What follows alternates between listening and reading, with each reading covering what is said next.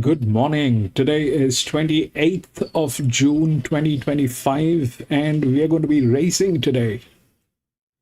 Today we are going to be racing at Eagle Farm. This is how the race course looks like. It's in Queensland. It's one of the prominent places in Queensland and it's a bigger track than Doomben, and we've got about 9 races today here at Eagle Farm. The ground rating is good. The last finishing mile is about 400 meters, a little here and there, maybe 405, 403, something on those lines. But that's the finishing line. And we've got some very prestigious races today here. The Group 1 races are here. But we are facing some problems. We may not have the feed for this race, and we'll see what we can do here today. Welcome to Grandstand, and we do horse racing 5 days a week, and we do that in 2 steps. First, we try and identify the best horses through physics, mathematics, a little bit of understanding of horse racing. And once we have identified the best horses, that's when we take a look at the horses at the paddock when we get the live stream from the paddock or the gates. If we find that all the horses that we have chosen are looking good and good to go with, we stick to our picks and place our bets. But if we find that there are circumstantial changes or there are better horses at the paddock, we do make changes with our bets, or we often step out. It's horse racing, so we need to be vigilant. We need to be making decisions that are worthy and in favor of us. And that is exactly what we try and do. I've got 3 tabs opened in front of me. The first one is where we usually get to see the races. Today could be an exception, but that's what we have to deal with today. And the second one is RaceNet, where we take a look at the odds and the scratchings. And third one is Palmerbet, which is behaving very abnormally today. There are no races. This is where we try and refer to the winning numbers. But that's all that we have, and we'll see if we get the feed. The market elect leading into this race, and you alluded to some of those. We'll take the odds for the first one. But 4 and 9 has been scratched. And the odds are 1, 2, 3, and 10. Sample size for these jockeys to get their opportunity, in particular on a premier day. But saying that, I think a lot of weight will be focused around Scotty versus the other jockeys here. But I didn't see $2. It has to be said, the way the momentum's falling, he could start in the red here with a beauty. I did have him for second. I will go back to Leprechaun. I just like that little each way play. I saw him up at Promenade. I was on course that day. It'd be interesting to see how the track's playing. Will the jockeys look to go right to the outside or middle part of the track being the first flat race? We just haven't had that intel on the first 4 races being over the sticks. So overall numbers 5, 8, 2, 3, but pretty keen on number 5, Leprechaun each one. and up to $19 now, so great value around Leprechaun. Now the money keeps coming for the 8 though, in Autumn Beauty opened up at $3.80 now into $2. As we get up to you, Justin Evans, you're with the short price favourite here, Autumn Beauty on top. Just going to stick with him. Jane tipped him fairly strongly in his last 2, so he will get the job done here. Scotty McNabb always with a few lengths, you would think, in these amateur races, getting pretty close to his start, 2,200 metres. As the last horse to come forward for Tyler Portnier, so it'll be Leprechaun, a big last start winner. It's the white cap. Well, this is going to be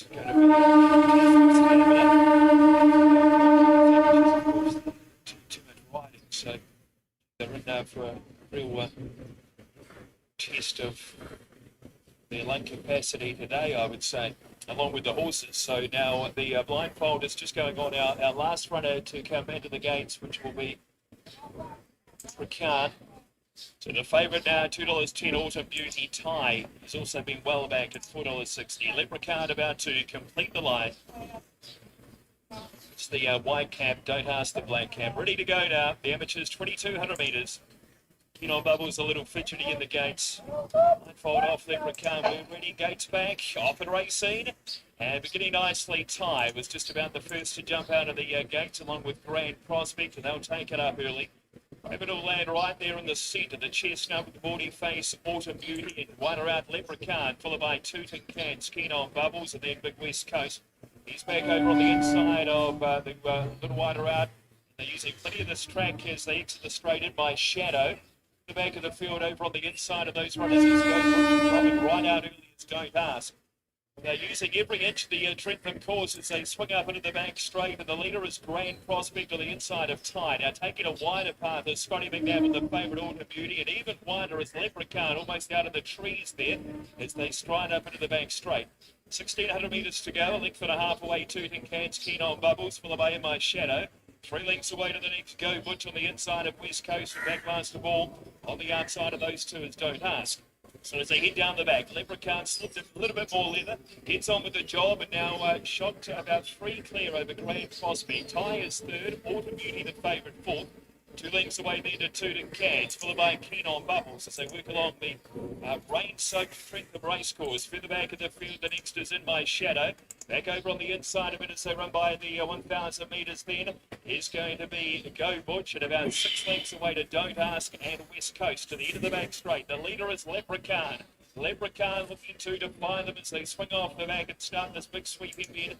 A length and a half clear on Grand Prospect. The favourite now, Autumn Beauty. It's nudged along a little wider in between them as time. They've got 4 lengths on Tooting Cans being 100 and through the back Keen on Bubbles. Back to the inside is Go Butch, followed by In My Shadow. 700 metres to go, 3 lengths Don't Ask. West Coast is a further 8 or 9 lengths away. So we've got a clump of 4 up top. And coming through Grand Prospect underneath Leprechaun. Ty joining in and Autumn Beauty around them 4 wide, and there's little between the 4. 5 lengths away, Tooting Cans. Through the back, starting to pick up now In My Shadow. Followed by Keen on Bubbles. Through the back of the field, Go Butch and Don't Ask around the corner. Autumn Beauty up to the outside of Ty, and the 2 favourites have gone to the lead in unison. Grand Prospect fights on third, and through the back, Leprechaun. Autumn Beauty over Ty. Autumn Beauty the outside. In front for Scotty McNabb. Ty the inside. Ashley Price. Stride for stride at the 200 metres. They clear out for Grand Prospect. It's Ty and Autumn Beauty. And around 2 horse war. Autumn Beauty the outside. Ty the inside. They're really going at it. Hammer and tongs. Ty, Autumn Beauty. Neck and neck. Stride for stride. But Scotty McNabb does it again. Autumn Beauty got it. Autumn Beauty a half hit on Ty. What a finish. About 8 lengths. Grand Prospect third. Followed by Leprechaun, In My Shadow, Keen on Bubbles, Tooting Cats. Further back in the field, Go Butch, West Coast. And last in, Don't Ask. Another thrilling finish here at Trentham. It was pretty similar to the one earlier on. Nothing between them, but Scotty McNabb, well, he's so hard to beat. He's just so hard to beat in these amateur races. Ashley Fry has given him one heck of a scrap on Ty, and what a little joust it was, but he will just do enough, and he finally delivers. He was in that trailing spot. Jasmine came out and across heels and finished into second position, drawn low and drawn to be able to get that right run again. You'd think he might be able to turn the tables today. From barrier 1, he's going to get a nice seat just behind the leaders. And look, I thought his first up run was really good. Obviously, he meets the Boombox a little bit better at the handicap as well. And he's certainly, you think he was probably trained on from that first up run. Pacific Breeze, look, you'd have to like what he did in the race as well when finishing into third position. He has the race day experience on his side. He's even competed in a Group 1 when finishing 8th in a bundle of 2 size produce stakes. Yeah, he made a lot of ground, obviously from barrier 3 last time. He was a little bit slow away, and he made good ground late. So I think from barrier 4, he can just posse up a little bit closer than he did last start, definitely top 4 play. Move on to the 6 and Miss Mo at all. She won on the synthetic over 970 metres, so it was a speed battle with Watch Me Go, and they really went at it over the 970, and she was able to prevail. Look, she was really good, and obviously last start she got into the race at 50.5 kilos when Rehan was claiming 3. Obviously he's on Shelby, this was watermelon sugar, but she's another one. She's going to be up there on the speed as well. And then Battle Tycoon, I was actually taken by what he did in that race, the Boombox race, but what he did late really hit the line with purpose. Yeah, look, he was really good. He probably sort of began a little bit average. He was caught wide in the run as well. So from barrier 2, he's going to get a much nicer run today.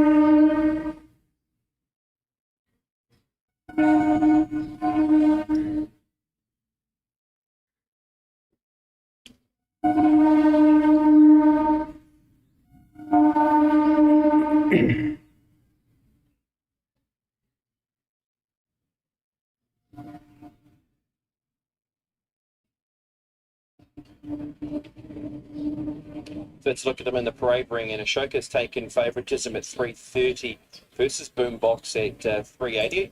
Look, I'm not surprised by that, and that weight swing in his favour is a big help too, isn't it? Yeah, certainly. He probably sort of, look, Jasmine sort of come out, turning in, and maybe if she stayed to the inside, the result could have been different. Look, a lovely horse by Eloise, as we know, the flying at the moment.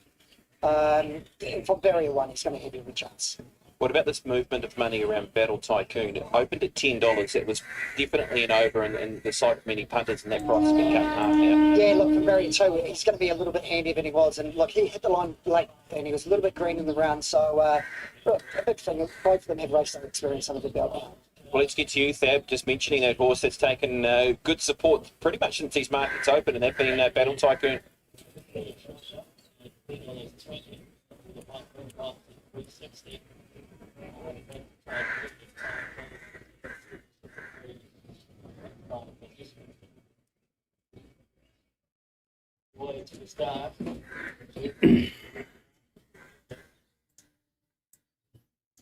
Right, this is the first one. I don't know whether we'll be able to get the feed or not. If we do not get the feed, then we will refer to the official winning results. That's the only option that we have. But here is the thing, the odds are 1, 2, 3, and 6. So 1 is the favorite, 2 is the second, 3, and 6. So if we look through the rails, we get 1, 3, 2 here, then 10, 11, and then 6 here. So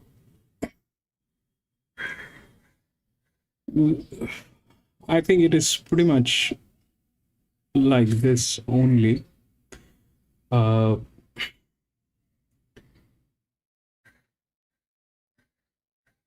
and 2 probably is a queen. This jock on 3 is an apprentice jock.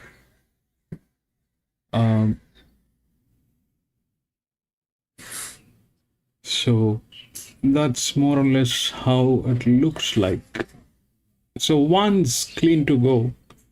1 has a group 1 race. These 2 have almost the same pressure that it is carrying, and this is a bigger spell. So probably 1. And about 2 and 3, they here it is like this, that this jock, the jockey on the 3 is an apprentice jock. So if he fails, then 2. But if he doesn't fail, then it is 3. And the 6 is the odds are right, because this one is 85% on the downdrift, they're bleeding. 11 is, both of them are 30-30. This one is at 31, this one is at 15. So obviously the advantage is here. That's 56-54%, and here it is about 50%. 6% and 50%. So 6 definitely gets the advantage being a neutral, plus it has the advantage here. So how this might play, we'll see how it plays, but that 1 should be able to get it. We'll see how that happens. The 1's good, 74. The pressure is okay. There's nobody as such that can be a threat as such.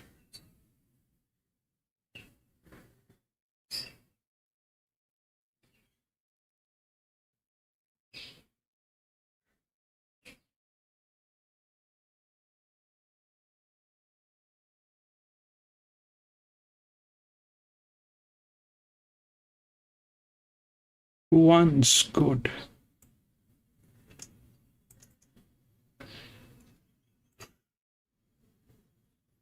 Lee, welcome back, Lee.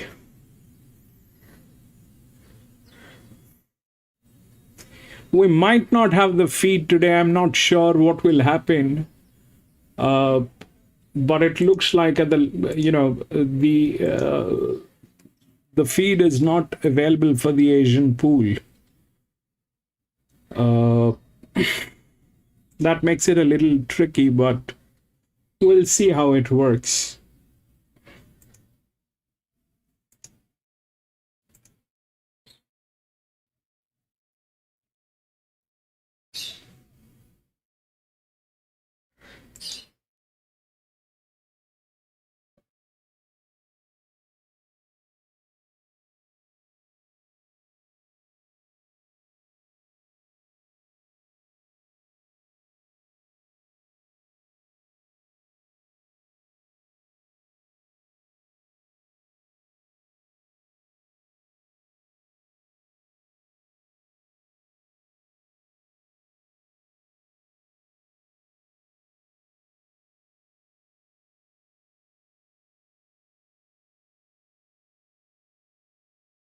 And that Palmerbet is also behaving very weirdly today. I don't know why this is behaving like that. They're not giving any feed, any reading.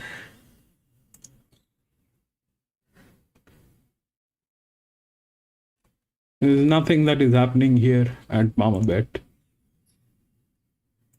Way in. And she goes forward. So Ismail, the last one up. The 2-year-olds for the ITM Jib 2-year-old championship final will be set. Favourite is Ashoka. So Tony McGovern has them here.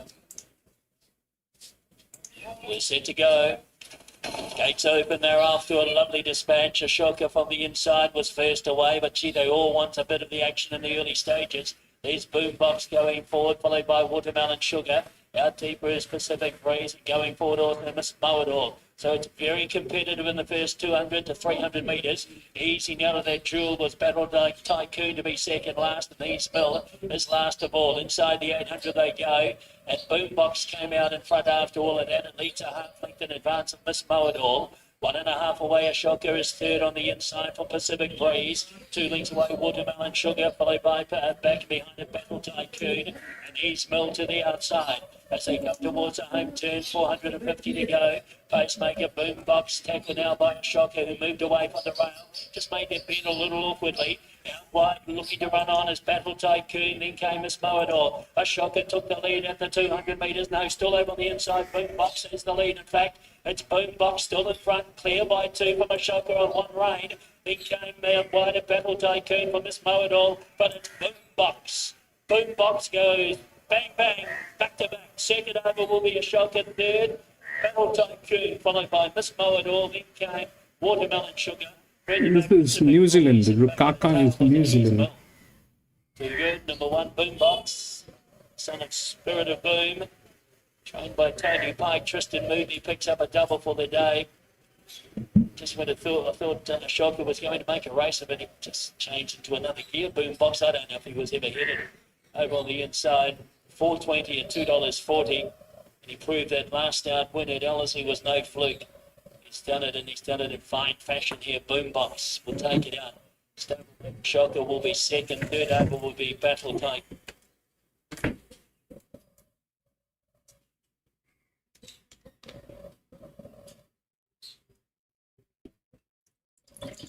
Yeah, this is Rose Hill. Probably this one is Rose Hill. Lee.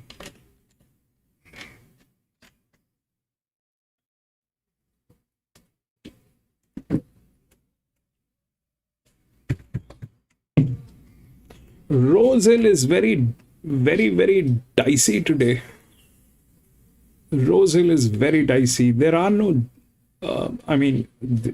they are doing races today, but the card looks absolutely,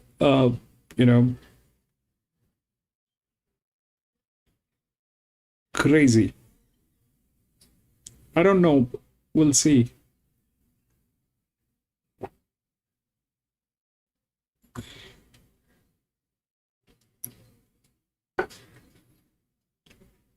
To the highway, now closing in on 30 seconds, our favourite for the race. At $3 is number 5, New Pharaoh.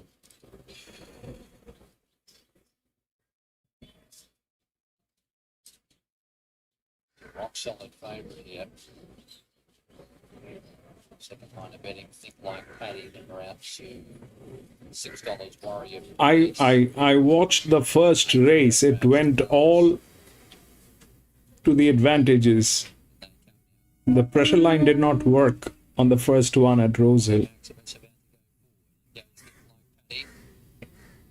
which is very dicey.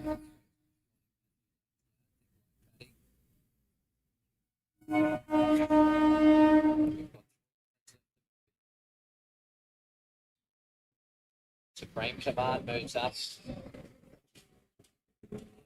Point goes in, that will lead Saluda going to complete the line.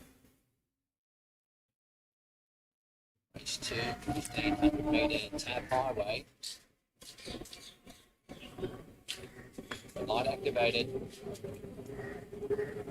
Off and racing now. Oh, and the favourite, New Pharaoh's missed it 10 lengths. He's 10 lengths behind the second last horse, the favourite. They will do all this today. I had a feeling that this is going to be very bad here today. Settle down, Warrior for Peace in the quartered cap. They were being closely followed at that stage. Now he's lost the cap, has he? Warrior for 10 lengths. I told you, Lee. I saw the card. It did not look right. It did not look right the way things are. Back on the inside. teens. Inside of Think Like Paddy, who's getting into a good spot. Salute again, 3 wide as they slow. Then came back behind them the Young Years on the rails. Monty Maximus, great point. Red Rags to Bulls. They're walking here. Dead set going half pace. Warrior for Peace, and they're going that slow that New Pharaoh's been able to tack on. Coming to the side, 550 metres to go. Supreme Command's at a picnic. Leads half ahead. Pensativa camped on their hammer. Think Like Paddy. Railing through as they turn was Royal Teens. The favourites with a job ahead. New Pharaoh's widest. Inside the 300, Pensativa cruising. Moves up on the outside and sprints clear. From on the rails, Supreme Command. Think Like Paddy boxes on. Red Rags to Bulls is getting out. 100 to go. Pensativa the leader. Red Rags to Bulls is coming hard. Pensativa a neck. Red Rags to Bulls getting over the top of it. 10. Red Rags to Bulls. Too strong. Runs down Pensativa. Great win. As for third, Think Like Paddy prominent. Not sure what's run fourth. Royal Teens is there in a photo finish with Monty Maximus. Great point. Warrior for Peace. Royal Teens. Supreme Command. The Young Years and New Pharaoh. He blew it at the start. Red Rags to Bulls. Number 10 is first. Benjamin Osborne for Jeremy Gask. He saved ground on this horse. Came through and has won well in the second event of the day. Red Rags to Bulls. Mr. Charlie Billy is the tab fixed favourite. 260 only just though over break free at 270. She Owls at 340 is a firm up. Double figures every other runner. First race today in 5 minutes time. Going to the start for the first of 9. Tattersall Tiara, our final Group 1 of the racing season.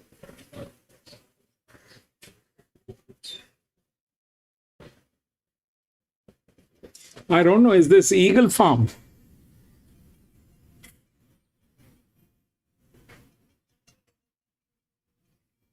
I think it is.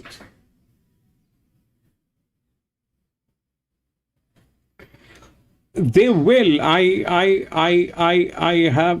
have gone through the card. Okay, fabulous. Then we have the feed. Then we have the feed. I've gone through the card, Lee. It did not look right. It did not look right. Someone asked me for the, you know, Billy, Froth Zone, Tea Palace, Magnetia, She Owls. when I'm looking at the, it doesn't look right. It doesn't look right today at Rose Hill.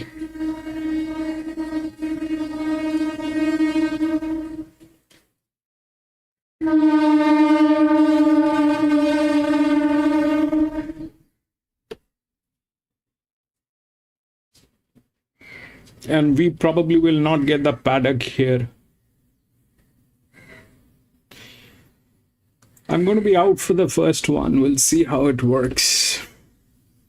Dows, good morning. Welcome back, Dows. One looks good. One should be able to get it, but I'll you know, big horse, I'll just wait to see what happens for the first one. Whether the pressure is okay, what happens. It's always ideal to, you know, watch the first one. You'll get a feel.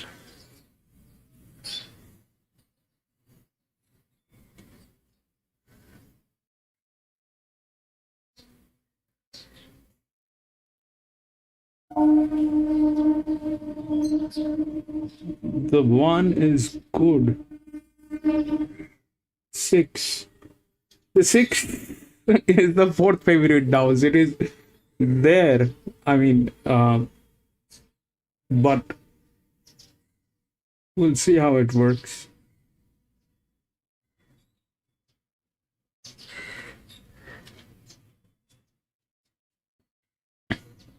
Now, these runners were assembled behind the barrier stalls for the opening race today, presented by Middies.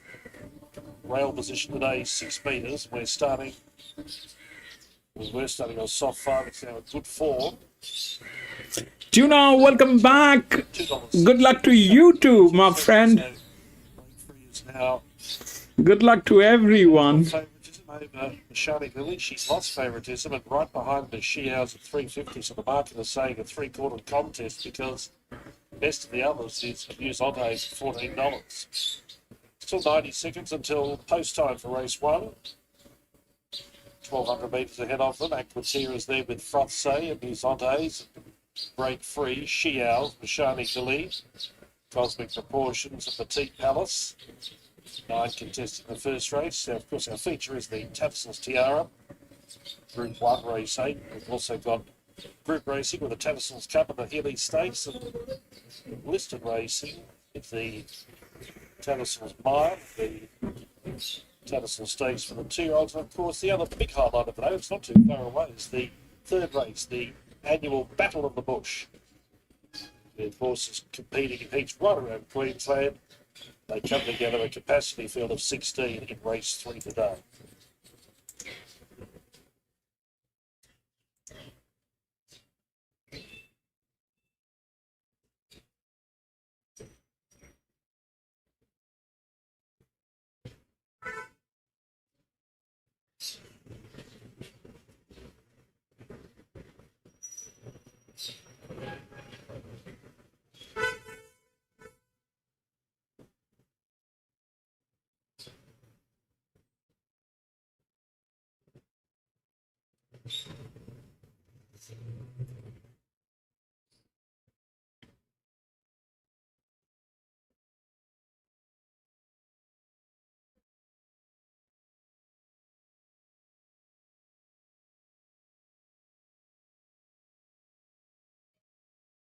Thank you, John. Good morning to you. Good morning, everyone.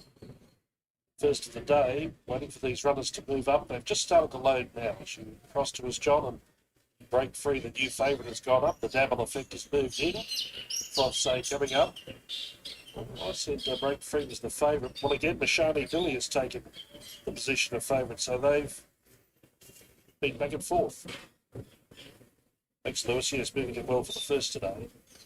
Mashani Dilly and Break Free are having a great battle for favouritism. Been a seesawing battle, to say the least. But currently it's Mashani Dilly 260, Break Free 270, but She House has more than her fair share of admirers at $3.60. Cosmic Proportions goes up, Petite Palace moves in, and Abuse Ondays is the last one to come up. First of 9, running 1,200 metres, they're ready to break. Red light about to be switched on. Lead First, 2 they're in set to go. Stable Farm. 2 is the linear lead. Stands one in barrier 1. Racing. And Break Free broke well at the start. It was a good line out.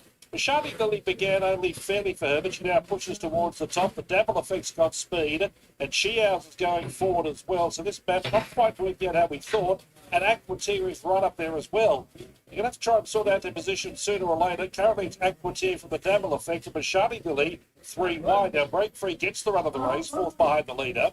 Then came Abuse Ondays, followed by Frothsay. It hasn't worked out for She Owls in the middle of the field, out 3 deep, no cover. Then came Petite Palace and 2 away. Cosmic Proportions last of all. Only in steady tempo, 500 left to Rana. Aquatia, the pilot, leads. Break Free about to ease away from the rail to try and challenge the leader. Does so now as they straighten for home. Wide of the Dabble Effect, Mashani Valley has been off the track all the way, and She Owls is trying to run into it. Abuse Ondays going up behind them. Aquatia is seriously challenged by Break Free. Break Free ran to the lead. Mashani Valley struggling now. Abuse Ondays next, and then came She Owls down towards 100 metres though. Break Free's in front. Abuse Ondays emerging as some sort of danger. Break Free the leader. Abuse Ondays on the outside is coming hard. 6. Got up and won.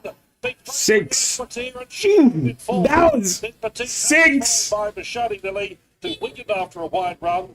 Then Frothsay, the Dabble Effect, and Cosmic Proportions out towards the tail. Stand by for the result of the Middies 3-year-old, but Abuse Ondays, you could see it's going to be Beautiful. 6 to 11 and 3. And she came strongly. 6 to Lead home. 11 and 3. Aquatia and She Owls in a race that didn't pan out as most of us expected. Mashani, I'll tell you how did that happen. she had the race wide. She Owls couldn't get in, had to go back. Out of the fancy trio, Break Free did have a run, we thought. 6. Lead, it looked likely to win, but a big That's why I wanted to wait and see what's going on. So today they have some good horses, and the 6 here, 1, 2, 3, all that was there, but the 6 was set neutral. And if we look at the sectional speed, it is one of the highest. It is a 30. Both of them, 11 and 6, both were 30, and this one was with the lowest pressure, which was set as a neutral.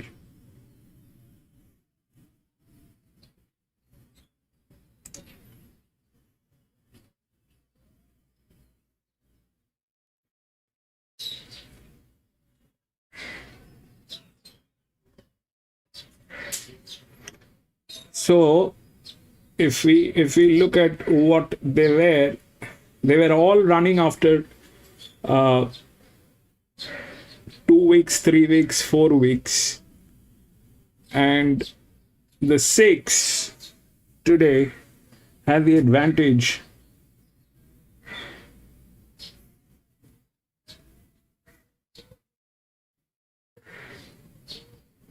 I mean, this is a linear material. This one is a linear material.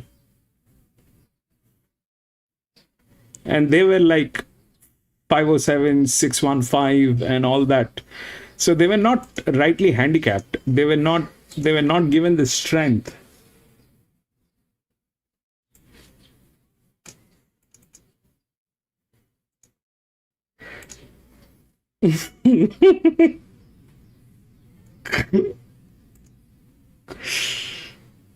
They were not given the strength. Lee. Anyway, we'll go to the next 2. 1, 3, and 12, all scratched.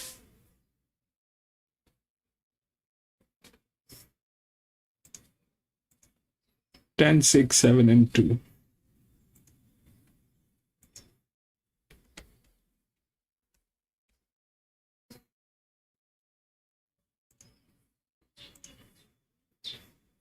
Adaman, welcome back. 12 Caulfield.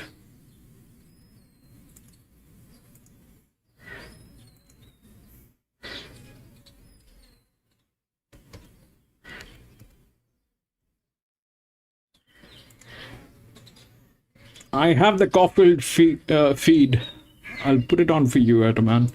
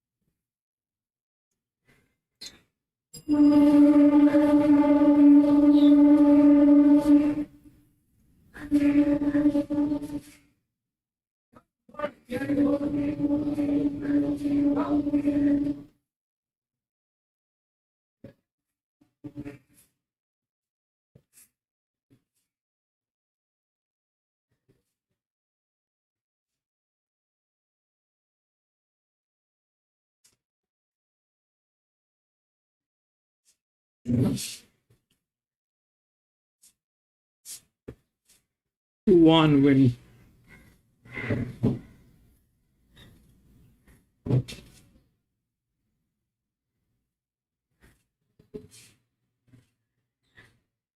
There's no sound.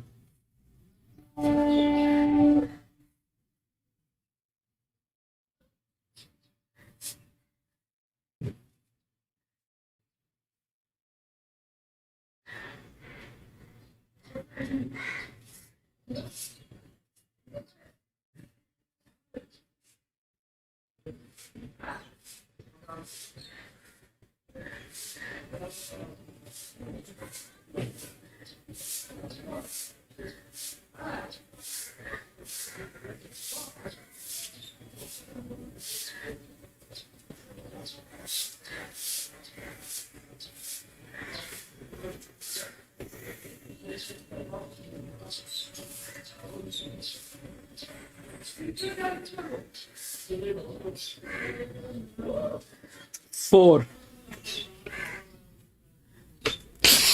Man, this is scary. Everywhere things are upside down.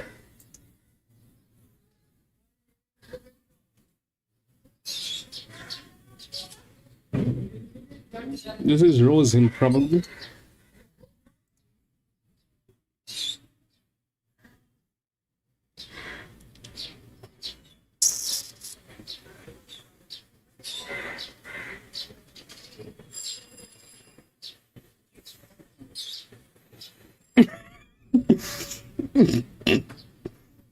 Adam, man,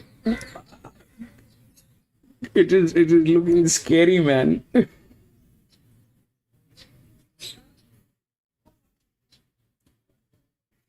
Nobody is playing Rose Hill, I think.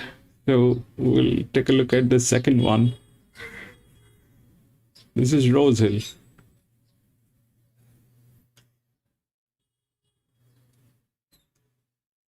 Yes, Gavin. Welcome back, Gavin. Rose Hill is a dicey place today. They don't have jockeys. They don't have the right arrangement.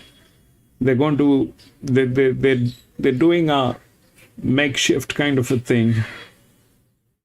I looked at the card and I don't feel great about that.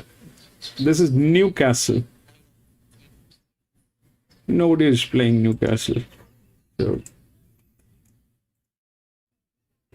right, so if we look, this is the second one. If we look through the odds, it's 10, 6, 7, and 2. So that 10 is the favorite.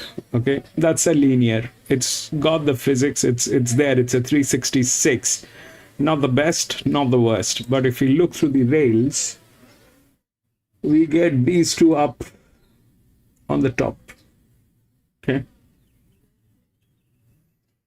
Now,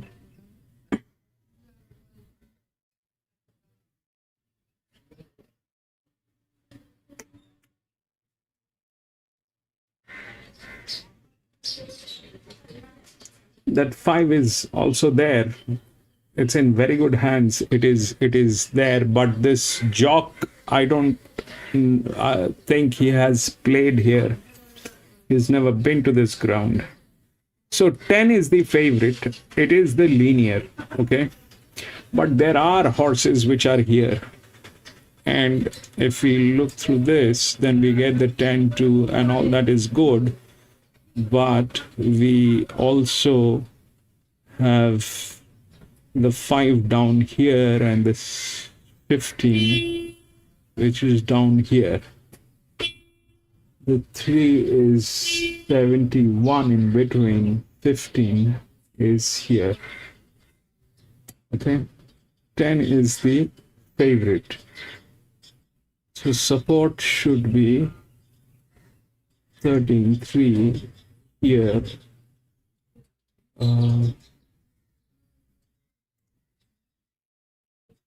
5. So yes, that is there. 13, which is here. 11.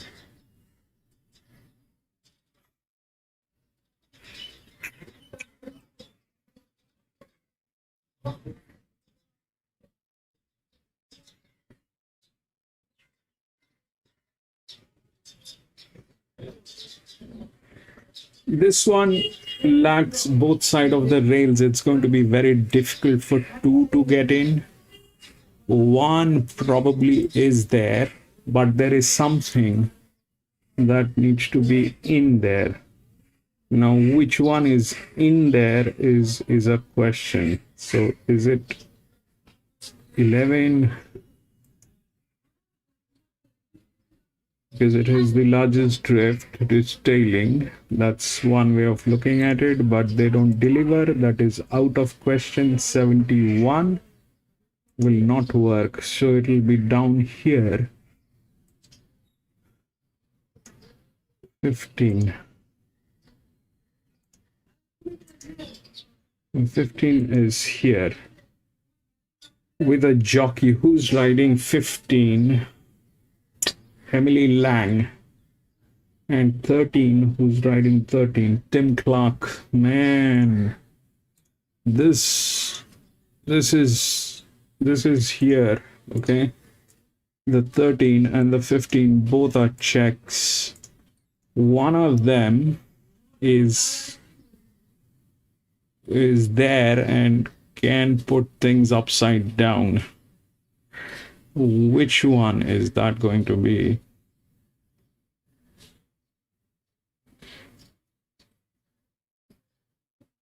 Eleven 21.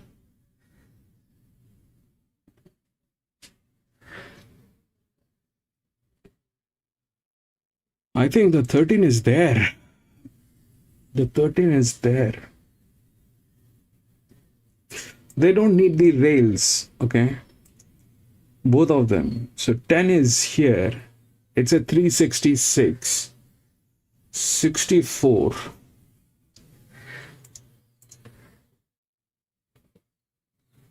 10. But it is a huge spent on this horse. This is not right, actually. This is not right. The spend had to be less. This looks like it'll run out of gas. This looks like it'll run out of gas. 48. This one doesn't have the rails. 7 is the other one, which is here, has the rails. That's 1. It is 59.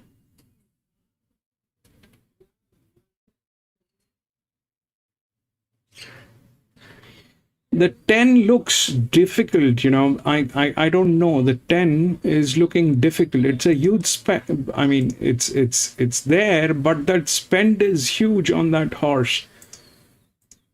And it is the third one here. And that 7 is here. 7 is ridden by who? Angela Jones. And 10 is with some other jockey. 59. And 10 is 64.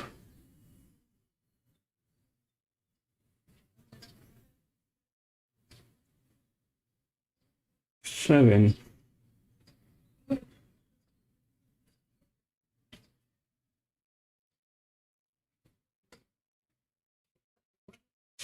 $13.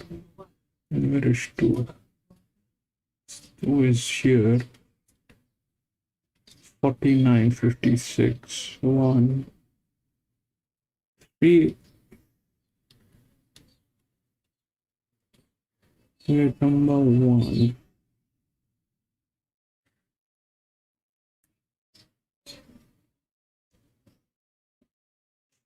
Four, 40, 64, 59. And this one doesn't have the rail, so it is difficult.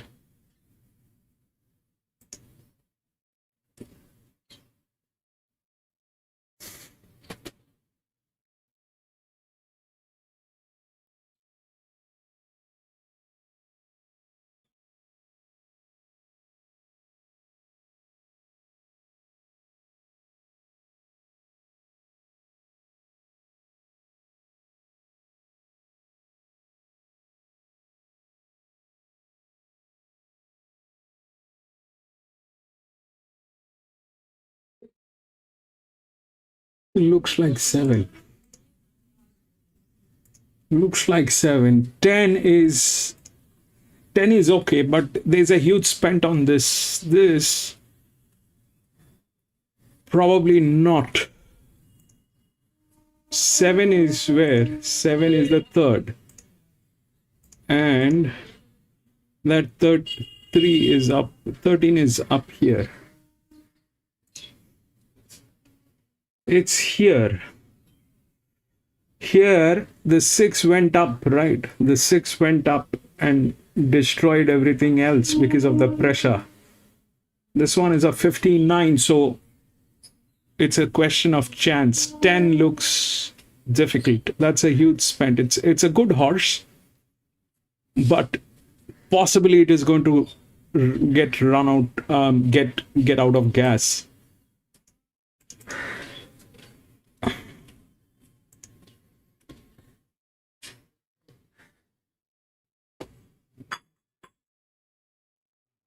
Ten should win Rosehill.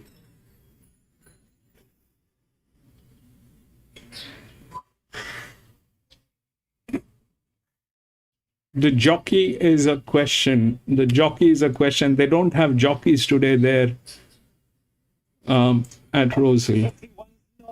Here we go. Full noise. Haley Hansman gets 3 kilos off down to 53.5. Blinkers on, tongue tie on.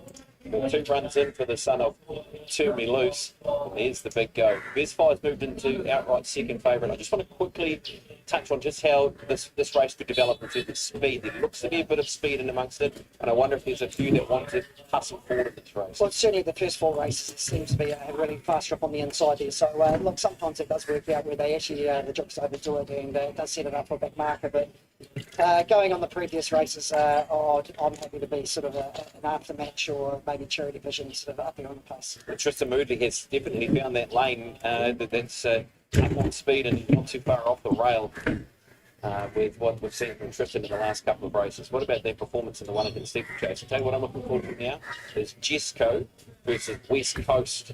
I think that's the ultimate goal we want to see now, and maybe if that's going to be a Grand National, but that was something like down the line. Yeah, it certainly was. Obviously, he's going to get a handicap on that race today, but he's just... he's just let's go. He's just seemed to have improved, and he's the bar's got. I'm going to be back in a jiffy from the washroom. We're firing away for this one. This is the Crop Polls 1200 rating is 65. And George, you were keen on Part-Time Lover. Yeah, made him my best bet of the day here, 9 Part-Time Lover. He's drawn the inside gate now. As Leith has pointed out, he's in the Tattersall fast lane up on the inside. Here at Ruakaka today, we've seen that a few occasions already. We've had the first 4 races. This is race 5. It's drawn the inside, but it's not noted as an on-speed runner, Part-Time Lover, so it'll be interesting to see if they elect to utilise that inside barrier draw. As the last few to come into line, traffic about to come up. Richard Grill, she's already ridden a winner today. So the last 2 now to come forward, including Swerve and Part-Time Lover. Part-Time Lover at $4 at favourite, Best Fire at $6, Aftermatch at $7.50. The Eddie Sue at $8. Full noise, yes, in from $51 into $9. So Part-Time Lover to come in, and Swerve, the other one, to come up. Working on Part-Time Lover at this stage. Rest of the field stand well. The Eddie Sue drawn in barrier 2.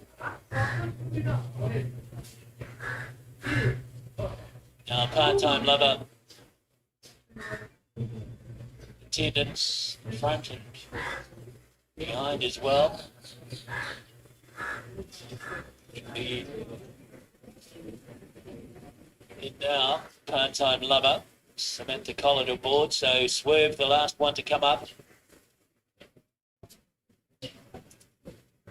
The last one to come into line here, the Croft Poles over 1,200 metres, race 5 on the card.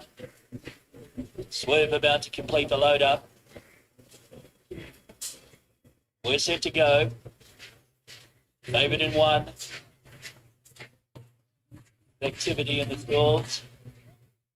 Now, Okay, I'm back. gates open, they're off. The jump well, part-time lover from the inside. This is New Zealand. They're showing New Zealand here. After match goes forward as well, and now deeper on the track also there's Super Daylo.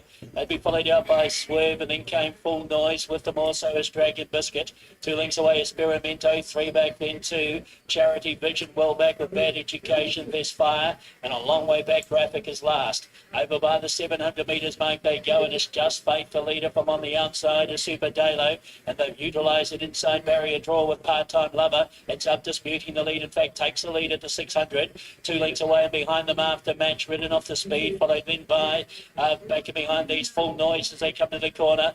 Further back then to Fernandez. Dragon Biscuit is a long way back with them as well. And further back to Best Fire, and then further away to Bad Education. Part-Time Lover the leader, led by 2. Looking to warm up after it. After match as the leader goes, a wandering in front. Back and behind them now, Full Noise is warming up in Best Fire. And Bad Education out wide. Oh, it really wants to do things wrong. Part-Time Lover kept up to the job there by Samantha Collin. Best Fire's flying on the inside. Part-Time Lover needs the post, got it in time. Part-Time Lover from Best Fire, third over Bad Education. Then we had Fernandez, with it also was Full Noise, Experimento, Bernie Sue, and then further away next was Swerve. And we've got a riderless horse as well. Back and behind these as they went across the line would have been Just Faith, followed over by Graphic. Well back also, as they went across. Now Dragon Biscuit is partly company with Joe Nishizuka. Back near the tail, Super Daylo with Charity Vision, and near the rear as well. In fact, Joe Nishizuka is just past the winning post, and he's up on his feet okay, and the riderless horse will be captured very shortly. It held on. Jericho, welcome back.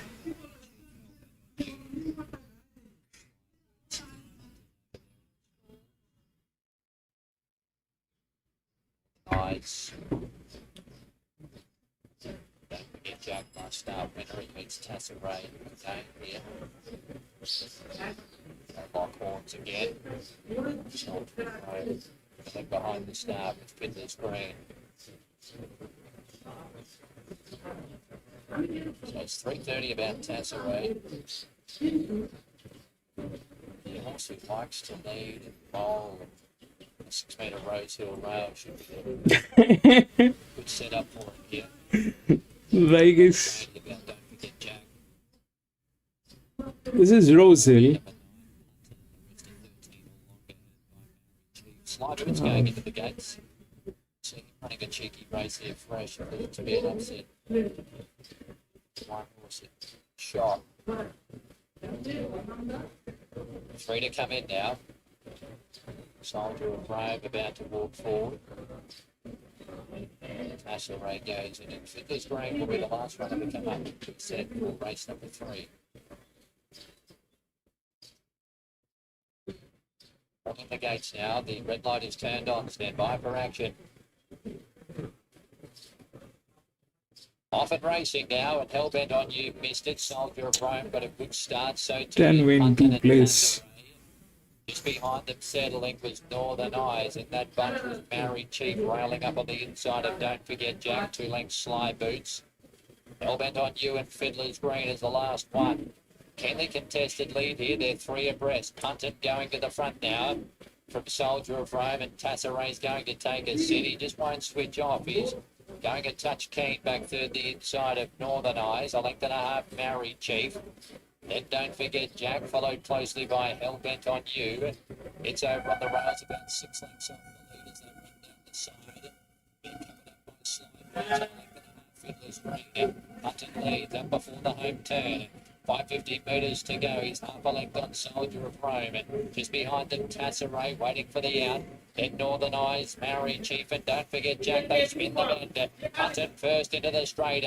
He's a length and a half, Soldier of Rome. Room for Tasseray if good enough. He's starting to run on. Then Maori Chief down the outside. Don't forget Jack with Northern Eyes. Still Putton though at the 150 metres. Maori Chief tight for room. Tasseray can't go on. Don't forget Jack wide out. Punton 50 out. Don't forget Jack's going to get close. Maori Chief out late, but Punton with the spirit of Seth. He's won another one. Has beaten, don't forget Jack or Maori Chief. Which one is it? It's definitely not 10. Fiddler's Green and Sly Boots. 9. Found them Tasseray. He didn't finish off. Then came Northern Eyes and Hellbent on you. That's a great story, this horse.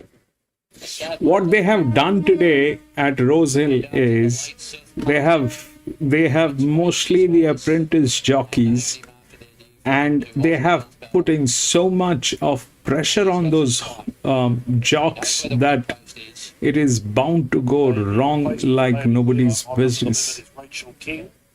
Race 3, number 11, under the limit, Rachel King. 10 fixed odds on the second race. Flag balls at $10. This is us. Goldsborough 26. He's having 12. John Rambo 310. Set to Shine 750. Ralphie 41. Skywall 51. Termagant's the favourite at 290. Not much between it and John Rambo. He's exceptional 34. It's ideal to stay out of that place today. 17 and Michelle $34. It is out of control. That place is out of control today.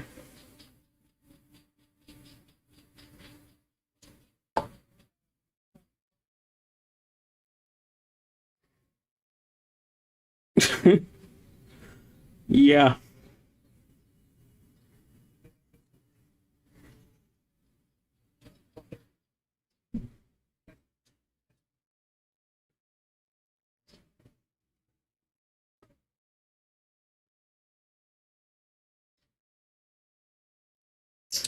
So this one is looking a little weird. This one is looking a little weird. That 57 and the 6. 10 looks difficult. I'm going to go with the 13 coffee, man. Exceptional. I'll go with the 13 coffee. 6 is getting tailed. So 6 is getting tailed. What about the 7? 15. That's the 15. That's the other EW. That's the 10.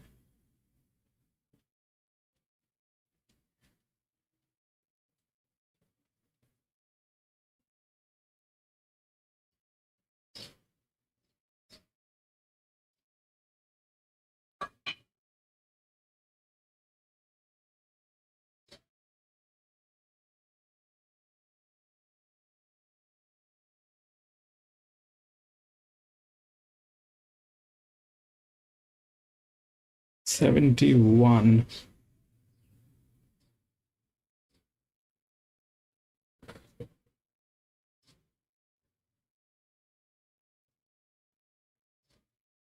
$15. It's between that 15 and 13. The 13 is written by Timmy Clark.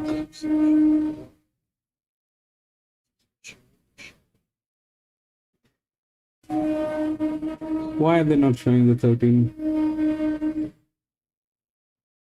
13 is there, right? Yes, it did not get scratched so far.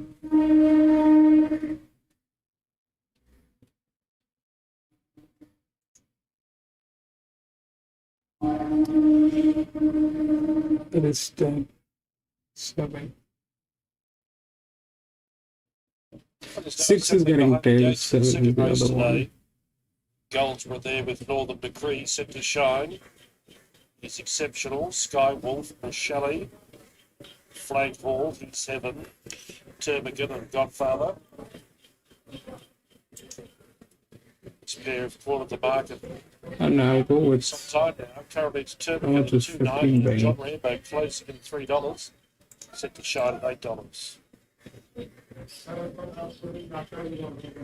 all behind the gates for race 2 today. First race was won by New Zonhos. It was in double figures. second. Okay, training Ange James running GH. I'll go with 15 EW. A Copy real on run for the 15. premiership. Get things on their mind. I don't know about the 10. The 10 is good. Premiership point of view. Just over a month Is- ago, she no. back by 1. 59 lane, 58 Jones. She's got a good chance here in set to shine with single figures. Who's going to run the favourite? 10 Turbident, $2.90. 10-cent call over John Rambo, number 6 at $3. 7 set to shine at $8. Next pick of the market is 5, 7 and $13. So cutters largely are primarily thinking a race 2 is a Termagant, getting a good run. John Rambo producing one of those dynamic finishes that the main possesses when he's on the sole. That's what cutters have to weigh up here. And currently, it seems there's an even amount of miles in both camps if the market is any indication. I mentioned that Mizzotto's won the first 1:10.41 was the gallop, only 34.92. And the winner coming from the second half of the field, about 4 or 5 away from the rail.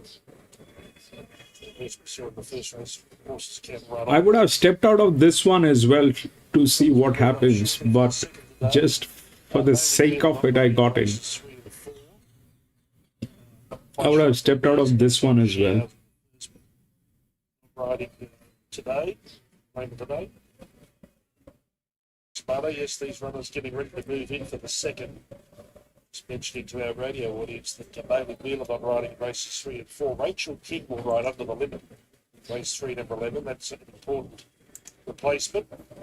Given chance of the race, we need a rider for a rough and stern effort in the Tattersall Stakes, the 4th race today. So Wheeler not riding. Now they move again. Set to shine has gone up. Ralphie has gone in. Here's Goldsborough and Skywell taking their positions. In the 12 running here at the 1200 metre start. Termagant, number 10, $2.80. And saying that John Rambo firming as well, $2.90. So Termagant is fending off John Rambo for favouritism. The betting tussle happen on the track. We'll know soon because they're getting ready well for this race. $8.50 set to shine is the only other runner in single figures. Termagant goes up. Hopes to get a good run here. Certainly a talent there. I think 10 starts for 5 wins. Very good rides today. Godfather moves in. He's exceptional, goes up. Last 2 below be Flagfall and Peace Heaven. And then the starter in a position to dispatch the field for race 2. Flagfall with a big weight comes up.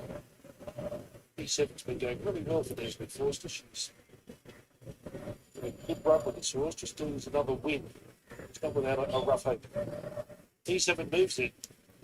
The line's right, there's the red light. Set to break at the second. Racing. Set to shine off the inside, jump well. He's Heaven's got early speed. Termagant began well, third away. There's Flaghall moving forward. Michelle's going up towards the lead, but wide. Goldsborough off the track as well in midfield. Northern Decree began well, but drifts back to midfield. Then Skywall, followed by He's Exceptional, Ralphie. John Rambo, as expected, a long way back. Second last in the first call, and Godfather whips them in. Down below the 800 metres, He's Heaven allowed to stride mid-race. Kicked away, led by 2 to Flaghall in a clear second.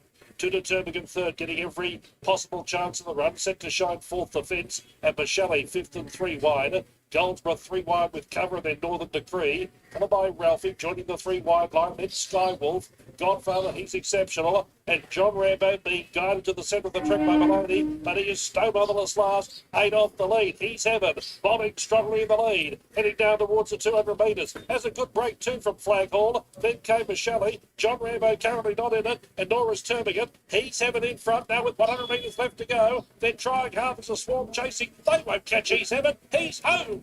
He's Heaven been set to shine. Third Northern Decree, fourth Michelle. Then Skywolf, Flaghall. 5. John Rambo never got in. Followed by Godfather. Then came Termagant. That jockey has never played here. 5. The target, Ralphie. 7. This last spread, we seem to have a rough over down a winning cup. Straight to the lead, travelled strongly, and they never looked like catching him in the straight. He had full command from start to finish. Number 5, P7, Corey Sutherland for Desley Forster. Leading set to shine, number 7, Ange Jones for taking Man, 13 and 15 both came in. third. First up today, number 4. Fish, I went with the 15. I had a... So what happened is the 10 went out of gas. The 10 went out of gas, and then this one had the physics. I mean, it was there within the rails, but this side was missing because it could not calculate because of data loss, and the jock was not, you know, we did not have any idea about the jock. The jock did not play here ever. So that thing went through. 5, 7, the 6 was getting tailed, and then 13 and 15. I thought of going with the 13 because of the rails, but then I looked at this one and then I went with 15.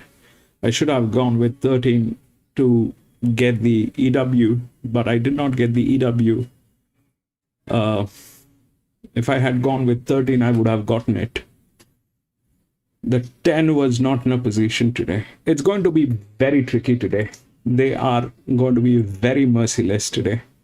They've got some good horses here, and they're going to play. This is too high for this horse. This is going to burn out.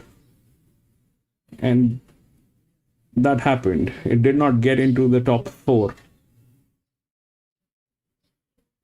The 6 was getting tailed, I understand. The 7 got in. And then it is 13 and 15.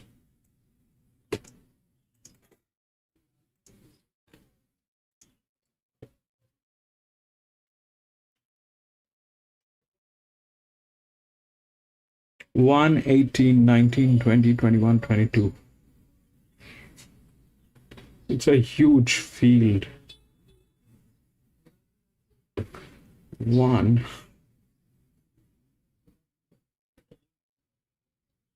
18,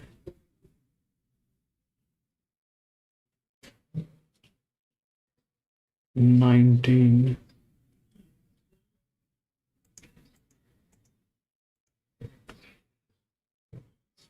20, 21, 22.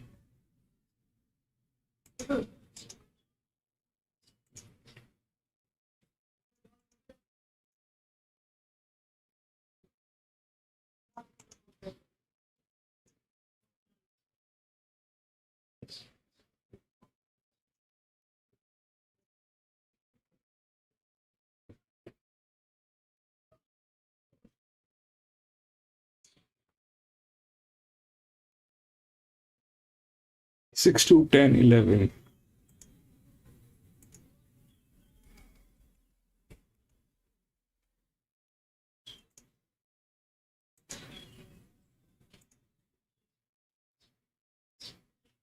Ten and 6 both missed. 6 was getting tailed, and 10 I had. You know, the data says it is too much. It is going to get burnt out.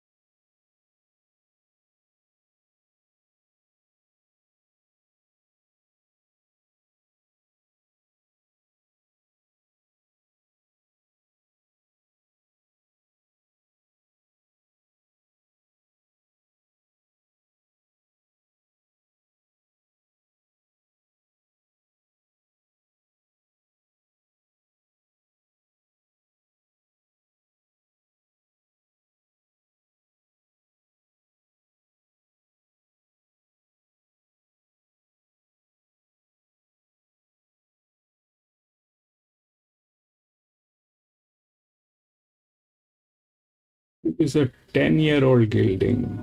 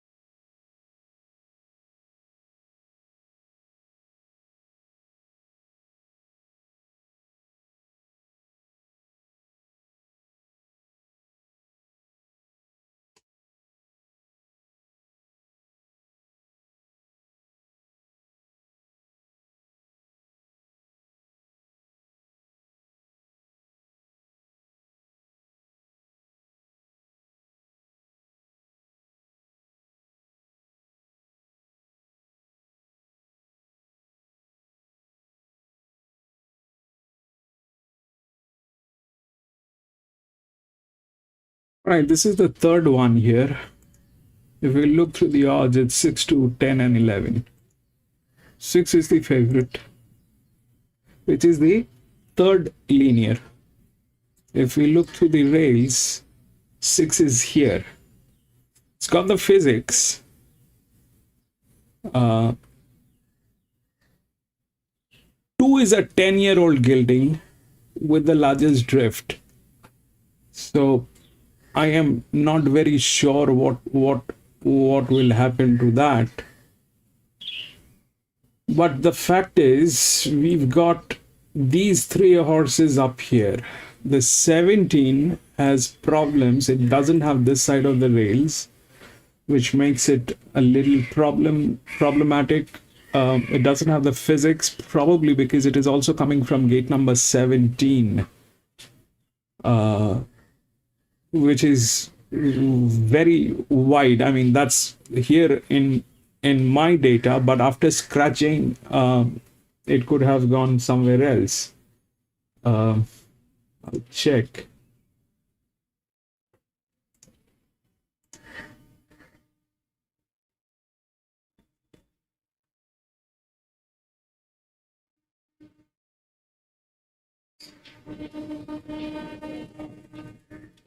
'17 is gate number 18. It has gone to gate number 18. It is the second linear, which is here up. Doesn't have this side of the rails, will have a problem. 2 is a 10-year-old gilding.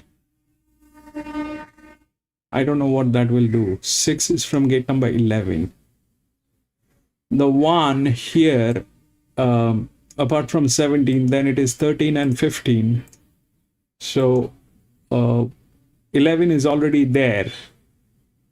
So now here, what do we have is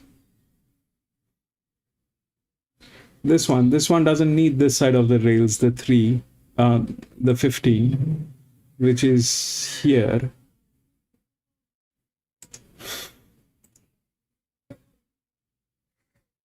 and 17. What happened? 6 is the one. Then it is here. Okay. 17. Okay. And down here, 12. 7. Check. 13, 12. 7 is here.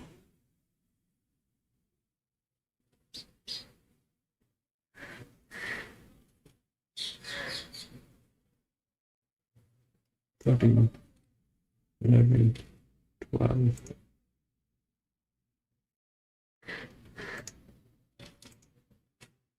I think 6 will win.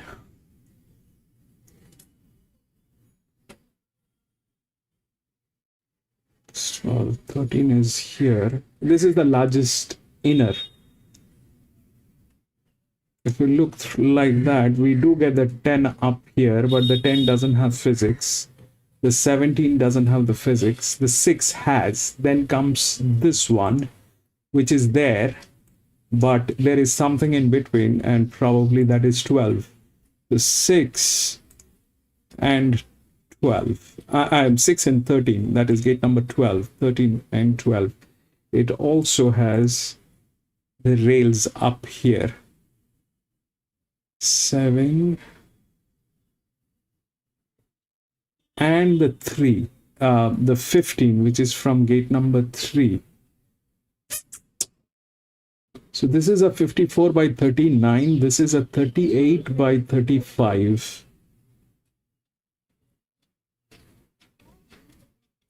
This one doesn't need the rails. 6, 11. So this there, the 15 is also a check. Now number 11 is 36, 28, 35, 13, 54. 15 is being ridden by apprentice jockey, so not a problem. And 13 is being ridden by Angela Jones.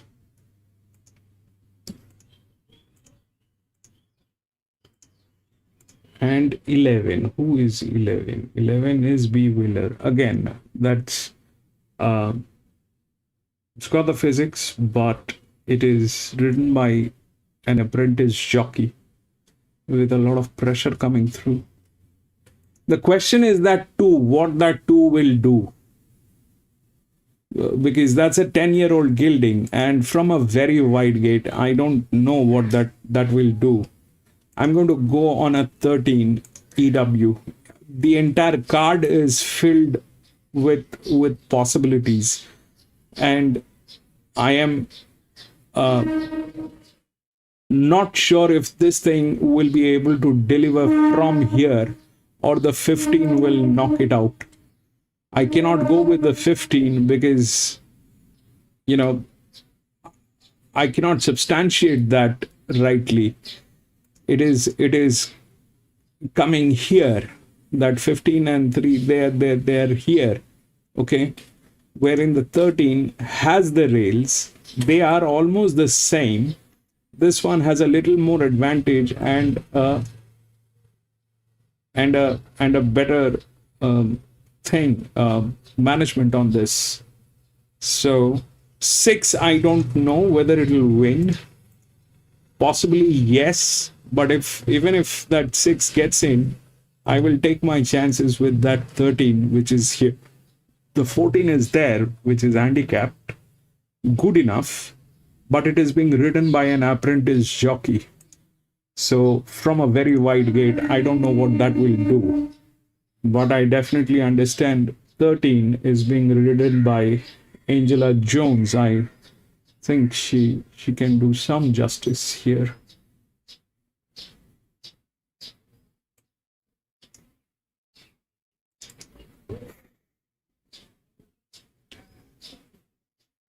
Ten and 6 both missed. Dows, yes.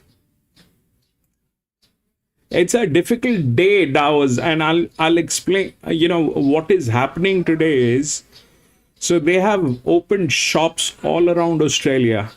Everywhere there is, they're doing horse racing. New South Wales, Queensland, Victoria, Western Australia, South Australia, everywhere. And the jockeys have been divided. Plus, the horses have also been divided. Rose Hill has been allotted an international pool, and it is the most volatile card. Rose Hill has been allotted an international pool with a very volatile card today. Eagle Farm is not under the international pool. At least the Asian pools, they don't have it. So I don't know. Jericho, do you have this Eagle Farm? Can you bet on Eagle Farm? Jerry? We'll get to know whether the US pools are included in this. In that case, it is still that there's an international crowd who's watching, because if this is all domestic, then these guys are going to do I don't know what. If this is all domestic. Jericho, if you can hear me, can you please suggest if you have the Eagle Farm on your platform to bet, or anybody from the US?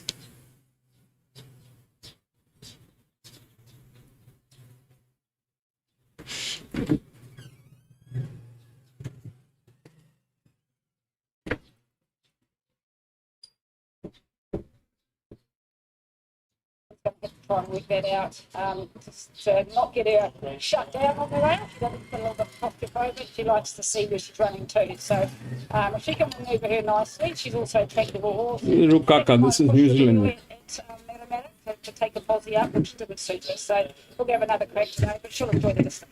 This one, and all the best with Major Mate. We'll let you go. Thank you. Yep. Bad quickly to you. 260 Archipelago. Oh, Lavakia is moving.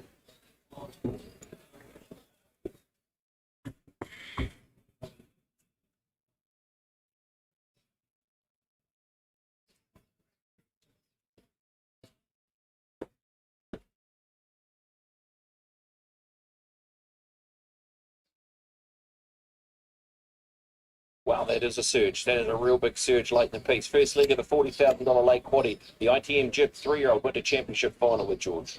The last couple now to come into line. Altari about to load up, and Casemiro, the last one to come in. Ace Lawson Carroll aboard Casemiro in the white cap. Behind Goya aboard DuPont in the red cap. Only difference between the stablemates. We are set to go. 3-year-olds in the ITM Jib 3-year-old Winter Championship final. Ready, gates open, they're off. First away was Customised, going forward Altari, and right there Archipelago, the favourite along the inside. Settling fourth is Mulan Ardish, followed round then by DuPont in the centre, and over on the inside of the pair of them is Slovakia. 2.5 away Casemiro, and back in the tail is Vatanova. They work down by the 1,300 metres mark. It's keen for that early lead. Customised now takes it from on the outside. Altari, Archipelago still there, has the inside running. 1.5 away DuPont, and Slovakia is right in behind the favourite Archipelago. Moving forward out deeper Mulan Ardish, 2 lengths away Casemiro, and 3 back Vatanova is last. There is 8 lengths over the field as they reach the 900 metres, and Customised having to work to get to the lead, but it leads clearly now by 2 from Altari. Archipelago now third, 1.5 away DuPont fourth. Then came Slovakia, who has 3 behind her, including Mulan Ardish, and then Casemiro and 2 lengths away Vatanova. Up to the 600 metres mark they come, Customised, going boldly in front. Lead a length and a half from Archipelago, coming away from the rail from Altari. followed out deep on the track, next by DuPont, and widest of all is Slovakia as they're about to swing and climb across the track as they hit for home, and the pacemaker customised Slovakia out wide. Archipelago needs to lift. Altari's running on, and coming through also is Casemiro. 200 metres left to go. Casemiro made the lead here from Slovakia. Over on the inside then is battling away Mulana Dish out wider, and also there as well as customised. Slovakia going down to Casemiro. Slovakia and those colours keep on winning. Slovakia won it. Casemiro second. Third at the line was Mulana Dish, followed by customised. Further back in the field then came Altari, followed by DuPont. Archipelago didn't yelp today. Settles finishes well back, and alongside of it was Vananova. But Slovakia, she looked the part before the race as well. The filly by Price here, those famous colours. We've seen them worn to victory Group 1 races on both sides of the Tasman in recent years. They've done it again. Slovakia, Jasmine Fawcett for Ken and Bev Calso. Picks up the ATM Jip 3-year-old Winter Championship final. Casemiro came through in a rush. Came late for Slovakia. They knew what they were doing.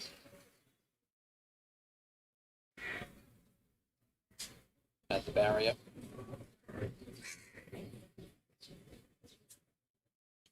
Team.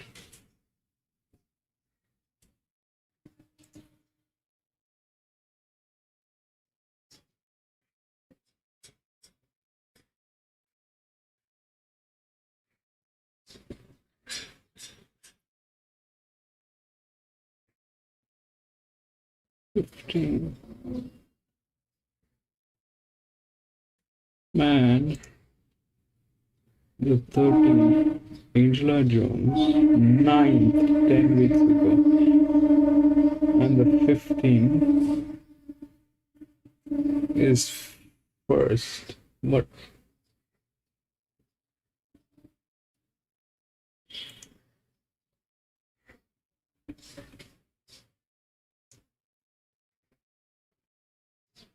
Under a minute now to race number 4 here at Rose Hill. These horses filling the gates as you're coming in. A weeping woman. Runners are back with her. Runs his preparation. Started favourite a couple of times and been very good in defeat. Maybe today is the day that she breaks back into the winning circle. It's going to be an interesting battle up front here. Mia Ballerina's got very good speed. Will Weeping Woman be able to cross her, or does she sit off in second? That's going to be interesting. Much better chance if she can get over, obviously, but Mia Ballerina may have a thing to say about that. Gently rolled, about to move forward. Taking over well. Separation. Third up, the last one to load will be Super Norwest. No, it's in Pajanti, will be the last. So Pajanti about to complete the line. Race number 4 here at Rose Hill. Got a red light. Just about 7 win place. Off and racing now. Got them in a pretty good line. Weeping Woman was away fast. She's burning, looking for the front. Mia Ballerina digging up inside of her though. And they match motors. Mia Ballerina is going to kick through and lead Weeping Woman. 7 is last here. Was Lady Boss on settling. Super Norwest a bit wide around the outside of Fairway Star between runners. A length and a half, Captain Amelia. Back was gently rolled over on the inside as they negotiate that turn. Justella within. Then came changing colours, and a length and a half for Jandy is last of all. Mia Ballerina goes through the 700 metres and travels which came. Big Woman, the favourite, sitting off it. Then came Lady Boss, Fairway Star, Nickel, Super wide run, gently rolled, railing it. Captain Amelia saved up for one run at them. She's about 5 off the lead. Straightening up now, 3:75 to go. Weeping Woman's coming after Mia Ballerina. There's not much between them. Gently rolled runs up behind. Just getting tight for room. is running out of room. Lady Boss, Fairway Star wider. Weeping Woman, 200 to go. Gently Roll getting clear now. Fairway Star late on the scene, changing colours, 75 to go. And Fairway Star fights on, but changing colours out of the pack. And changing Beautiful. colours rounds them up. Wins from Fairway Star, photo third. Beautiful, Gavin. Woman, not much between those two.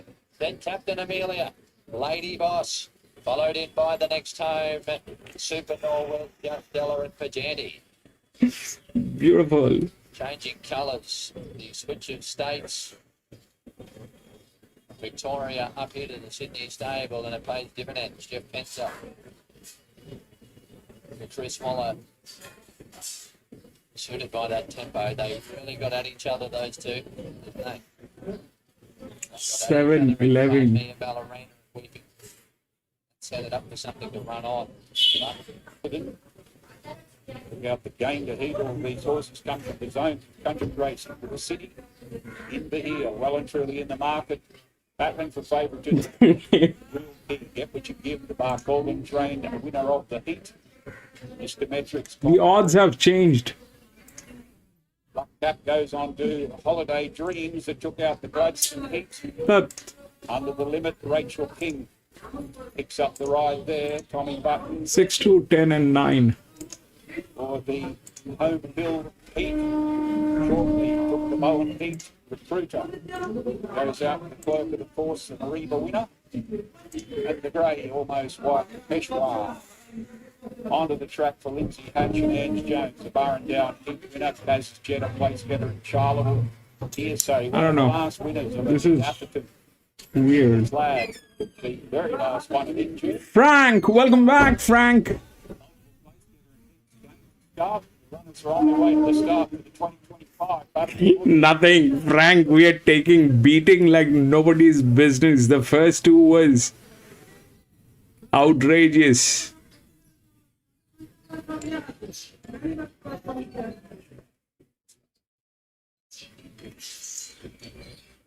Coffee 15, man.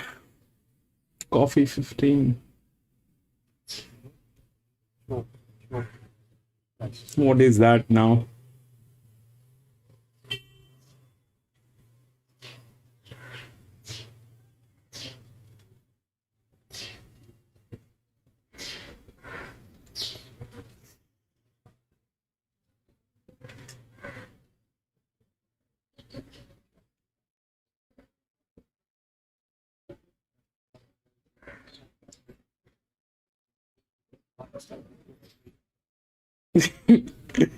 Yeah, that was a beautiful one. The 10.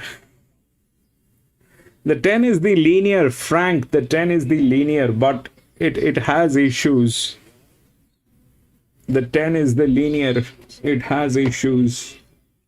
Doesn't have the physics to win this. But today anything is happening. That is 6. I want to see the 15, which I haven't seen the 15. 10 is getting tailed also. The 3 is getting tailed. 10 and 3 both are getting tailed. 3. Where is 3? 3 is an 8-year-old.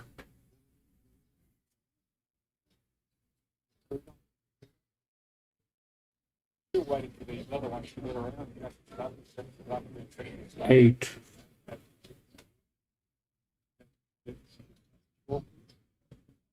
Good.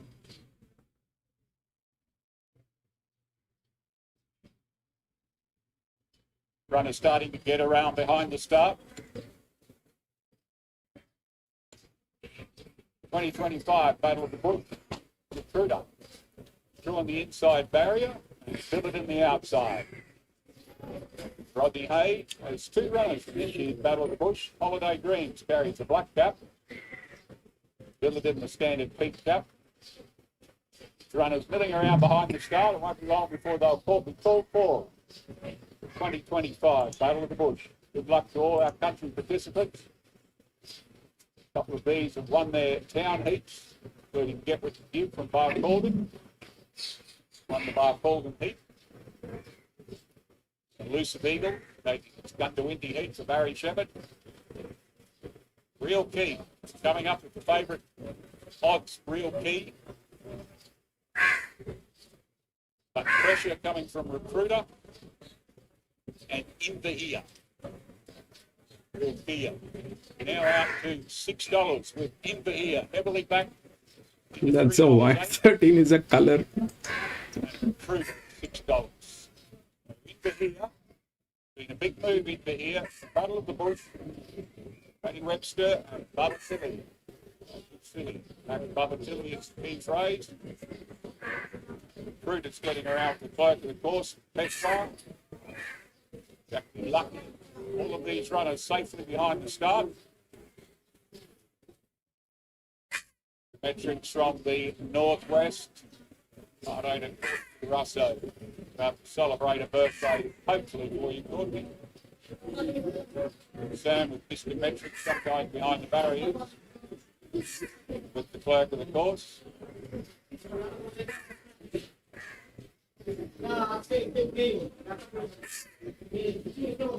Thank you, Mercedes. Welcome all our race relays.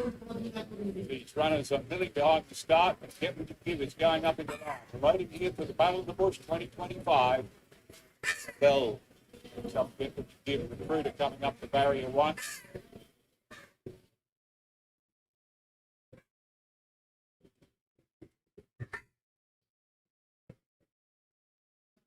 That was 11 and 17 Eagle Farm. John Hanson winning the race last year with Tiger Legend and his dad's injury in hospital at the moment.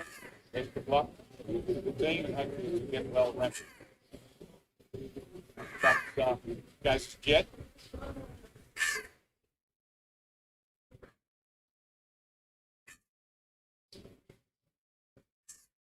The 12 or so the lead is Holiday Green. It's the black cap. Distinguishing goes up was under the limit. Rachel King, pick up right. Elusive Eagle expected to show speed. Real Key. Wide. Speed's in the market. Up the field loaded. Ready.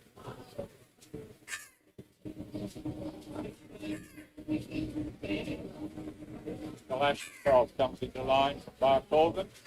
Got to be lucky in the first emergency getting the run.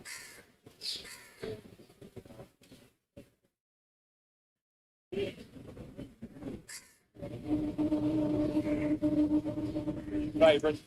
favourite, heavily backed into here. Up in the line. It's Wah. Who's goes? Action and apprenticeship with Lindsay Hatch. Combination back together. And to take its place in here. While moving forward. One to watch sometimes with a bit of a problem. They get behind it. Work this fellow out, Mr. Metrics. Billiton waits his turn for the outside draw. Chalky and Invictus Lag. Working on Mr. Metrics meanwhile. Recruiter standing up well. Mr. Metrics goes in. Larry breathes a sigh of relief.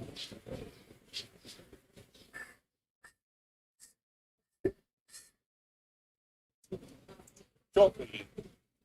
Peter Lowe, ready for the Battle of the Bush. 2025. Victor Slad and Billiton. Pace to burn. Starter has a line, Ross Smith. Recruiter from the inside. Holding.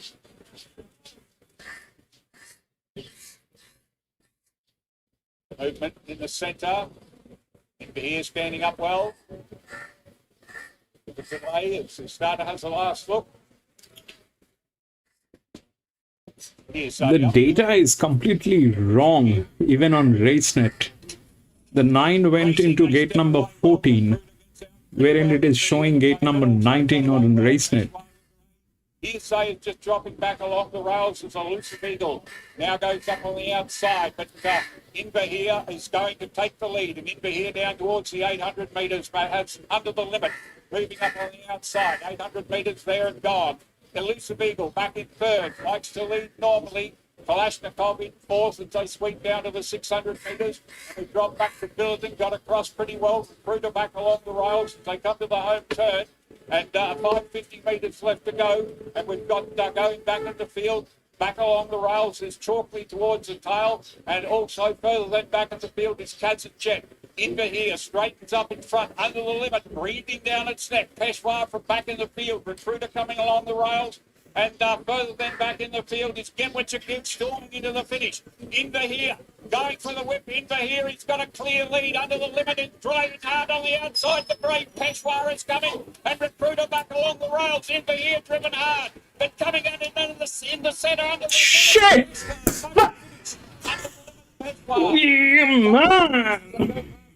Possibly under the limit. 13. It's got to take the win over Peshawar. Back in behind them, Recruiter was coming along the rails. Further back in the field, we go back in the field. Bad. 13, 11. 13, 11, 6. Then 10. As they come back into view, 15 was Gemwich again showed up in the straight. Holiday Dreams back towards 13, also with 11, further back to Chalkley 6, as and well 10. towards the tail of the field. Jack B. Lucky never really got into it.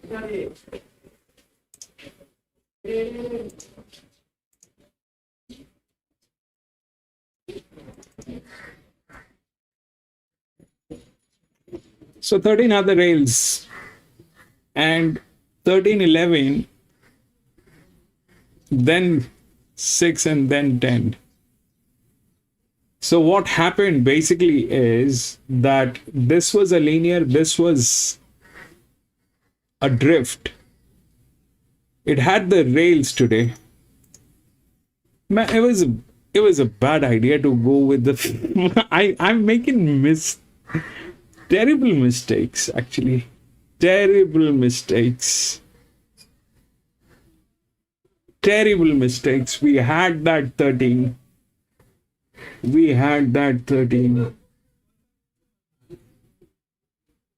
The 13 was very much there.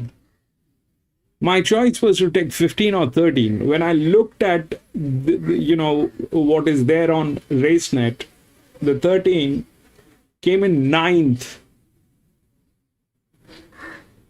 3 weeks ago. So I stepped out and I put 15, which was first 2 weeks ago or 3 weeks ago. 2 weeks ago. But from a weird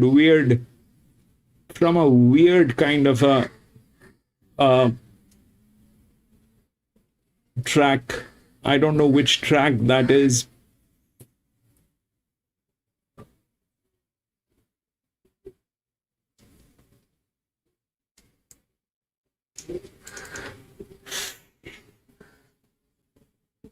Bad mistake.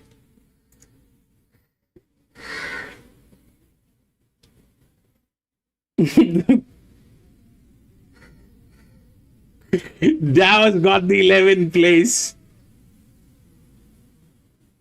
Something with the 13s this week. Yes, the 13s are doing a lot of stuff.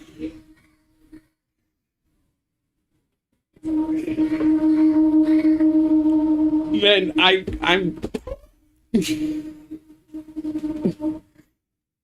not going to look at the RaceNet anymore. This is not working. Looking at the RaceNet is actually influencing. We'll just take the odds. Race number 4. We'll go to 4. We had this one. I kind of 4, 10, 12, and 14 all scratched.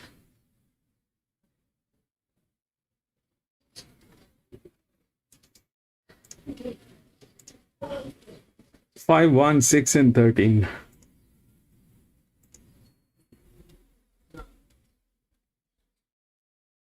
Five, 1, 6, and 13.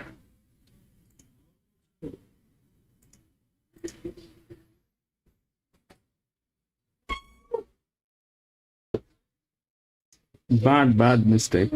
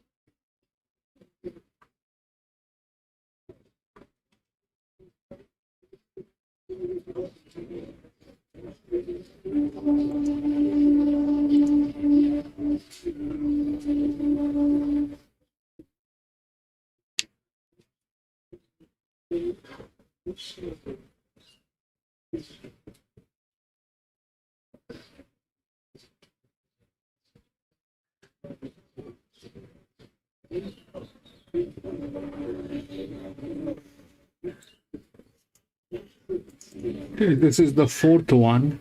If we look through the odds, it's 5, 1, 6, and 13. 5 is the favorite. That is the third linear. Then 1, 6, and 13. But when we look through the rails, we get the 1 on top. It's got the advantage over anybody else. It's got the advantage over anybody else. This has been to Group 1 races and all that thing has happened. So this is neat. Okay. These horses, they have just won races and huge amount of pressure. Plus they don't have the physics this side. So it's very difficult for these horses to get there. It's very difficult. I don't know what will happen actually, but this is very difficult. Plus, they're all negatives here. Now, the one is good. The one is good. It's a friendly jockey. It's a colt. It's a mixed sex. So the one is good. The 13 is equally good. They're just tailing. Now, if we look at the difference here, it is 15%, and here it is 9% approximately. So 15 and 9.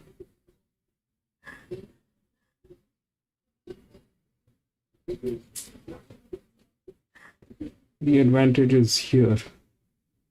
Then it is this. And we also have the 3 and the 9 within the box.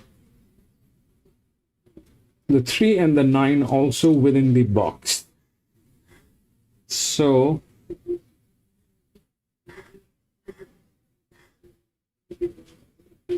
the 3 is written by who?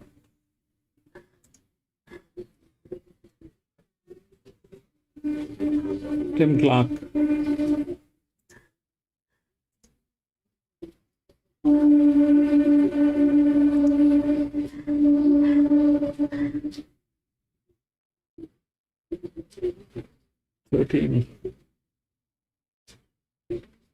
Commentary. Tim Clark.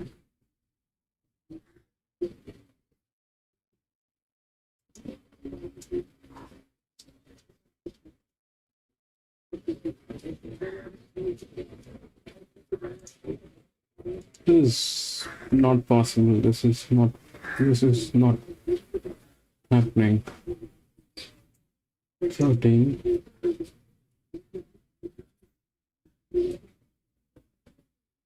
$75 low pressure.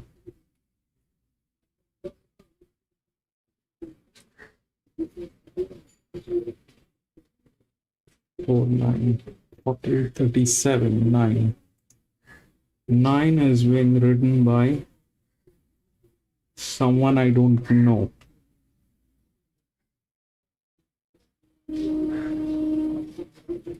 $19.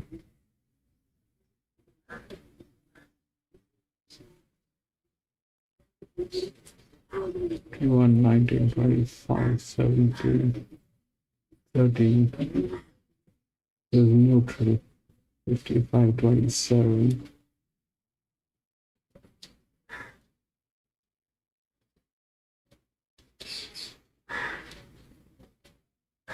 That'll be a little too much, whether it is enough or not.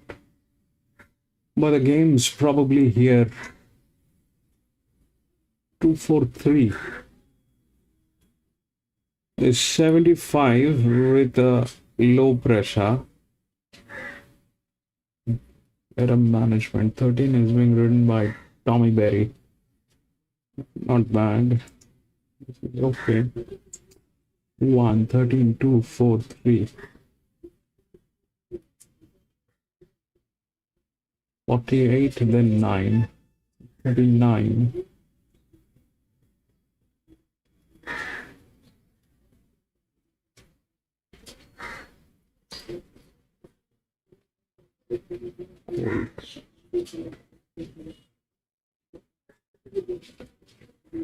I think it's 1 and 13.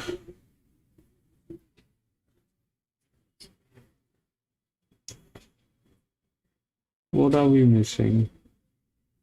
This is 10, this is 16, so 41 by 16, this is 64 by 10.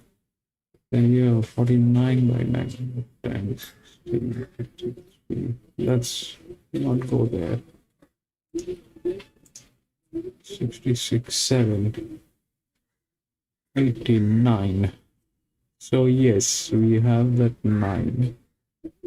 48, 66, 18, 9. So how will it fall is the question. The 9's probably in.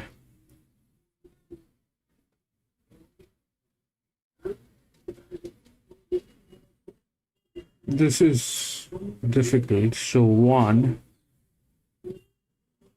13 and 9. 9 is a filly. This is a colt. Both of them are 48. This is pressure and this is relaxation.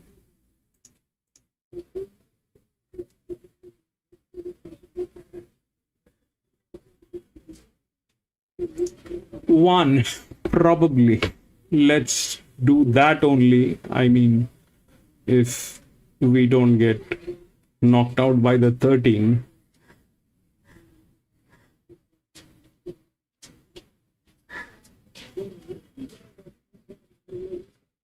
I think it is 1.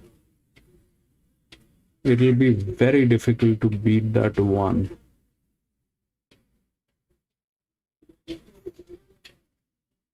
But that jock is a problem.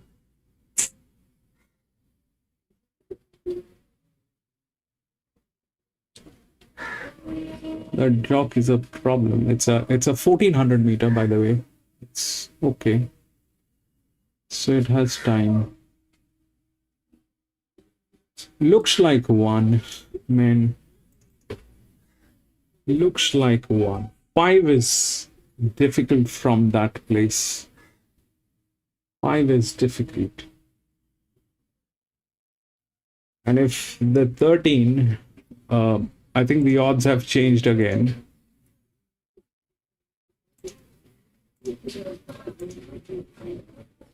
Three is coming. Instead of 13, it is 3 now. So yeah, but that will not happen. The 3 is difficult as well. The 3 is difficult as well. 5, 1, 3.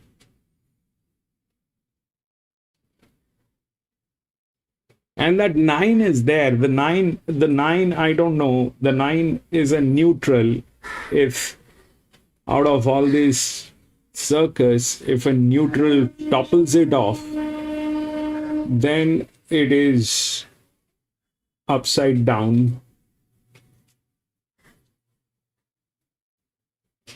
1, man. I don't know.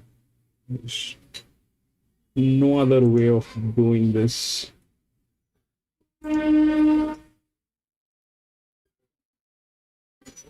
There's no other way of doing this. It's probably 1. The problem is that jock. Is Lewis here? Lewis? Lewis is not here. Lewis has an idea about all the jocks. Where is he today?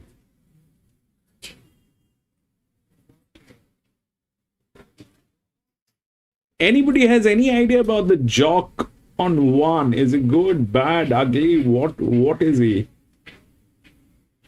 It's a 1400 meter. Come on.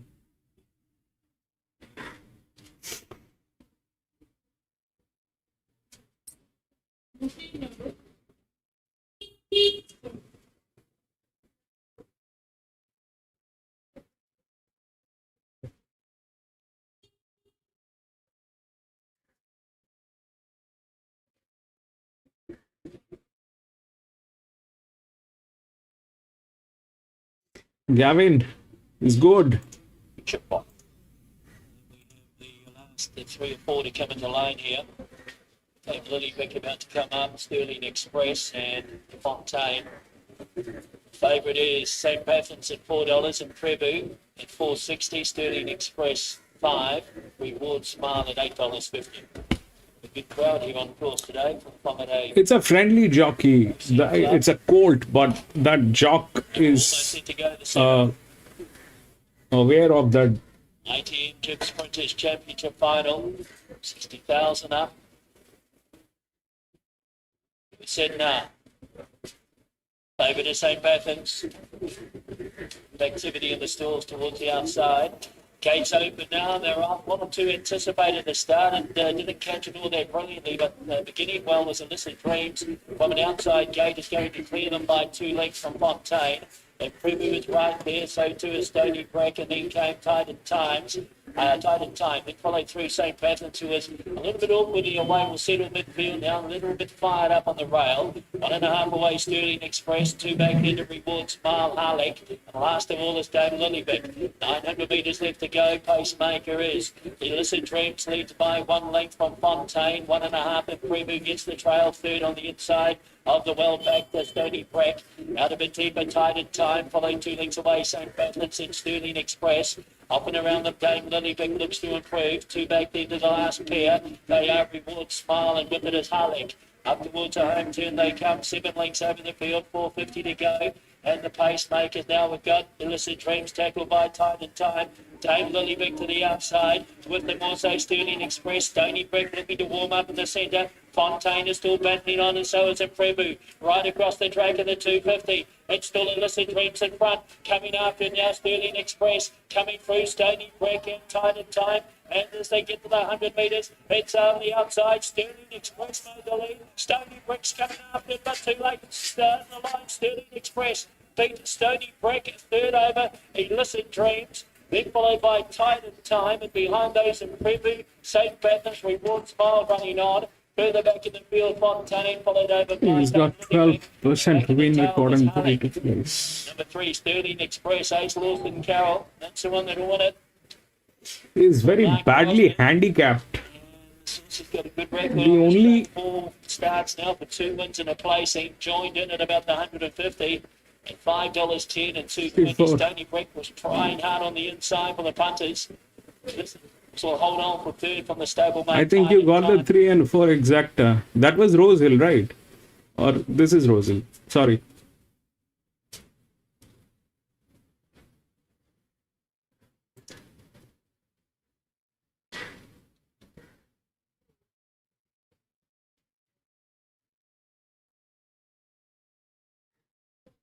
An interesting contest coming up here at Groves Hill.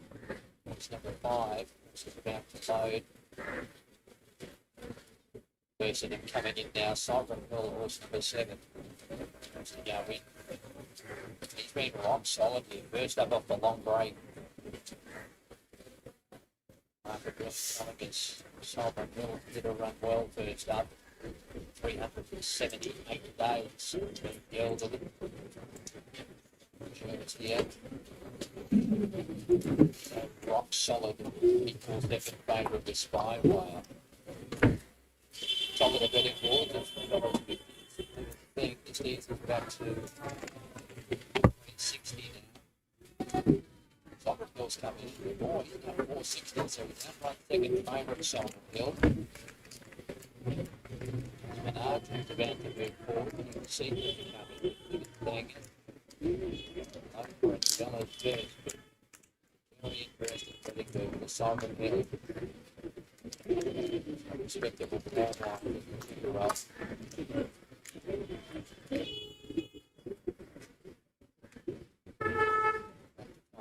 Spy Wire. There is Gill. It's shame that over its day on right. There is Spy Wire. Forward, later. Pretty close to start the afternoon.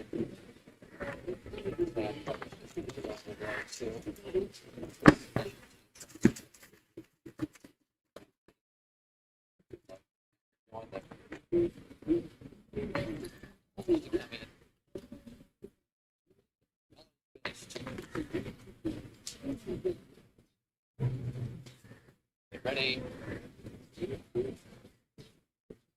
Race 5, they're off now, caught them in a reasonable line.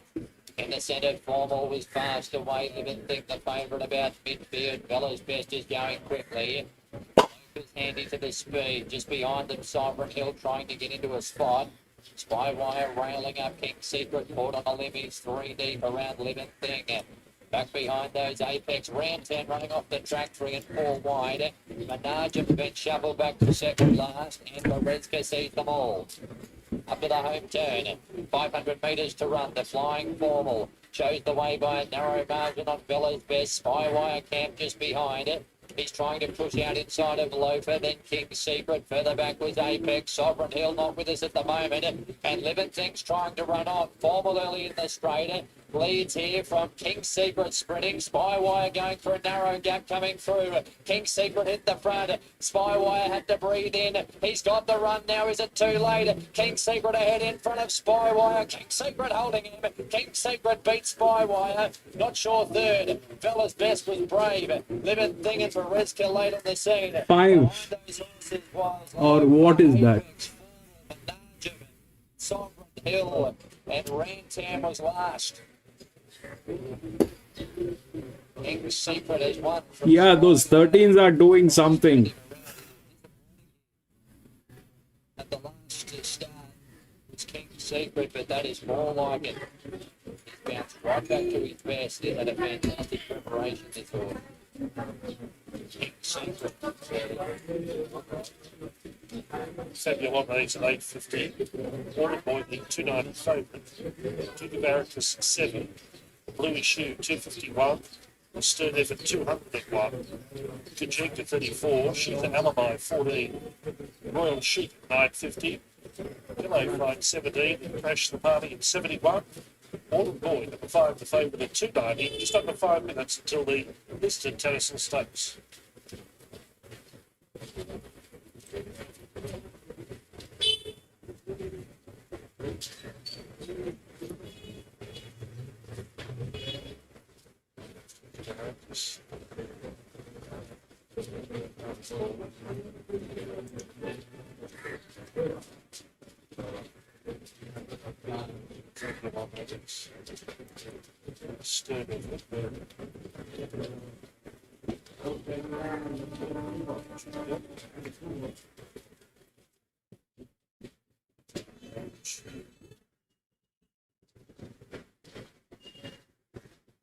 She's an alibi.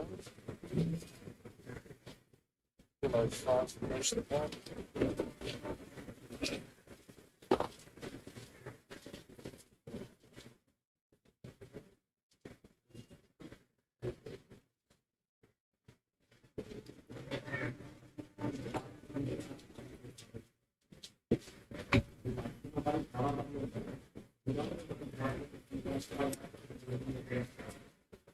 So, keep it out just.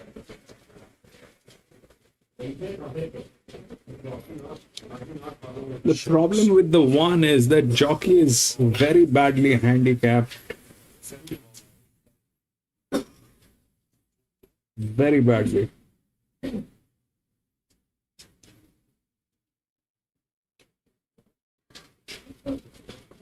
She's an alibi. She's an alibi. Push the button.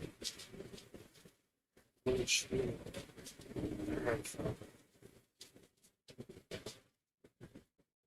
I'm a bit a little too late here, man.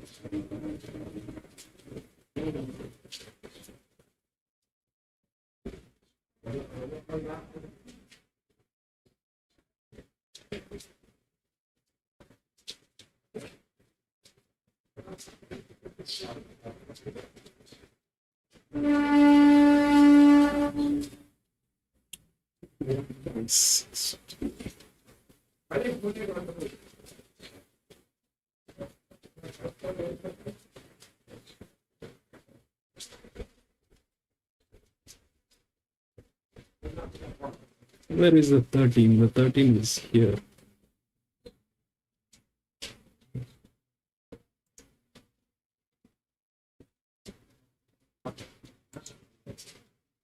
Yes, we most of the march. A couple of stragglers making their way down to the 1400 metre start. They're soon enough. Then they'll load up for our first black type race to the distant Tattersall Stakes. As we mentioned in the update, Autumn Boy has been in need of strong support. Okay, so 5 is ridden by J-Mac, but that is looking difficult. Top of the betting tree, $2.70 now. The board we've seen trim up. And that jockey is a problem. $70. Design number one. Lost That jock is a problem. fairly solid at $3.60. It's 340 to 370 back to 360. So there's no knock on Brave Design despite the strong support for all the boy. Duke of Arrakis number 6. It's up to 750 back to 7. There's also a debut winner on the Kensington track where Order Boy won his first start at the midweeks in Canterbury. And Fabulones, who ran well in Brave Design's race, good sectionals, finishing off well, $8.50. Royal Sheep had hit double figures at $11. So the Battle of the Bush was a thrilling finish with Pesh Peshawar, the ghostly Drake, almost white. Ange Jones at the right for Lindsay Hatch. It was Ange an early riding double. And she now is equal with That is not happening. 5 is not happening. It's 1 probably. Let's go 1. Let's go 1. There's for the group 1 ride on the Tattersall Tiara. 5 is with J-Mac. I thought he was not racing today, but he is. Jockey has the gold cap, the blue cap with pillow fight. Waterhouse Pop prepared Duke of Arrakis. Publisher pillow fight. A bit like Duke of Arrakis and Order Boy. You know, its first start on one of Canterbury, but on the same day as Order Boy for that matter. These are two extreme I'm just coming forward now for the Tattersall Stakes. plays too. She's an alibi and Pillow fighting the first two to move in. Coming up well. Possible. That was 2 as a place is possible. That's the largest inner. It's a clear favourite, $2.70. About $7 release on Wednesday, so for the bad guy, she'll shot well, he'll lose or draw. This morning for $3. There's a huge contradiction between the 1 and the 5. Between the jockeys, both of them have been handicapped in a very weird way. Gavin says 1 is good. I mean the jockey. Autumn Boy, the party will be the last 3 to move up. Damien goes forward. 1,400 metres, Autumn Boy coming forward. James McDonald riding for the Chris Wallace stable. Very powerful combination. The punters have swung right behind them here with Autumn Boy. Crash the Party will be the last one up. Crash the Party goes in. Line is right. Listed Tattersall Stakes, race 4. They're set to go. Royal Chic just moved, drawn down low. Racing. They jumped in a good line. Bar a couple of roughies. Bluish Hue and Crash the Party out the back. And Pillow Fight made an excellent start off the rails. Elliot goes straight to the lead. Duke of Arrakis coming across to be second. Brave Design third away. She's an alibi fourth to the first call. Then Fabulones and Order Boy. They were both trying to contest the same position. Big Order Boy's Jock J-Bag lost out, so he's caught 3 wide. Royal Sheep midfield derailed and the stern effort 3 wide, followed by Kijingo, getting well back with Damien, Blue Shoe and 2 to Crash the Party. Now on the side, 800 left to Rama. The speed is only moderate. Hello 5 leading and dealing up front, 1 length Duke of Arrakis, and she's an alibi third but 3 wide. Brave Design just trucking along fourth, the box seat. Fabulones in a handy fifth and 3 wide is Autumn Boy, but he's got cover at least. Then Royal Sheep, followed by Kijinga, joining the 3 wide cover flow. Well made. Can anyone see the 1? Where is the 1? And Crash the Party, third and last. Run, baby. Pillow Fight's had a good run. 1, where are you? Duke of Arrakis, she's her alibi. Autumn Boy winding up at Brave Design. Shoots the gap to the inside. 1. Kijinga was running on. Soon afterwards, Autumn Boy on the outside. Do something. 1, run. They're heading down to the 100 metres. You're on the favourite. You're looking 5. good. You're looking cosy. Autumn Boy roaring away. 2 from 2 bolted in. Photo the miners. She's her alibi second. Third Kijinga and Brave Design. Didn't come on at the straight, ran fourth. Then came Damien. Followed by Duke of Arrakis, Pillow Fight, Crash the Party, Fabulones, Bluish Hue, and a stern effort last by 1. Royal Sheep, Stay Balance. Autumn Boy, the winner. See for a long time.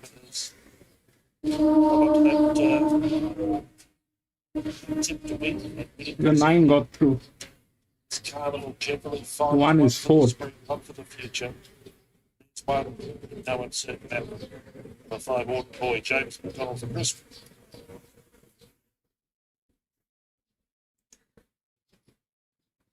We don't know what's going on.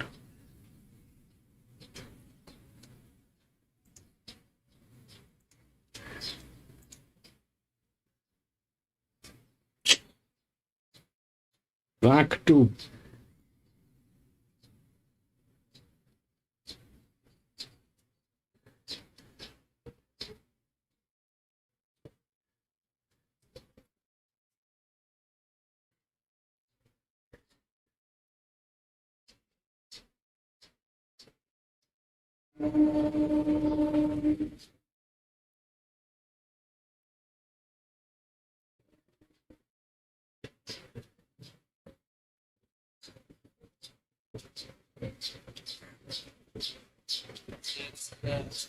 what are the results?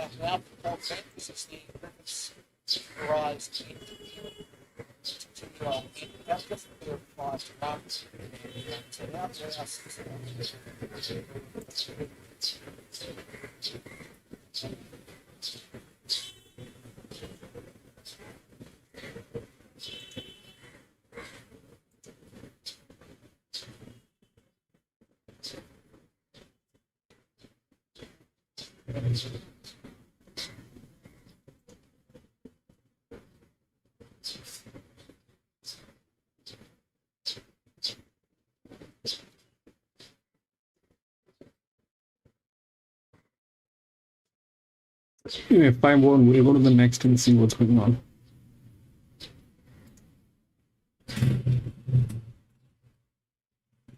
Four, 5, 8, and 10.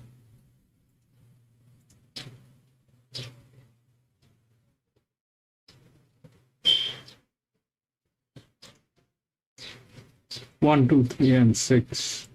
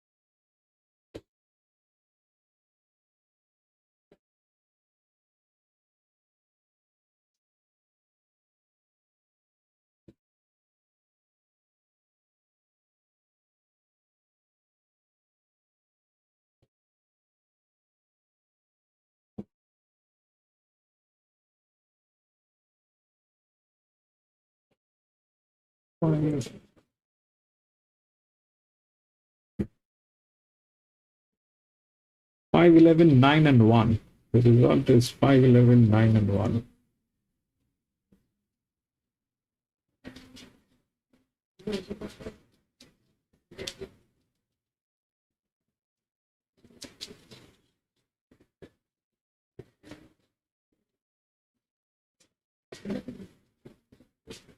Next Marlo, you're registered for 40 behind the gates, which is 5 roll.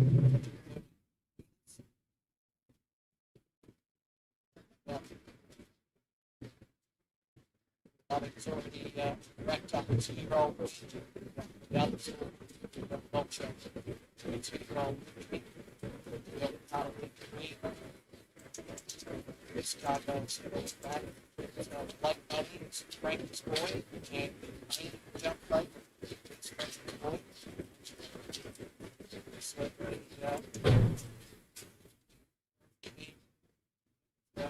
2-year-old is Frank, 2-year-old Bolt, and Money has jump plate. In race 4. 2-year-old open, 1,300 metres. About to come in. And Brakeman here, Frankie's boy. Emily back plate. Just trading, this car goes for favoritism. This car goes well supported early, ready. Late money is Frankie's boy, just a middle 5. Very interesting race. Waiting on to get above it. She goes in. Below at the outside of the field, about to come up. And love it. Below it backs away, first attempt. Slide with Frank's boy. It's a jump rate with this. Want to change it, getting the last 7 minutes or so. There. Money coming up. Just about 7-year-old, walking through red. Up, down, down. Light flashes. Set to jump all the way. Frankie's way from the inside, going away nicely. This car goes up there. Loving it's coming over from that deep plate. And Loving will cross down the rail in front of the car goes from the inside. 10 below it 3 deep in that pack. Cross back to the tail. What is a fairly compact group, so run towards the 900 metres, leaving the back straight. Loving crossed over from the outside gate and led over a nice hole. This car goes into the end of them now. 10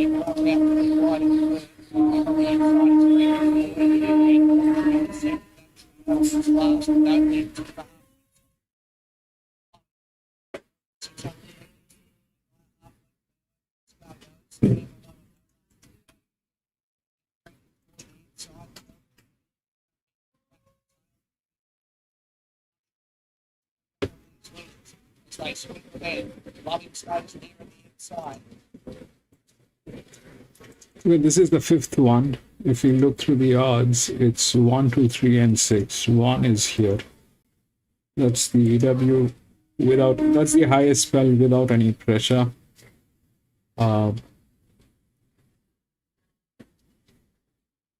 That's what it is. So that's okay. It's a 2400 meter, and that's how that thing is. And the other one, which has no pressure, is this one, the 7. So that's a 72. This is a 98. That's a 7-year-old gilding, and this is a 6-year-old gilding.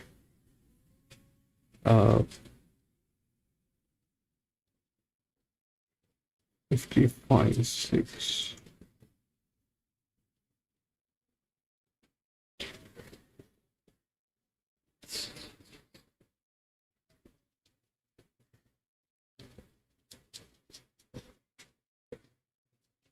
So it's there within the rails. Everything is there. Good. One should win. There's no pressure. That's the highest. 88, 86, 88, and 86. So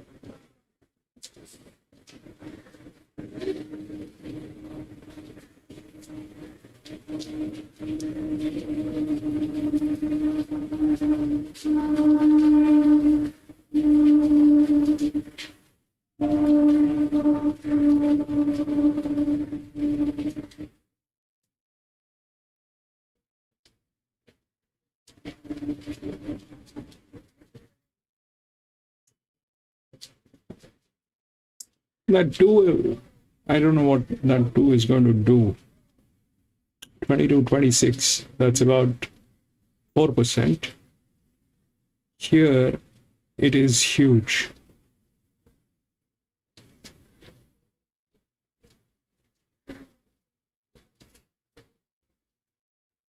-3. They're like that. So club, I don't know. There are possibilities that the 6 will come in second. There are possibilities because of 2 reasons. One, the pressure. The second is the management. And it is a younger horse. 5. The jockey is also good on this. If we look at who's riding 6, is our Bayless. No, sorry, that's a different race.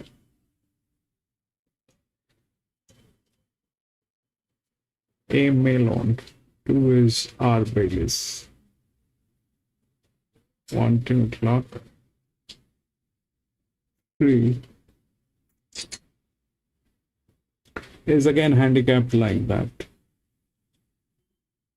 So this guy, the 3, he just lost here because he is handicapped like that for the races today, and he is being assigned horses that are that has the potential to do it. Is the largest drift, but here it is becoming a problem the way things are for him. So that's that side of the story. 6. This is the second. This is the best jock actually. 6. I mean the best return on this jock. 7.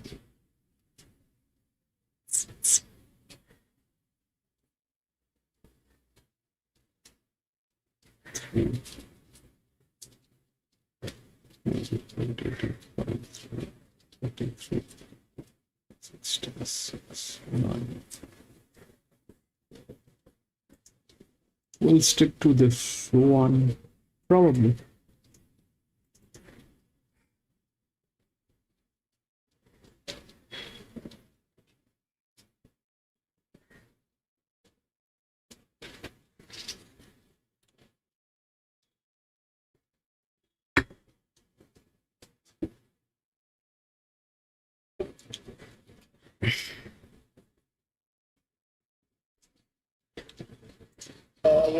Good plus for him and finds out where it's going to be hard to make it.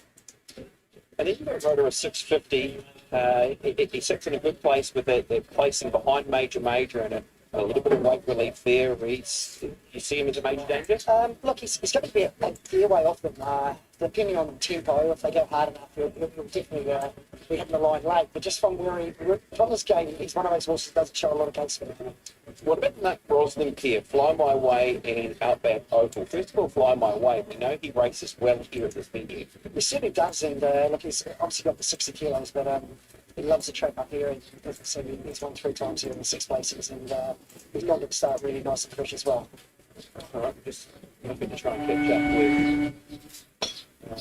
with Sharon. I'm sure everybody might be coming our way shortly before we get to bed. Let's chat about what's happening in the market.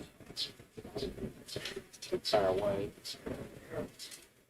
He's got 2 in the race, and he's next got Athena and also the other runner being, of course, Texas. He's got kind of sneaky races. Just keen to see what he's thinking. Here he is. He's making his way towards us. Thanks for your time, Nick. A couple of runners. First of all, Athena. What do you make of Athena coming into this? I know she races well here at this venue. Yeah, no, I'm pretty happy with her. The option was to go to the Kiwi Fruit Cup last week, but I thought it might just take the speed out of her legs and back them up a week later. So opted what turned out to be a very heavy track of Tiara anyway. So, yeah, she's sort of a spring and autumn horse. She'll pop it to a certain extent, but it just doesn't like the bottomless. So, yeah, I like her here, and she goes good here. Texas up over the 2100 today. Had a couple of unlucky runs through the preparation. Has been a winner here. Yeah, winner in the past. I saw an upper little 3-year-old run him in the Derby. He sort of hasn't really gone on for me to be any class animal after that, but he's honest, tried. And yeah, to get his run at Tiara and get on the bottom of this track. His first 2 runs I was really happy with. Is there a lean towards one over the other? Not really, no. It's just who gets the best run in the race, really. All the best, Nick. Okay, thanks, people. Good man. Nick Bashara there around his 2 runners in the race. We'll get to you, Thad. Major, $3.30. Just a little bit of an ease late in the market.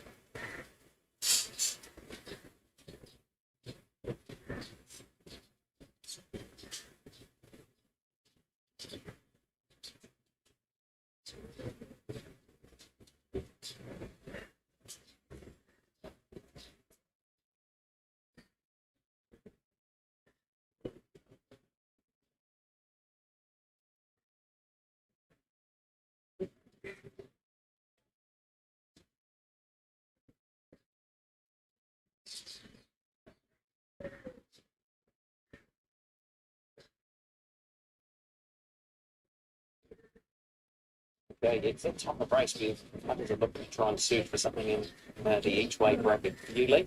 I thought major, if he sort of jumps out and puts himself there somewhere on the speed, probably a tricky gate. Look, I think he'll be positive, and I'll maybe sort of take the 3.70. ITM Jib Whangarei Gold Cup Stayers final over 2,100 metres. They start filing away. Let's get back to commentator George Simon. As the last 3 or 4 are about to come in here, this is race 8, the ITM Jib Whangarei Gold Cup Stayers final. Major, the $3.80 favourite, Pacifico at $4.60, Rhoda at $6, Bosch at $7.50. Sunshine here now. The Winterless North. Showery day. Dispersed with some fine weather as it is at the minute. Now, the rotor has been backed out of its stall. Another one's been backed out as well. So, stand by, no plan B. The rider up alongside of the stall. It's number 10. I think it's undergoing a vet check here. So we stand by for information here regarding number 10, no plan B. Been having a look. So 10 is a late scratching, no plan B. No plan B is a late scratching on vet's advice. So late scratching 10, no plan B on vet's advice. So now this horse is going to be led back to the cage enclosure here. I'll wait till it's off the track. I'm Lulu to come into line. Bosch now representing the Sean Bradley team with the late scratching of no plan B. Also Ember Attack ridden by Yuga Kubo, replacing Joe Nishizuka, who will not be riding in the last two races. He's mounted in the last with race number 12, also to be ridden by Yuga Kubo. As the last couple have come into line now, Fly My Way. It's about to go in and actually complete the lineup. So we're set to go. Late scratching of no plan B. Jockey is making me nervous too, Dissect. bro. Gates open, they're off. One of the first away, Pacifico from the inside, beginning quickly, Rotorua. Going forward is Bosch, and right through also Special Sway, followed out deeper by DeLorean. It's been tracked across by Major as they come down past us on the first occasion. Next to behind those is Outback Opal, followed a length and a half away Athena. Back on the inside, I'm Lulu, settles back fourth last here, followed by Texas, and the last pair, Emperor Attack and Fly My Way. Out of the straight they go as they head out towards the 1,600 metres mark is Pacifico, the leader from Bosch. And they're going forward also on the outside. Major's working overtime though to try and get towards the lead. 2.5 away, Rotorua is fourth as they run this at a genuine tempo heading into the back. Fifth is DeLorean, 2 lengths away. Next is Outback Opal, followed round by Special Sway, then came Athena. What has happened today at Texas, 3 lengths away, Fly My Way. Eagle Farm is, this is the first favorite. The last one, race 4, was the first favorite actually. So far, nothing happened. It is here with J Mac. So both of those traveling nicely. it is a bit of a worry, because if now looking to improve as Jock starts failing, by Emperor Attack. With it also is Texas, followed by Athena, then Special Sway. then it's a worry. The horse fails as well with the jock. And now Pacifico starting to turn up the wick here. Got away by 3 lengths for Major. Then followed this lead is getting further away. Then came Fly My Way. That jock I was not able to understand. I needed Lewis, but Lewis was not there. Pacifico, the one to catch, clear by 3. Here's Bosch, the local. Lewis has a very clear idea about the jocks. We've got Fly My Way. Running on as I'm Bosch, Pacifico's in qualified. Pacifico, Bosch, out wide, and then we've got Texas, but Pacifico's kicking again. Oh, that's a tough win. Beautiful ride. Pacifico, McNabb got it 100% correct. Second over Bosch, third at the line with head on the Texas. And then there's a lineup for fourth, Fly My Way, I'm Lulu. Special Sway running on, and right there also was Athena. All in that lineup for the fourth placing. Back in behind those, DeLorean, followed by Emperor Attack. Then came Major, Outback Opal, and Rotorua was back near the tail of the field. Lovely ride, Michael McNabb. He wanted to lead, and then when they eventually gave him a breather, he took off at about the 700, and Pacifico wins it. Bosch loomed as the likely winner halfway down. Third will be Texas in third position. Speed. Serrani drops in behind, racing fourth. Then Green Shadows, Furious drifting back. Now Mickey's Medal. He's in an awful spot. He's 3 wide out the back here around. This is Rosehill, probably. Zoo Attica charges clear mid-race. He goes 4 in front, running up to the 1,000 metres. Zoo Attica bowling along from Tested towards the left. Third on the inside was Thunder Lips, then Serrati. 2 legs in the field, 2 Furious, covered up by Green Shadows, getting a little keen there. A length and a half step aside, I've been trying, and Mickey's Medals had to go right back to last to get in. Zoo Attica racing to the side, a loose leader. 550 metres to go. He's the best part of 4 in front of Tested towards the length, much closer today. Serrati's creeping forward on the outside, then Green Shadows and Thunder Lips, but Zoo Attica giving them something to catch. Around the home turn. He raved that horse very badly. The 6 is very badly raved. Still with a break here. Thunder Lips is winding up. Zoo Attica, Serrati, Tested towards the length, racing tight. Then Thunder Lips on the outside, and Mickey's Medal widest. It's Zoo Attica, 100 metres to go from a wall. Thunder Lips is starting to surge. Mickey's Medal late. Thunder Lips driving at Zoo Attica. 2-6. Thunder Lips right on the post. Nailed Zoo Attica. As for third, Furious will get that, and then Mickey's Medal. He just got too far back. Tested Torsolem's next home, followed by Green Shadows, Serrati, and last in was Step Aside. He got him. Thunder Lips. He gave a side to it again. The jock on the 7 is an apprentice jock who has been put into such a pressure that it is bound to go wrong.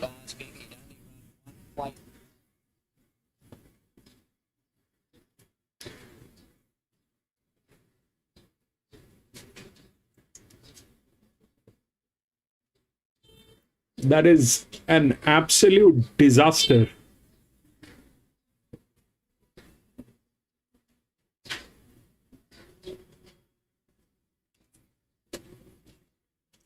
That jockey is an apprentice jock. He's got claims and he's been put into such a pressure. The handicapping is such on that. So here it is difficult. And it makes it very dicey. It is very difficult to understand what will happen there.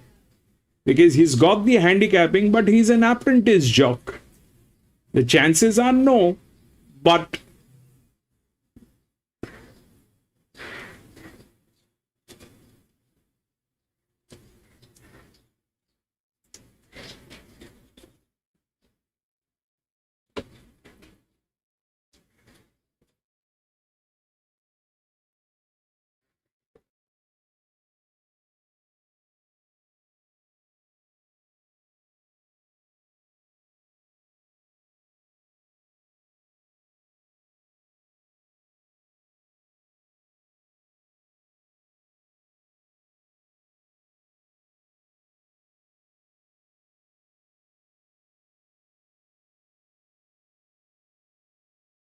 not sure, Gavin. I don't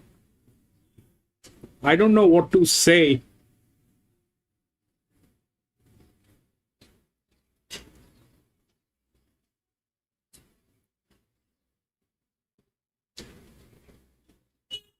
Now parading in front of our feature races today, the Group 3 Tattersall's Cup. Now that 1 is the favorite, okay. But if we look at what that 1 is, the 1 is okay, fair enough. That's a 98, but that's the highest spent on that horse. This thing can go out of gas. 6 beds. That's the highest spent on that.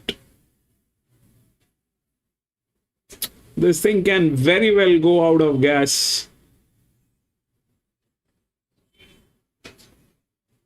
And if that happens, then this one with the advantage, probably 6, 9, I doubt.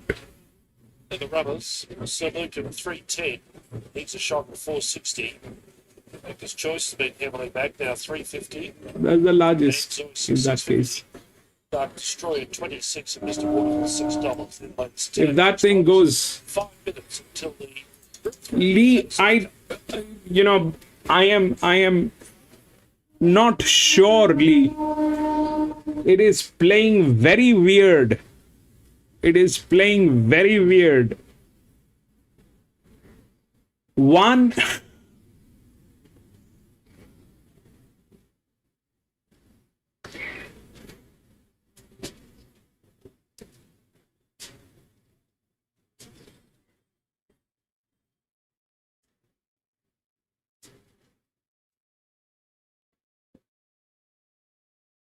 is it getting tailed or something? The problem is it is a 7-year-old gelding. It is okay to be a 7-year-old gelding, but what is that?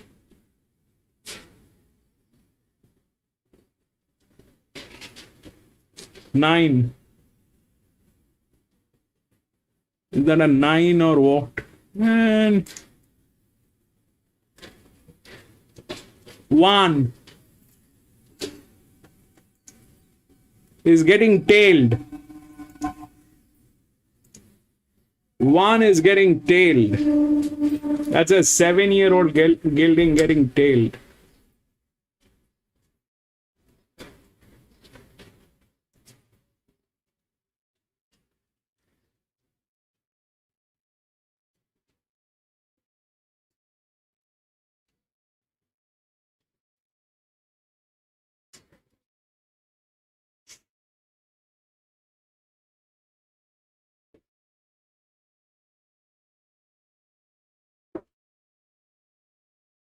Three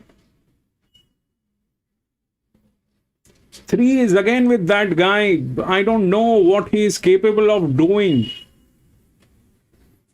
I don't know what he is capable. 3 is also getting tailed. Best bet won where? Lewis?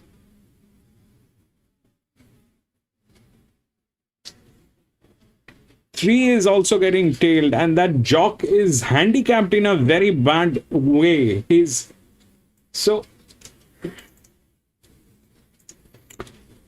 guy is handicapped in such a way that I don't know what to talk. The 2 opens up, but 2 is like that. They don't deliver much. The 3 you said is better, but now the 1 is getting tailed. 2 has a problem with management. 3 is a bad jock. Then the 6 is the 1, probably. That's an 86. This is an 88, but look at them. They don't deliver. They don't deliver. Top pilots in the last round declared, of course, one of those last year, built a couple of them. Certainly gives the favourite was. He's not favourite now. Banker's Choice has taken over. I must admit, I'm surprised by the level of. 2 at Roselle won. This chart is towards market-wise. It was $7 on market release on Wednesday. It was $7 yesterday morning. Now this morning we did the preview. After the scratchings, it was $6. Now $3.20. That's a big move. A big move for Banker's Choice, which in my way of thinking has been a little below expectations during this card. Coffee on 7. I'm happy to be with him. I think. So 320, he is a significant market mover. And as I said, so That 1 was getting tailed. his favourite is now 340. He's a shopper continues to drift to 480. Mr. Waterville, fairly steady $6. Manzoy's back to $7. He's not wanted in the market. The outside of Dark Destroyer, still a bit of money for him at the longer odds, $26 down to 19. But the feature of the race, as far as a betting point of view, is the powerful support for the Team Hayes trained Banker's Choice. They're heavily back. The Autumn Boy was good at the previous race. Strong at the end. Time was good, 1:22.66. Maybe 34.36, so he came off the speed. So he's delivered good sectionals as well for Chris Waller and James McDonald. He was heavily back. Pedal's got that one totally right. They steered away from grain design, set their sights on Autumn Boy. They got the different. 3 win place. Should move in soon. Won't take long. It's only 6 off. I'm disappointed. We started with 2 with 4 scratchings. So we do accept this here and also in Sydney. The 6 runners. Gavin 6. Although thanks for that, these runners are getting ready to move in. The Tattersall's Cup, 2,400 metres. Group 3 and some radio audience, so they're just moving in as I speak. The amount of support for Maker's Choice really surprises me. Now just getting out again to 360, getting as short as 320. And Sir Lucan takes back the mantle of favouritism at 340. And they're moving in. Moving into the Tats Cup. 3 in, 3 out. Sir Lucan Coffee 6. Maker's Choice 370. Each way. It's a shocker. Got to 480, back to 440. What is that? Mr. Waterville at 550. Manzoy 7, Dark Destroyer 19. Bad. Man, bad. Everything is backfiring. Start will be in a position to release the field for the Group 3 Tattersall's Cup. Manzoy's last one up. Goes to its position. And now we have a line. Light on. They're set to go. Racing. Sir Luca might have missed it by half a length on the inside. Dark Destroyer went back. Who's going to lead? That's the first question. We'll have answered shortly. Banker's Choice is progressing steadily. He may well go to the front. Yeah, Sir do Luca that. takes a shot the third away. Dark Destroyer. That is very nice of you doing that. Key to the early time with the speed in, only bottom. It's at 2,400 meter. He's raving that horse. One round of Eagle Farm to complete as they go to the bottom bend with around 1,900 left to run. And Banker's Choice, the best back runner in the race, takes control of the speed. He is going to dictate for as long as he can. Banker's Choice travels up beside the. He's a shocker. 5 out of length and a half. As long as he can, he says. Third in the box seat. Length and a quarter away, Mr. Waterville racing fourth one off the fence. 3/4 to the Kiwi Dark Destroyer. And Manzoyce is in last position, but no more than 5 lengths off the lead. They head to the back straight now with around 1,500 left to run, and Jordan Charles is running Banker's Choice perfectly. Here's the first move of the race. Mr. Waterville came from a rearward position, the second half of the field, to now travel up to be second. He wants to be nice and close to Banker's Choice. Two-way third service. Dark Destroyer coming away from the rail, and Manzoyce slips up on his inside. They progress down the back straight with about 100 left to go. And Banker's Choice, can he go from go to woe? Barrier the box. So far, so good if you're on him. He's travelling well, no pressure applied. Lead by 2 is the Waterville in second. Sir Luke in third, had a good run in transit. 3/4 away, he's a shocker in fourth. And Manzoyce and Dark Destroyer with the last pair. Tempo is fairly genuine, no change to the running order. 700 metres from the judge, and if anything, Banker's Choice, the jockey, is upping the ante and increasing his lead margin. 2.5 in front, Mr. Waterville being felt for. Sir Luca now starts to pursue this leader. He's a shocker coming 3 wide, then Dark Destroyer. He might have something to offer, coming 4 and 5 wide at the bend, and Manzoyce is sticking to the rail. Homeward down the Tattersall's Cup, 400 left to run, and Banker's Choice tries for this all-the-way victory. Manzoyce cut the corner, comes after the leader gamely. Sir Luca needs to get a wriggle on, and he's a shocker, Dark Destroyer, Mr. Waterville. Manzoyce up on the inside. At last. Banker's Choice. At last. Bring it in, baby. Manzoyce, it's his day to Baby. A long time between drinks, buddy, but you're going to do it. And On. Banker's from the 10th Cup, by nearly 5. Banker's Choice second, Dark Destroyer third, and he's 6-3. And Mr. Waterville. Gavoom. 6-3. Been knocking for a long time, but today, back to the winner's list of previous Victoria Derby winner, that was his last win. Today, win number 3 at start 32. Andrew Mallion never went around the horse, cut the corner, dashed to the Finally, straight 6-3. penny section. He's won by a good margin. Number 6, Manzoyce. 6-3, 7 and 2. Second, Banker's Choice. 6-3, 7 and 2. So what happened is this, that the one actually went out of gas.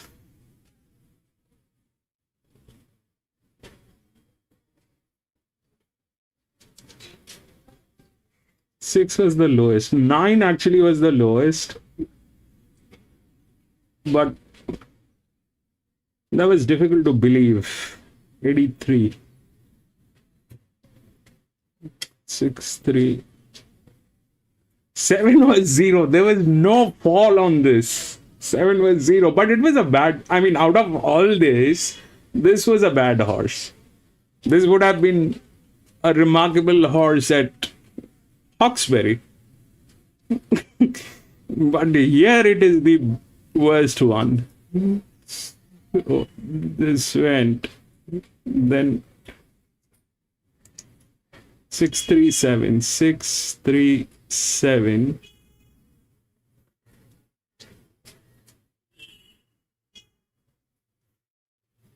And 2. The 1 did not even get there. Very bad.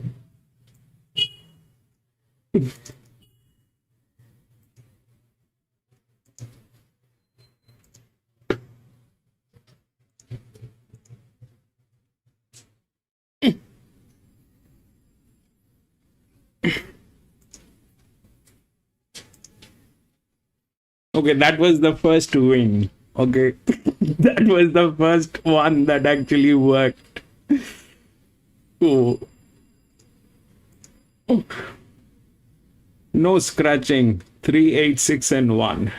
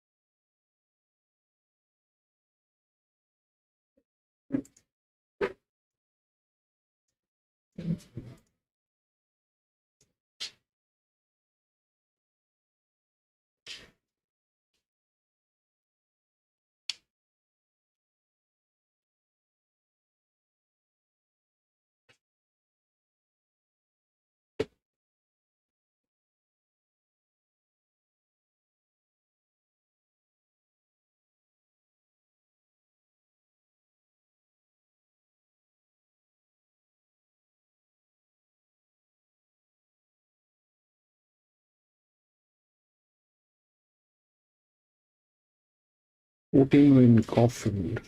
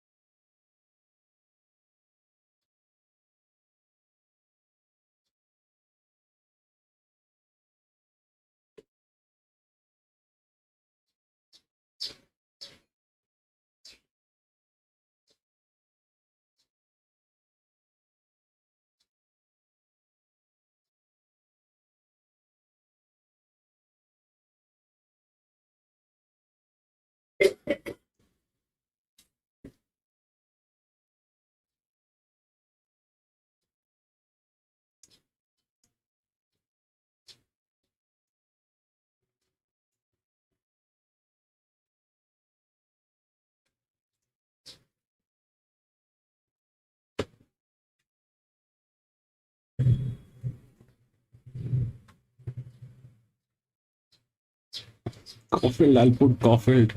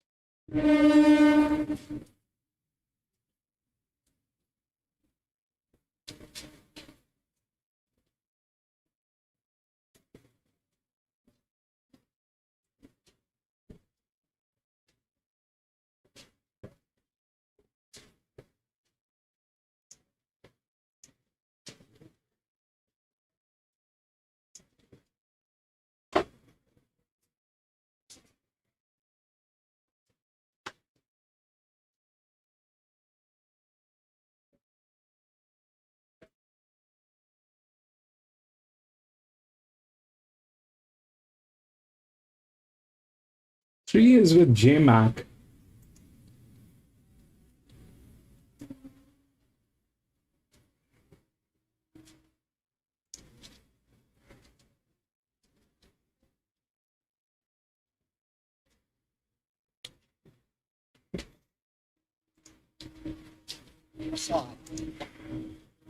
So this is the sixth one. Okay. If you look through the odds, it's 3, 8, 6, and 1. 3, 8, 6, and 1. If we look through the rails, we get 6, 1, 3. That's an 86. This is 1, which is here. It's got the physics, but I don't know what will happen. We'll talk about the winning positions. Let's say that's written by JMac. So this is 72, this is 72, this is 72. Honestly, if we take a look at the advantage, 7 it has the highest advantage. All right, but it lacks this side, which is a problem with the physics. It lacks this side. Out of these 3 horses, this one has the highest advantage. Okay, this is not under pressure. This one is under pressure.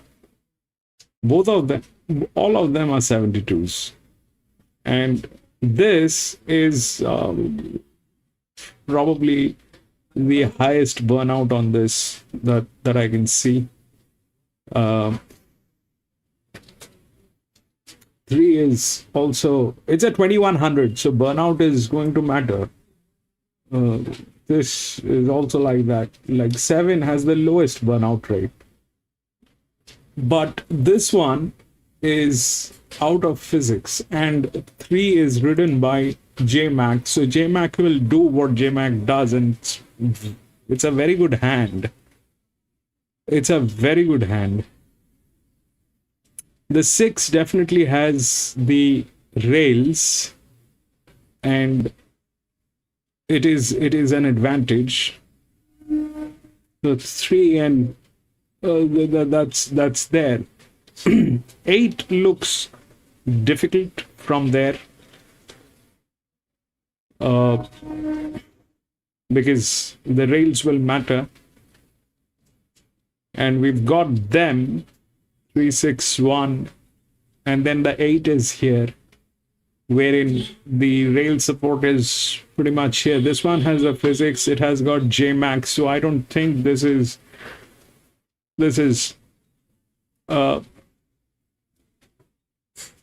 good. I mean, what else? This is a good one, right? There's a potential, there's a chance on this one, which is there.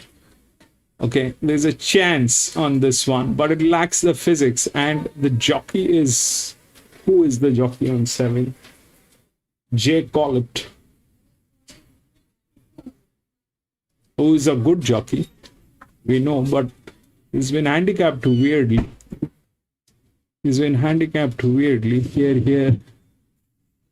The other one is here. 4. Maloney. He's another dangerous one. He's a very dangerous one. That is 6. Where is 5? Is here. That is, this one also has the physics. So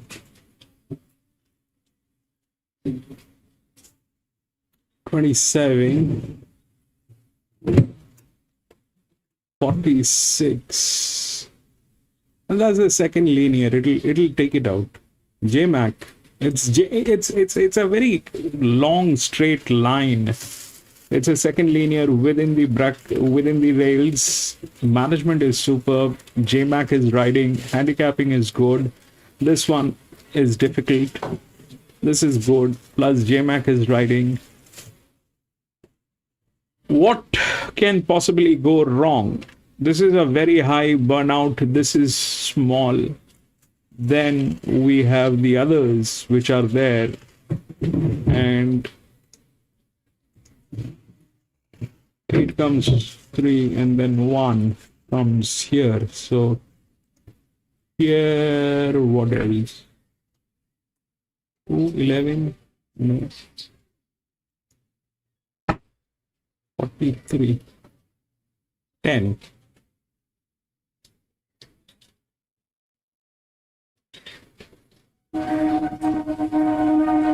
Or 8. 970.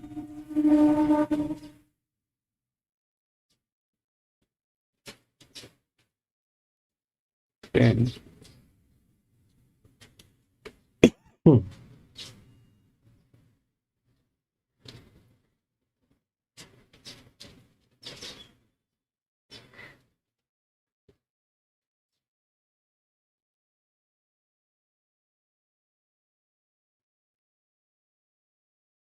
There's a possibility it will fall down. Who's on 10? 10. 10. Artful Girl came in 8th. Man, that is not happening. Then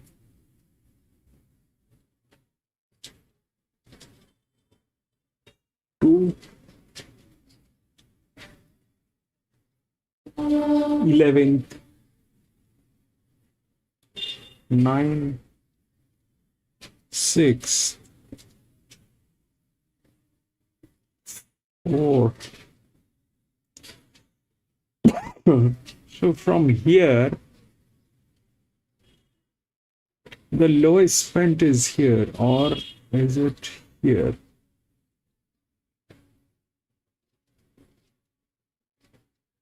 Six minus 5. This guy, 5 is what? What is 5? 14th. Not happening.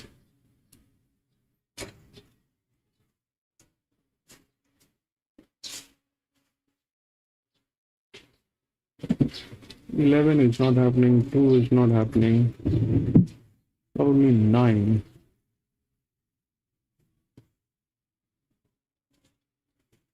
Nine is Karen McElroy. 70. This one is a 66, 27. 9 is a check. So this one is well, it doesn't have the physics. This is here. So 3 is here. 1, 9.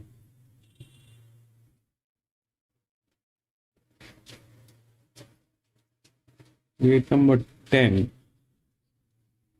3, 3, 6, 9, maybe. We'll see. I'm going to go with 3. There's nothing else actually. No matter what permutation combination we do, it's JMac, and it's a very, very strong hand.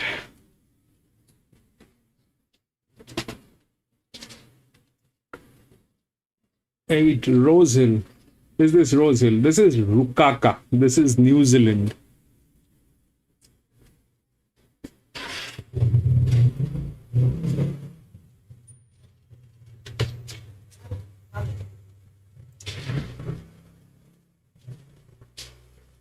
And I'm going to be back from the washroom in a jiffy.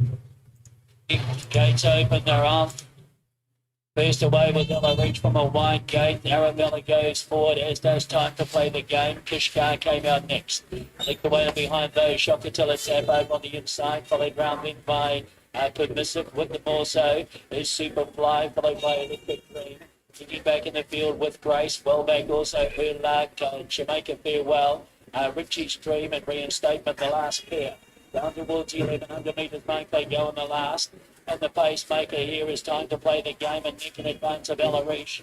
2 lengths away, third. Next is Kishkar on the outside of Arabella. In came Shocatilla Tap, 1.5 away from Missive and Superfly. Then Electric Dream, further away in the field, then would have been with Grace. Ball back in the field.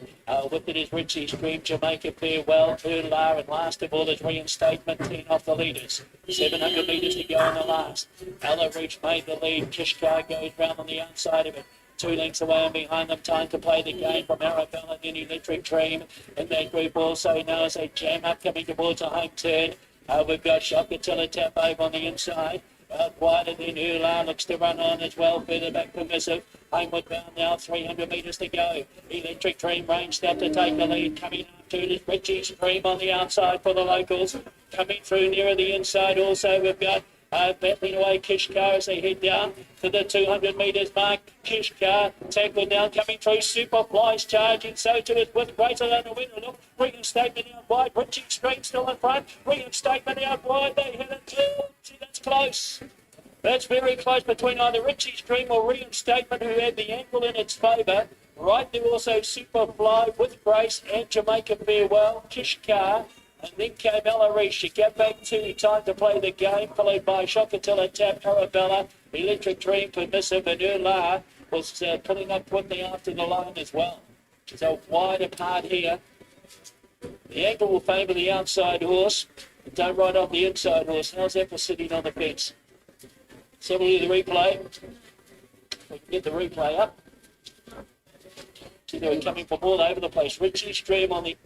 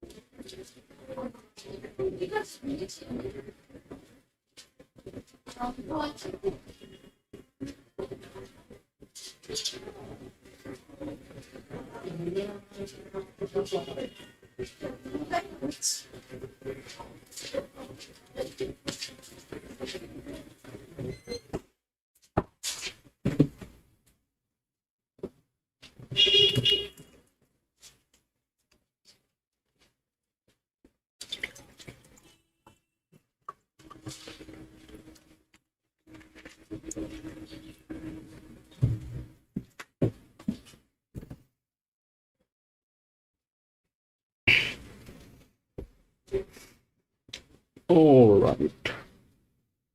8 Rosal.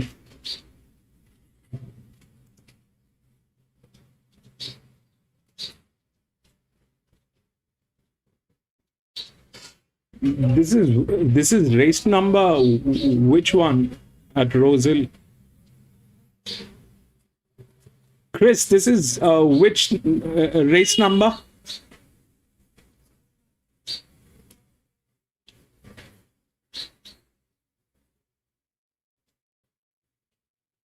God knows what.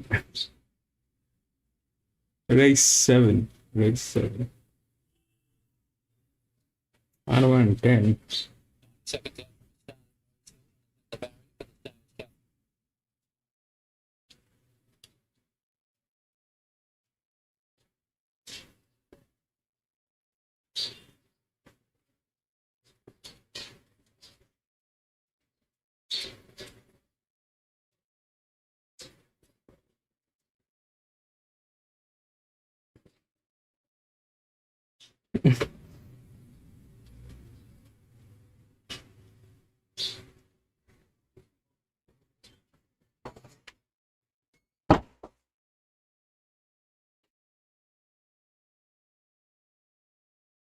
This is that 2400 meter. Man, this is a race of senior citizens. Third up, 400 metres. One is a rally. It's $4, $4.20, number 8 for the connection.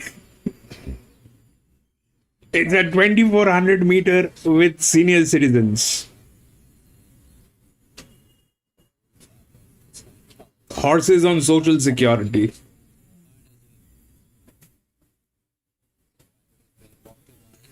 I miss Bay. Bay was fabulous.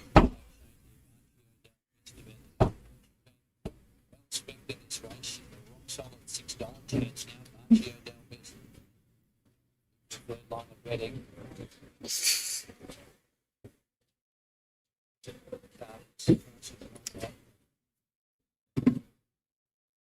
Nearly ready to go. Casual connection and third chart roll. Look behind. Someone is going to beat. You haven't won. It's up. One will.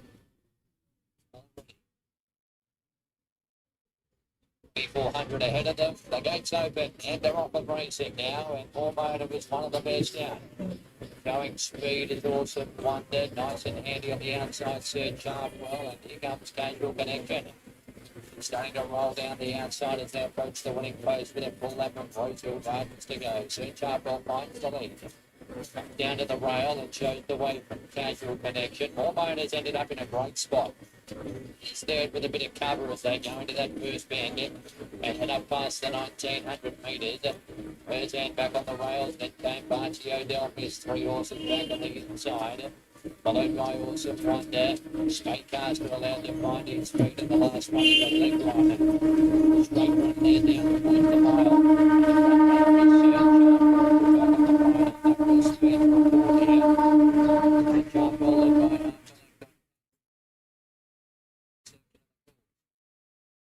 Getting a dream on the outside of third hand. They were trailed by Marcio Delvis on the inside of Awesome Wonder. And the last pair on a spade master in the leg line. No change to the order. In this day, running to the back straight. Front runner by half a length is Chartwell. It's Sir Chartwell running down past the 1200 metres, leading John Gardner Bennekin. The easing second favourite up on the outside. Third the best with still no change. One man to the outside, 1 and 2 frames with the race. Where is one? There is no one, Gavin.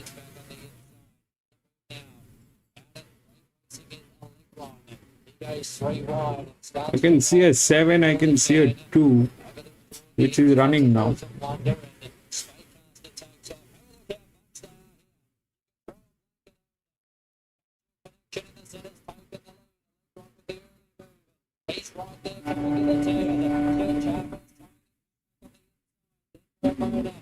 Just a bit flat-footed, but they spread it. Then time goes in. Marcio is going okay, but they block into the straight.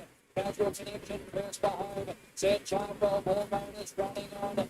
Back behind the Marcio Delvis, retrieving through, then Spade faster. It's casual connection, 150 metres to go. The Braves are coming. Hormone, Marcio Delvis, and Awesome One to wide around, but Marcio Delvis gets up on the inside with Hormone. 10, 10, 6, 8. Adaman at 10.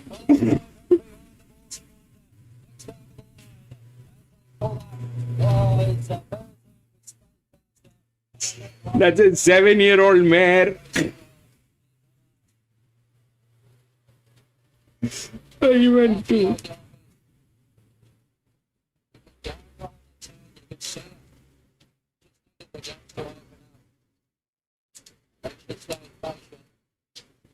And this tough man, the lead Cherry Burgers, has driven through.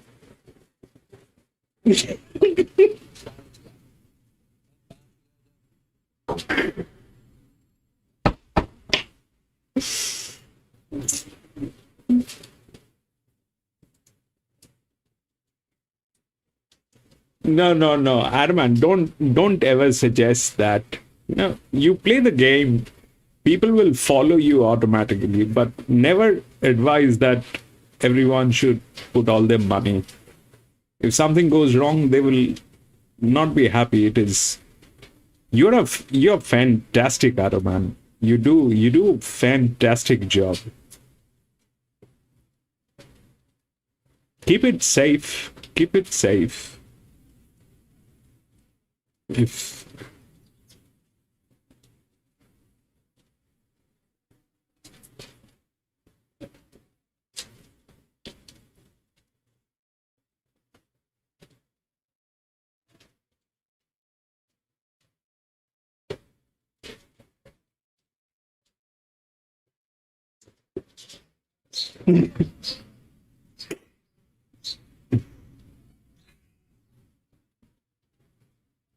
Rosal Resake number 12. Man, we've got this number 6 here, which is 3.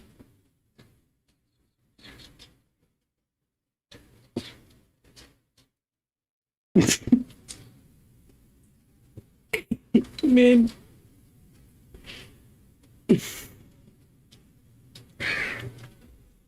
I'm gonna go run out of this thing is with J Mac. Here it's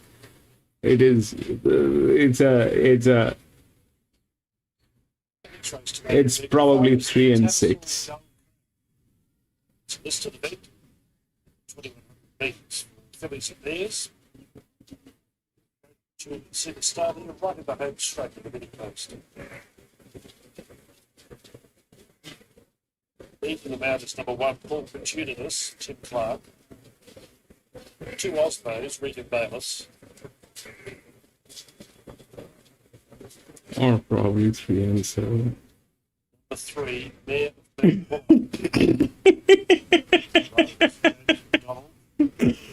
Jericho.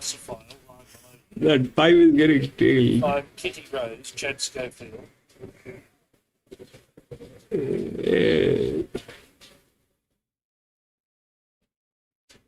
Sevens. Number 6, Miss Jolene, Ange Jones, who's already written a double today. 7, Little Mix, Jason Collins. Jason has the white cap. to distinguish it from Mare and Mount Buller, both raced the same interest. Okay. Number 8, Quiet as Tommy Berry. 9, Kind Words, Karen McAvoy. Okay.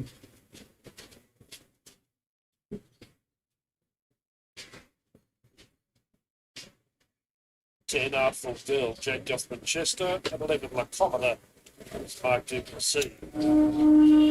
Latest tab fixed odds, Bull Pursuiters late 50, Osmo's 23, Mayor of Mount Bullet 290, Philosopher 15, Kitty Rose 34, Miss Jolene 460, Little Mix 31, Quiet was 380, Kind Words at 10, Artful Girl 151, and Lactometer $61. 4 minutes until the Tattersall Gold Crown.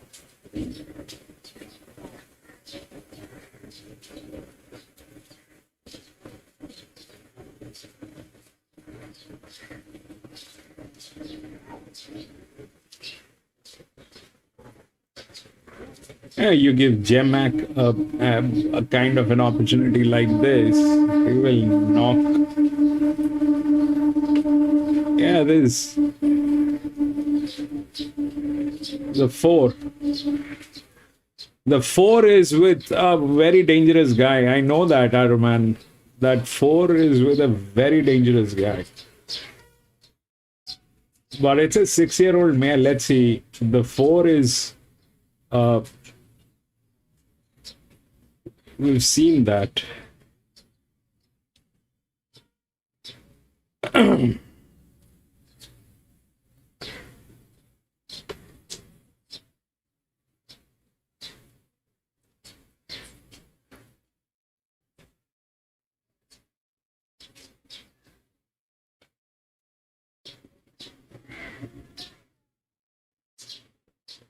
12. Where? Gavin? Here we don't have a 12.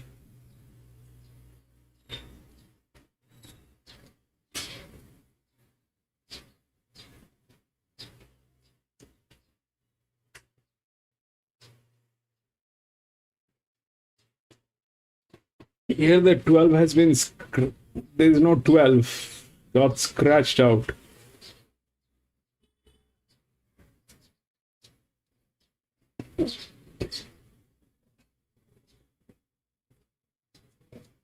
Yes, but where? Which track, Gavin?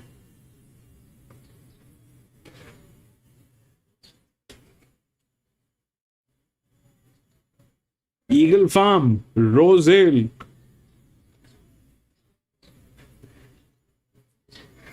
Where? There's no 12, man. Where is 12?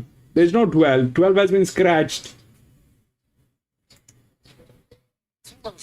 Figures here for the There's no 12. Come on.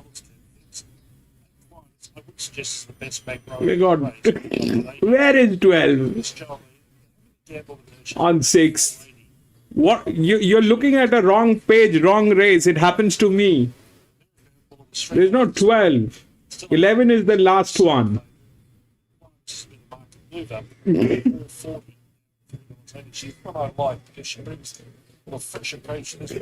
No, he's probably got a wrong page. It happens to me. It happens to me. I'm looking at one race, then there's another page. 12 is running outside the barrier.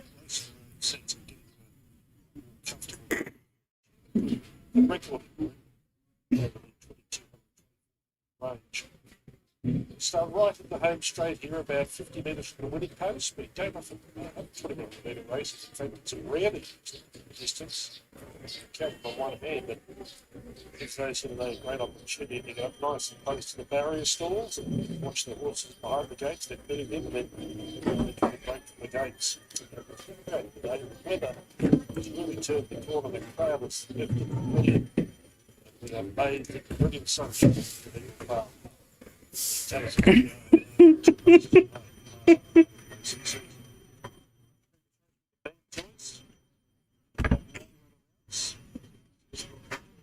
And if J-Max messes this up, he shouldn't actually. it doesn't look like that things can go wrong. Good over the Wally yard. They're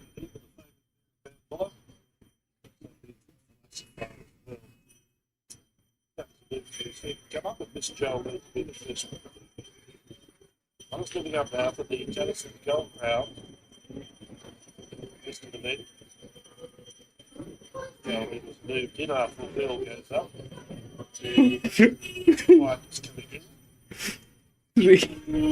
That's the farm about to come up. More little mix. Ownership interest. Jockey mix. Jason has the white cap. Only a handful out now for Lassiphile, Kind Words, Mark Commodore, and Osmos want to move up. Last the tab fixed forward, number 3, Bear of Mount Buller, 320. You know, Next one is 380. it looks like a clean shot, but Juniors, 850 and Kind let us not celebrate round out those things. before the eggs are hatched. Farm, they're ready to break in the listed Tattersall's Gold Crown. Stand by for this match.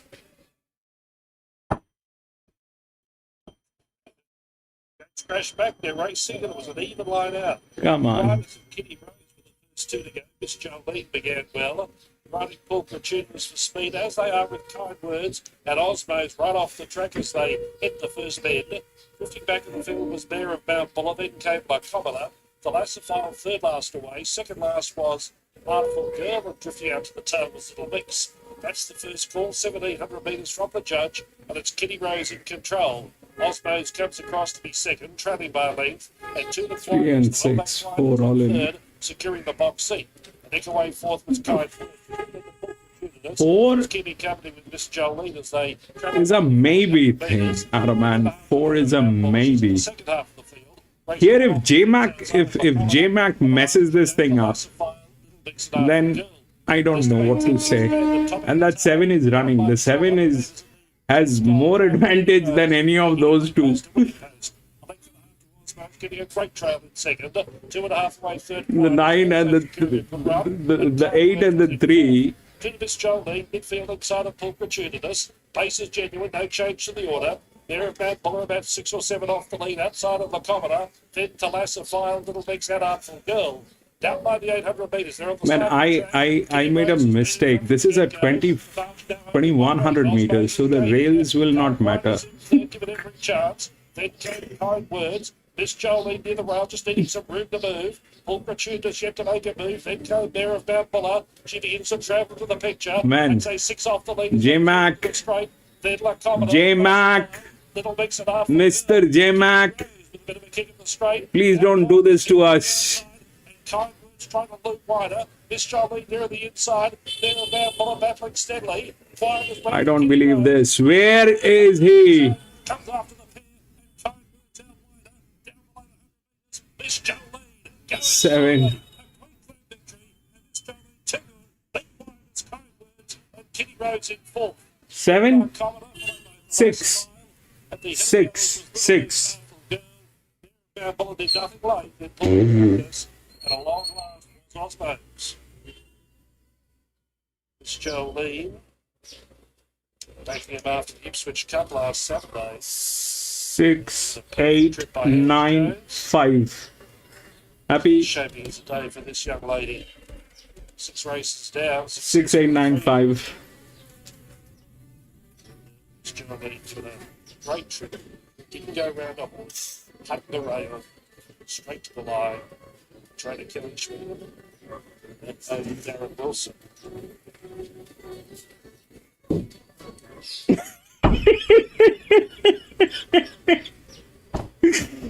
Man, that is bad. What happened is 6, 8, 9, and 5. 6, 8. Then the 9 came in. And 5.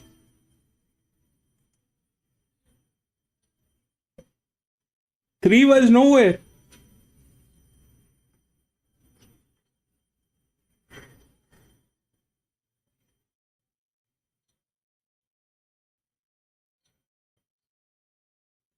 6.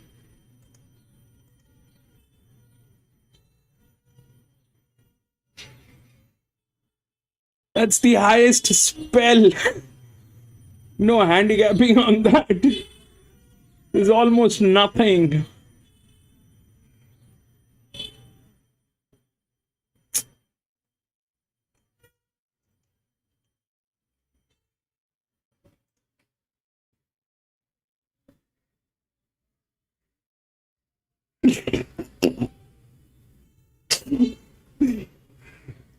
Bad as in God.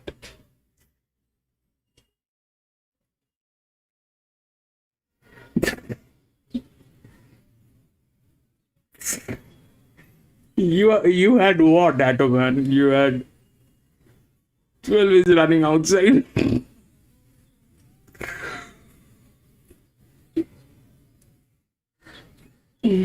That was bad, actually. That was bad. Very bad. So the thing is,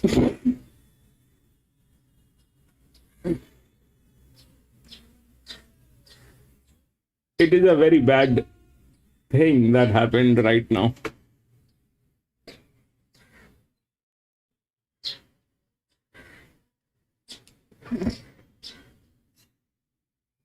It looks like we are on a losing spree. So who is going to do what from where? I don't know. The 6 was. I mean, what on earth happened with what happened with 3?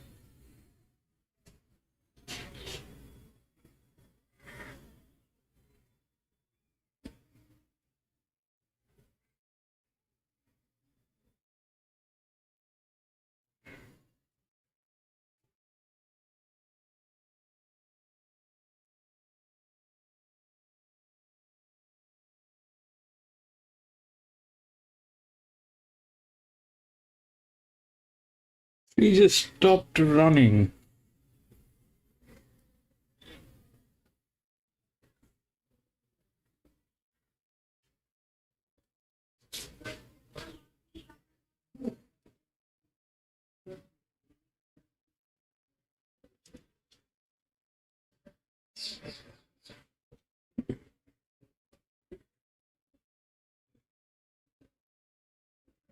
No, we should have. I think the best would have been Caulfield. Yes, please.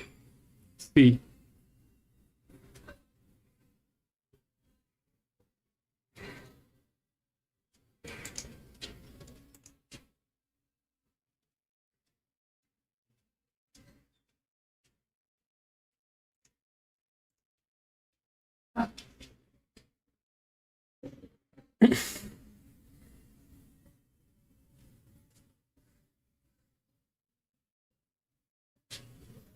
Nine and 14 is Caulfield to stay alive.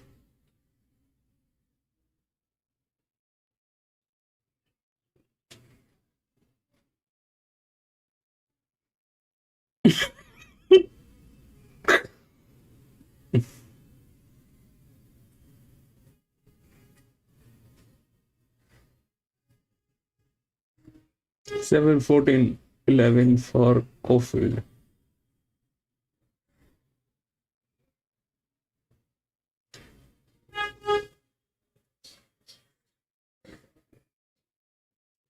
So far we can see the 5 is running.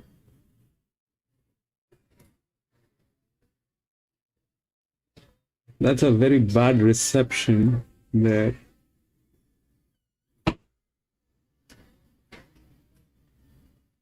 This is a strong straight. It's a very strong straight. 100 meters. Come on. Where are you?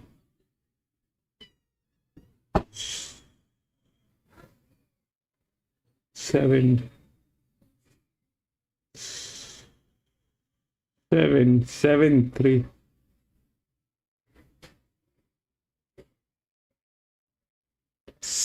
7. Arman, you've got that 7. 7. 7, 7, 7. 7, buddy. We go to 7, race number 7. 7 and 10 has been scratched from 7. Odds 6, 4, 5, and 1.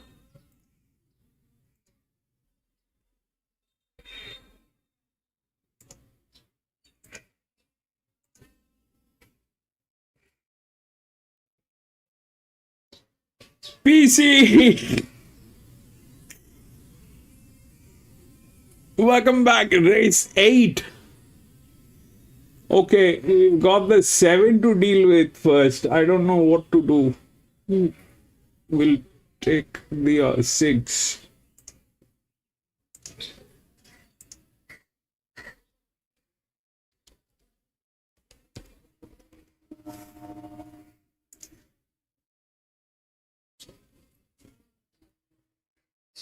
Big bet, race 8, Eagle Farm 10. Lucy. 6, 4, 5, 1. 6.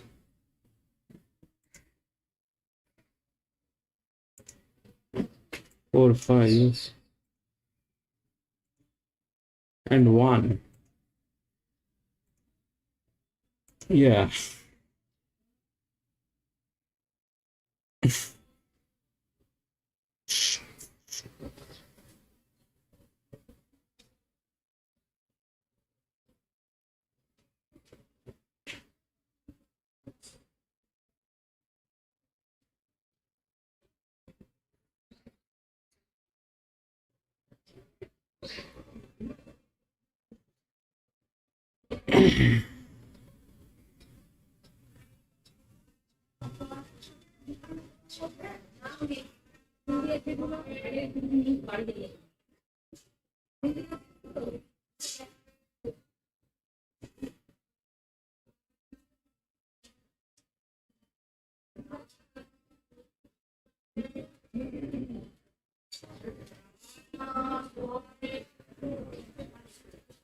Okay, thanks, Marto. Yeah, well dusted, really well tried here. Jeremy Bass, of course, took out the Tab Highway today.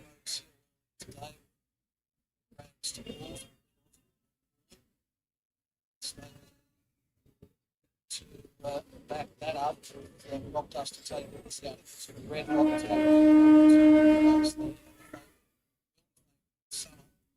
still is favourite back into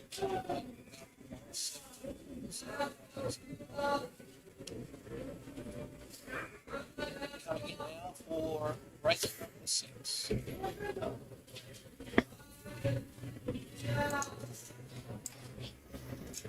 All right, this is the 7th one here in Eagle Farm. If we look through the odds, it's 6, 4, 5, and 1. 6, 4, 5, and then 1. That 1 is the largest outer. I don't know why it has suddenly started coming into the favorite, because in the top odds, this was not there 1 year ago when we were racing. But this is something that has started coming in. Anyways, but that's what it looks like. 6 is the linear.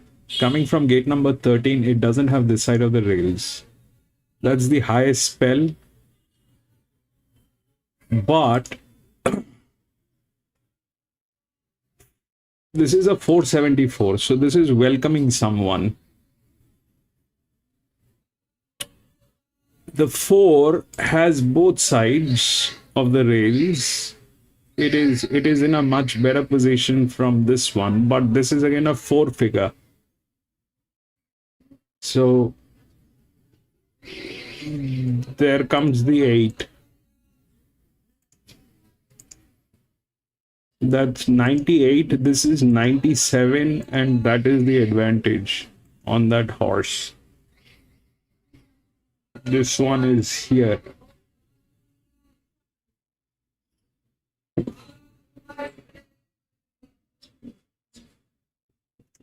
Ten, We don't have a gate number 11. 12 is here, which is an 81, 40, 81, 9, 3. This is 81, 40. This is 81, 58, 10, 9. This is the second advantage. Okay.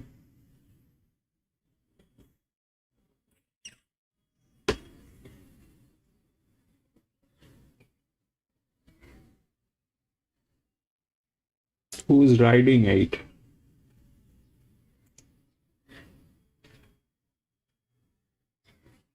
Tim Clark.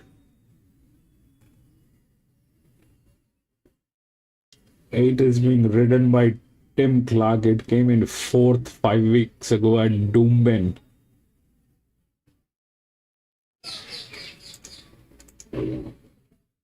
Six is being ridden by Rachel King. So it's between Rachel King and Timmy Clark. 4 is being ridden by Malin Jake Pollitt. Tommy Berry. This thing is there. If that's handicapped with a jock, I mean Rachel King, who's being, look at what they've done to Rachel King here. Okay. Rachel King is, when we were racing at Hawkesbury and Rachel King was at, 5. Here it is 34. So they have done stuff here. And that is what has happened. Plus it lacks this side of the rails. And it is a 474 at the end of the day. So it is welcoming someone. And the nearest one that can happen is this one.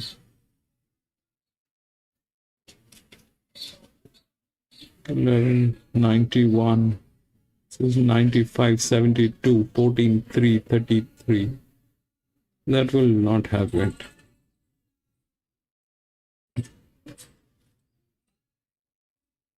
$55, 76, 2. Let's see from here. If we go, then it is 14 by 22.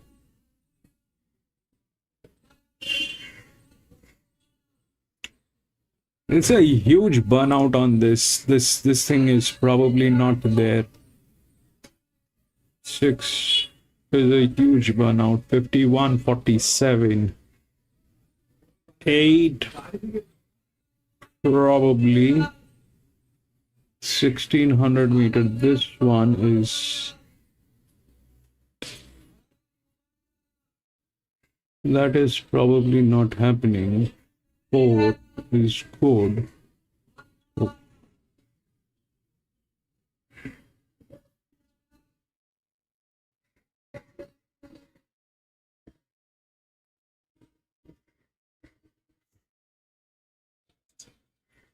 And the worst thing is we are not even getting the paddock. There's nothing that they're talking about paddock. This is Timmy Clark riding this. Is good. 4 is also good. 4 is within the rails. So 4 is at 94, 40%, 25, 14. That's that. The advantage is any day with, if we do that, that's 25, 14. So that's about 9% here. But this is like, this difference is like 80%, 60%, 60% here. So the advantage is there with 8. There's nothing doing. 4 is being ridden by Mr. A. Malion, and this is by Timmy Clark. Stands no chance. 6 is the favorite, which is by Rachel King. So Rachel King will do what Rachel King does. But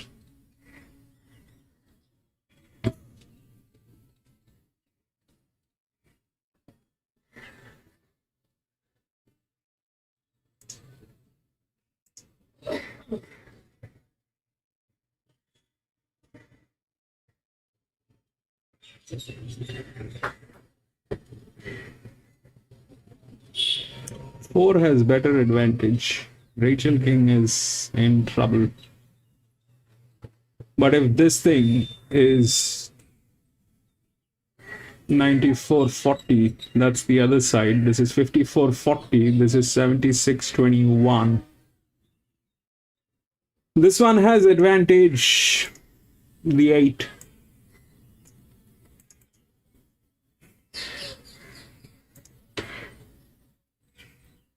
Morph, no bro, I don't have. And Morph kind of gave me a nightmare. Morph gave us copyright. That's why I have that green screen now. Whenever Morph is showing, any track from South Australia is showing, I'm putting that green thing up because they gave me a copyright. It's not a strike, but claim. If that keeps happening, I'll be in trouble.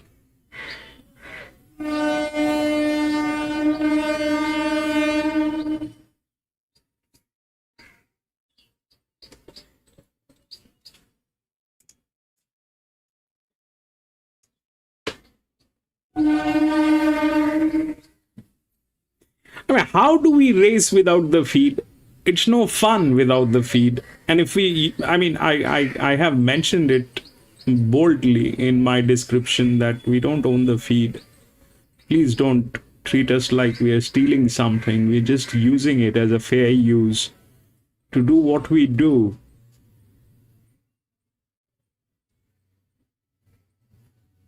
It's not that we are dependent on this thing, the feed, and we're just showing the feed. No, we're not doing that. We are racing and we are using the feed for the racing. That's all that we're doing, since we physically cannot be there. It looks like bad.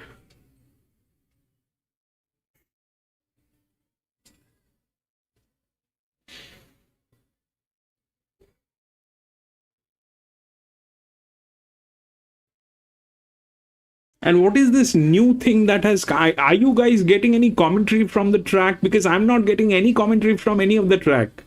Not from Rose Hill. Not from Eagle Farm. I'm not getting any commentary from any of the tracks. This is something that has started happening off late. Like for the last 15 days, there's no commentary from any of the tracks.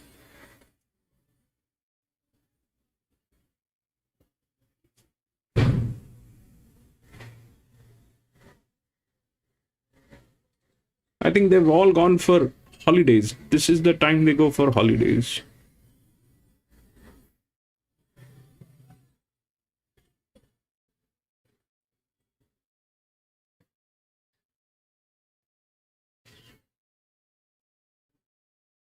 Everybody is vanished. Those two ladies, then the guy who looks like Arnold, then that old guy.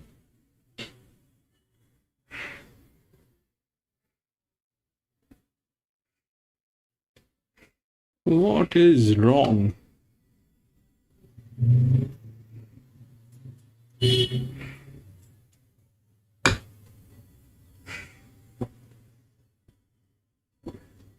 Ten.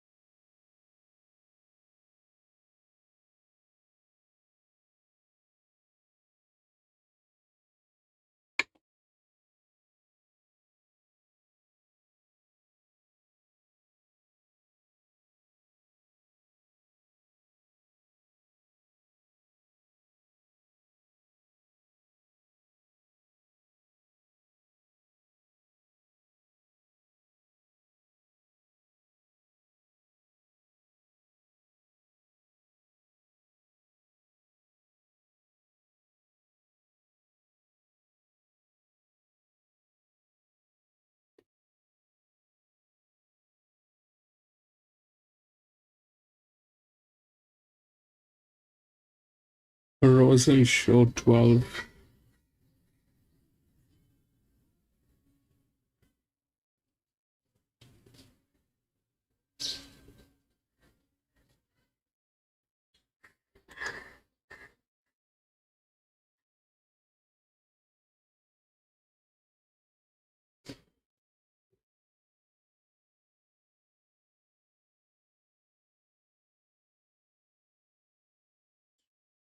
Under 2 minutes here.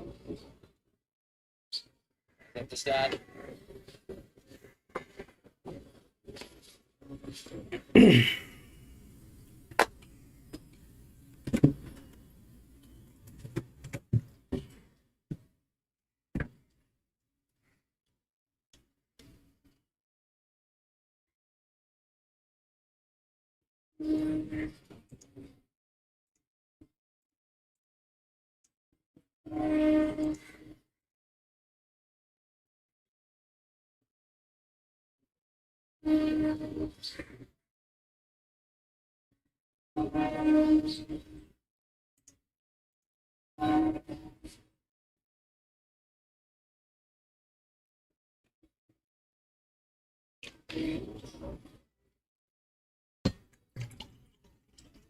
Start. 12 is the one.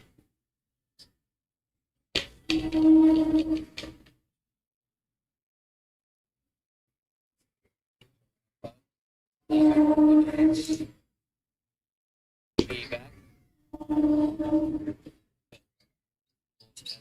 Community Hutchins. Array, Canberra Legends, Gibchoni, and Monarchs Pro. 310 about piggyback here. What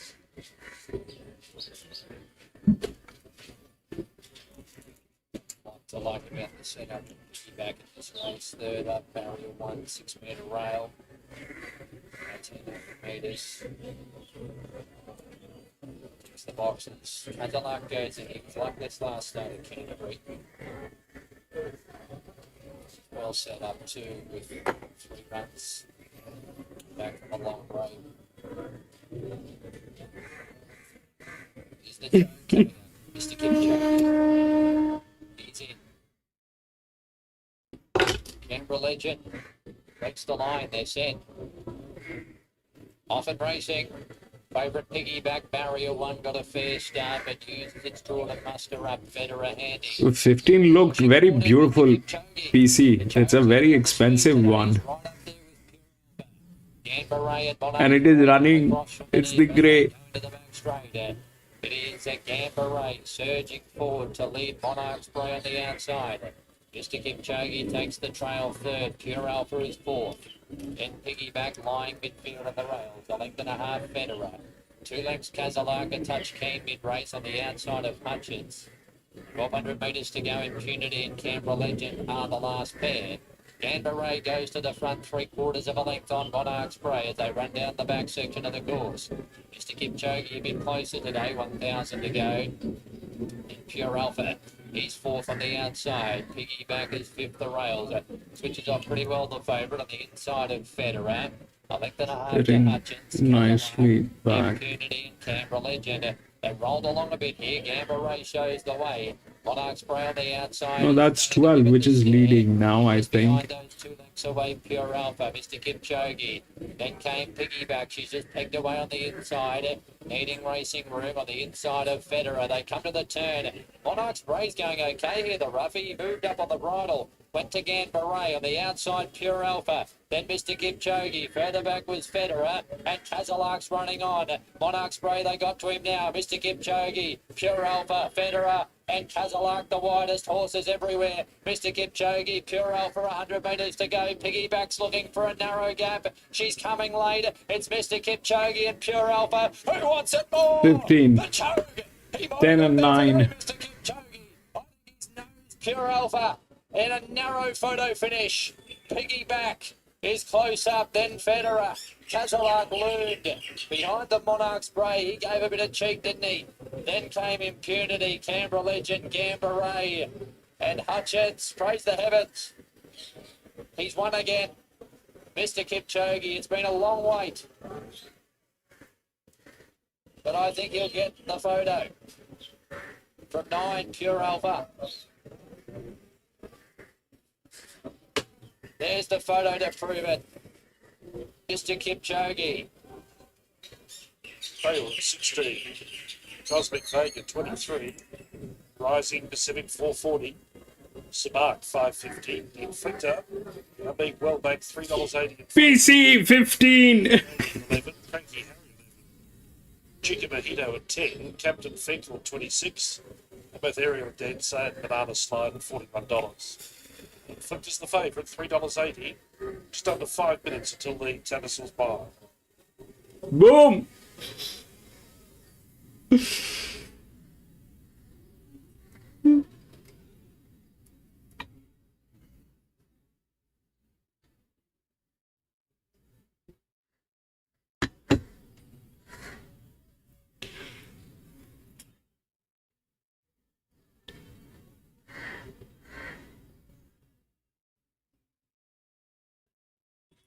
Nine came second, yes.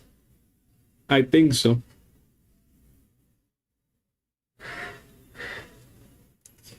I messed it up, Araman. I messed it up. Bucephalus is almost half dead. I messed it up. We'll have to get that thing right. I absolutely killed it.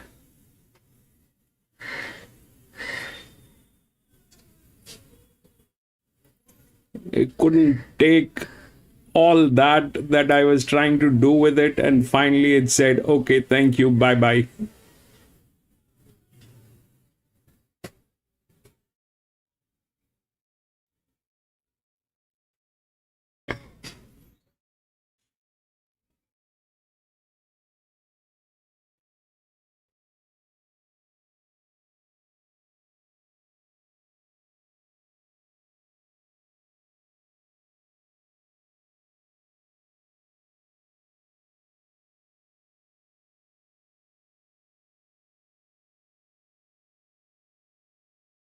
One 411.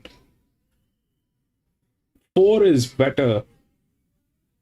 1 is the largest outer drift. They kind of, probably you're on the right track. 11, I don't know. I'll play a coffee on 8.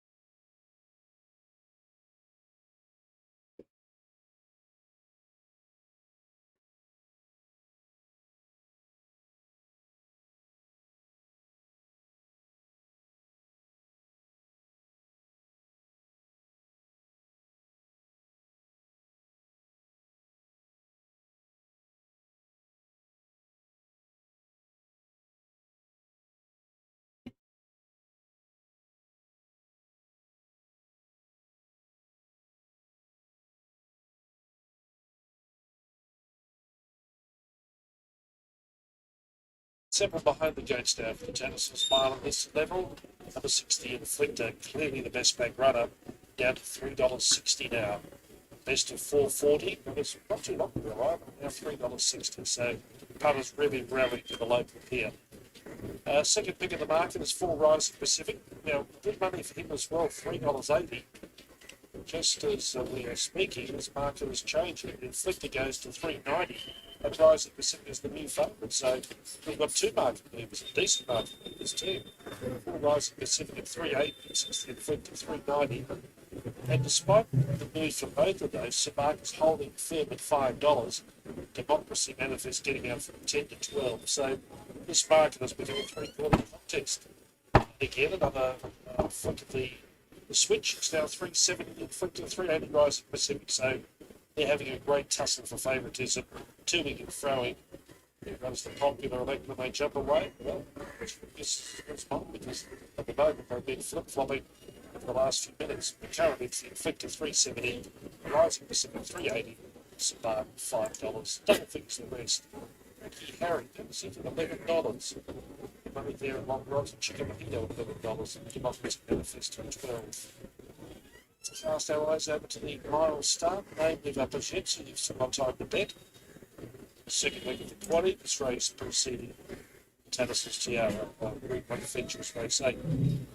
Previous race with the Miss Jolene, a local victory. Kelly Schwed's had a good carnival. Electric continued with Miss Jolene proving too strong. It's a tricky one. I'm going to go with an EW on 8. I'll go with 8 EW if the 8 gets in. And 6 is the favorite. It is written by Rachel King. 8 went in. Two locals, the Inflictor and Rising Pacific. The Inflictor is now back to $3.50. Rising Pacific at $4 and Sabar. Drop solid at $5. Loading well now. Inflictor waiting its turn with Rising Pacific and Banana Slide. Carrying Price Sayer and Democracy Manifesto. Only 5 or 6 to move in. Started to release the field of the 7th race of the day. Tricky one. I mean, after J-Mac losing, it gives a little bit of, you know, Getaway. 4 nervousness, man. Last race. Just stopped running at 3. Price Sayer, a stablemate of Democracy Manifest goes up. The Inflictor, the second last to move in. Ricky Harry will be last up, 60 Inflictor 340. 4 Rising Pacific 440. 5 Sabark at $4.60, timing from 5 pretty late. Ricky Harry joins them. 5 interest. 5 is also good. 5 is in there. Tattersall's mile, race 7 of 9. Racing. Sabark flew out. The Inflictor and Aerial Dancer have got great speed as well, and they go by Sabark early. Captain Fenkle 4th away, and Chicken Mojito will land 5th on the fence. Frankie Harry 3 wide outside that pair in the early stages. A few lengths away, Queen of Dragons, followed by 250 cents on 8. Yeah, it's worth that only. The last trio, Cosmic Vega, Democracy Manifest, and Banana Slide. Heading down the bank straight, 1100 left to run. Aerial Dance the leader, and the Inflictor sits up in second. Frankie Harry continues that 3 wide path towards the leaders, and Sparks can get run in 4th, and likewise Chicken Mojito Park 5th to fence. Then Captain Fenkle, Queen of Dragons 3 wide. Rising Pacific over on the rail about. So far, who is that running? Then Price Sayor, Cosmic Vega, Democracy Manifest, and Banana Slide. 700 metres from the judge, Aerial Dancer. Likes to win and deal in front, does it well. Deerflick is also travelling strongly second. Trailing by neck, Ricky Harry always deep. Sabark right behind them, waiting on a run. Likewise for Chicken Mojito. Then came Queen of Dragons, Rising Pacific. Is going to try and pitch inside, runs to their homeward bound. All right, now run, baby. Cosmic Vega, Banana Slide, and Democracy Manifest. By the 300 metres of the Inflictor, straight to the lead. Sabark's in hot pursuit. They got to Aerial Dancer. Then Chicken Mojito, Rising Pacific with too much ground to make up. The Inflictor in front. Sabark is trying hard on the outside. Slowly but surely, trying to get on terms. The Inflictor's in for the fight. They pair off. The Inflictor and Sabark. Here's the post. The Inflictor beats Sabark. Chicken Mojito 3rd. Fado 4th. Rising Pacific or Democracy Manifest. Then came Banana Slide. Followed by Cosmic Vega, Cry Sayor, Captain 6, right? Frankie Harry, Aerial Dancer, Queen of Dragons out towards the tail. Well, he missed out on the Stradbroke, but it's a good consolation 6-5 today for the Inflictor. Fighting off Sabark gamely. And they had a great battle. Chicken Mojito 3rd, Rising Pacific 4th. That would be the result over the line. The Inflictor, Rachel King in the saddle for Craig Cousins. He's had a great ride during this carnival with all listening with the Inflictor, making it to the Stradbroke.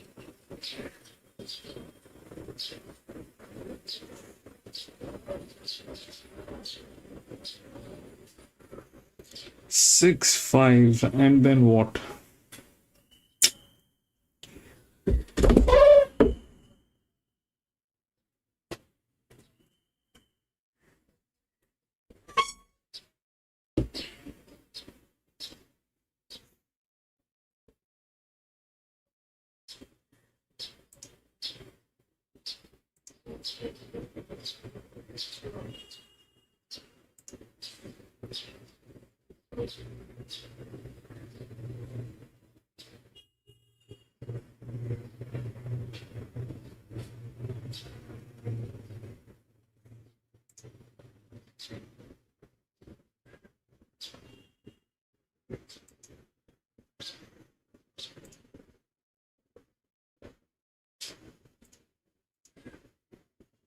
10, 5, 2, 13.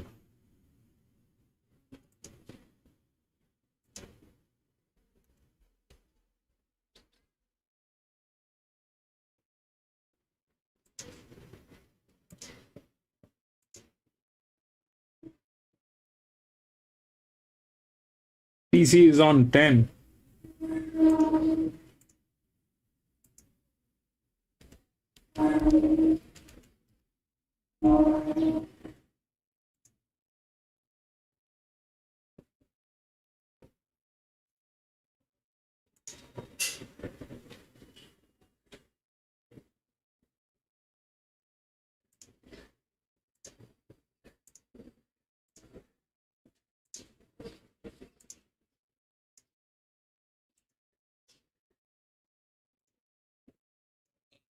Sequence shown as a tab moving here. 550 to 290 earlier today has been a bunch of that price 6 through road boating boy is also a tab moving.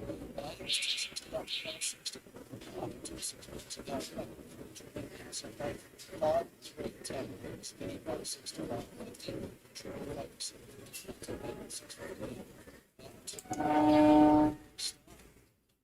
3 both tab movements.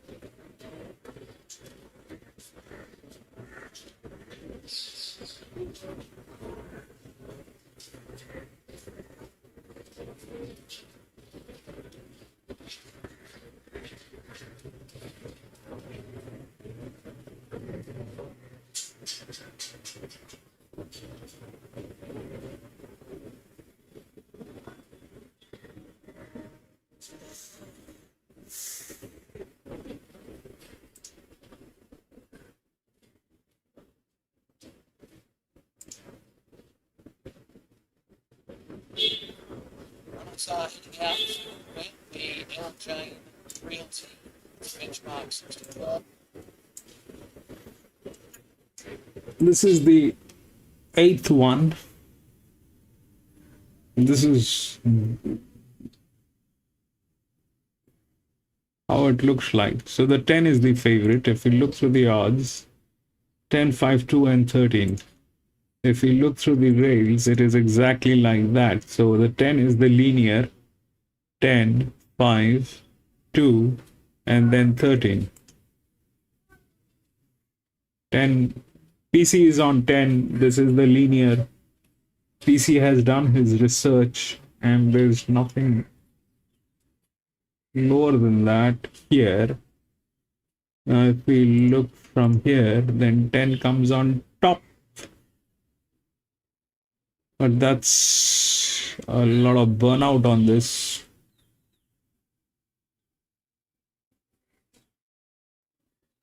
See.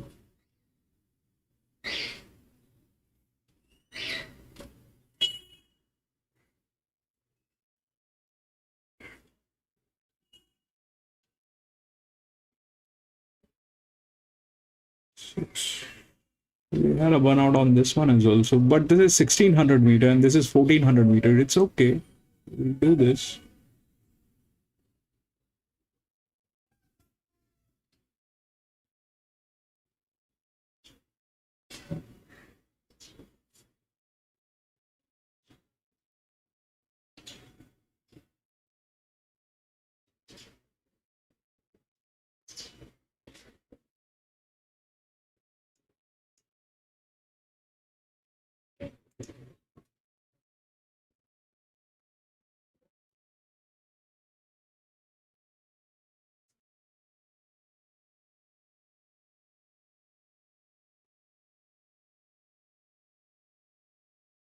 This 7 is here, alright. The 7 is a check. The 7 is here. It's a 425, then it's 494. They've taken the second favorite, second linear here, which is 83 by 30. It's a little too much. 13, I don't know who's riding 13, but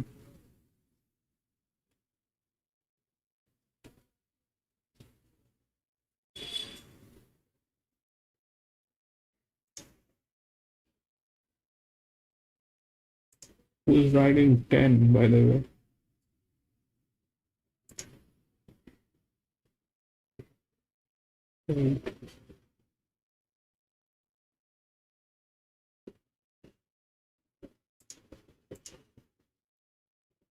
Angela Jones. 5 is here, it has the physics.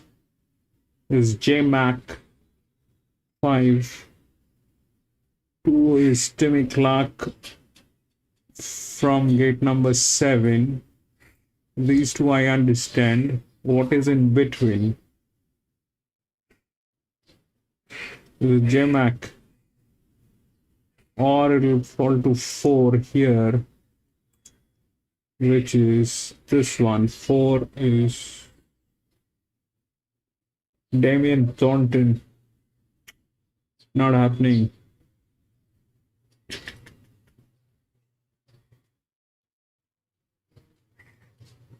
Seven is being written by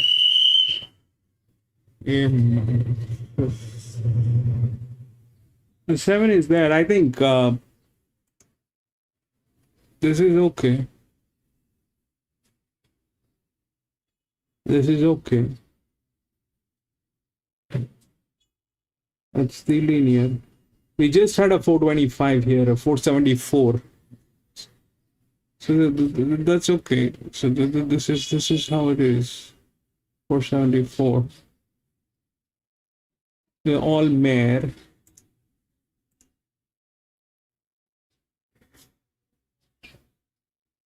There are no BBs here.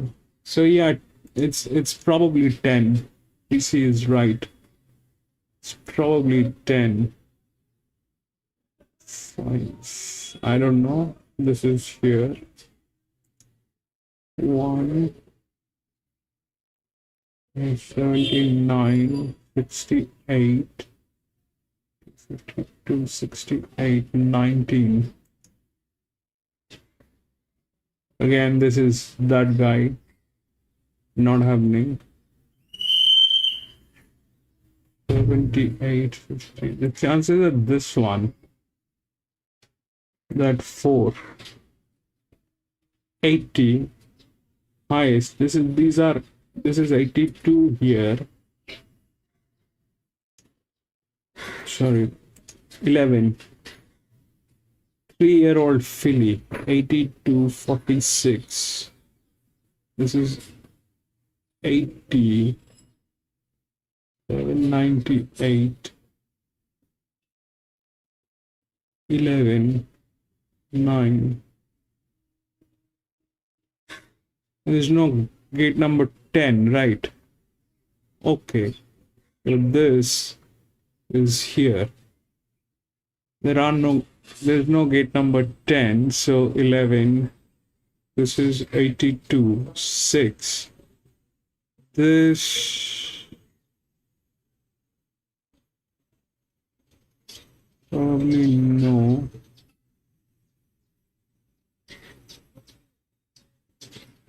$82, $80, $52, $82, 1. Is this $82, $93, $89? JMAC is here, 18. This is a good one. The 17 is a good one, which is here. Gate number 11. 10 is not there, so they're neighboring. And probably 2 through the rails. We'll see, but we're going to go with the 10. 10's good. Huge balance on this horse. Wow, very high burnout.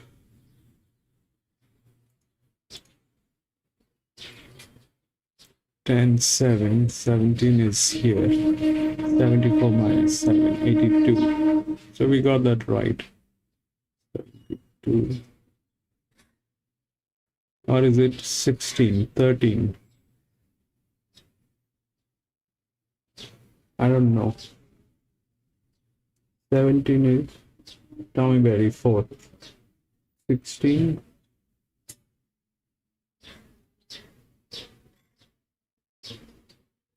Karen McAvoy, 11th. No.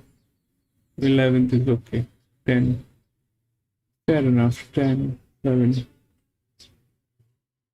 7, 11. 2. 2 has the roof. So 2 is probably getting in. 5, J Mac, and this guy is check. And this one, 82. So difference between these two horses is 82. 7 is better. This one is just advantage, but 7 is a strong one. Remove that. 7, 17, we'll keep it. Marked. 10. 10 should work. PC is right. PC does a lot of research, I think. Out of all the races, PC is on one horse. PC has done his research all week. Since last week, PC has been working on this. Tell me if I'm wrong, PC.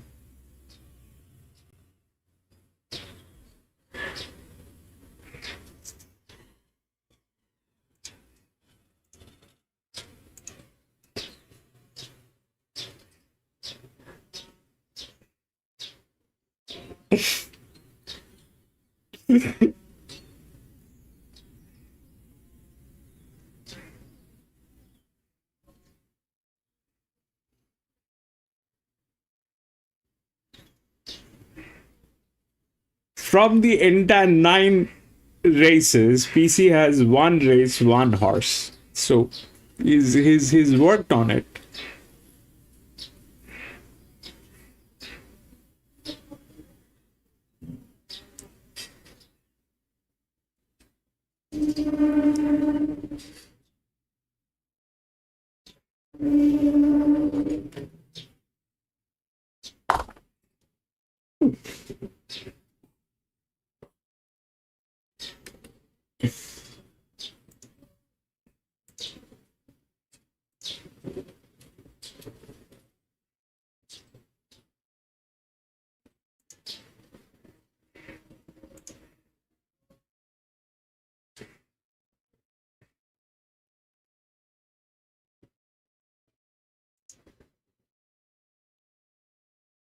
Six, 5, 11, 4, the last one.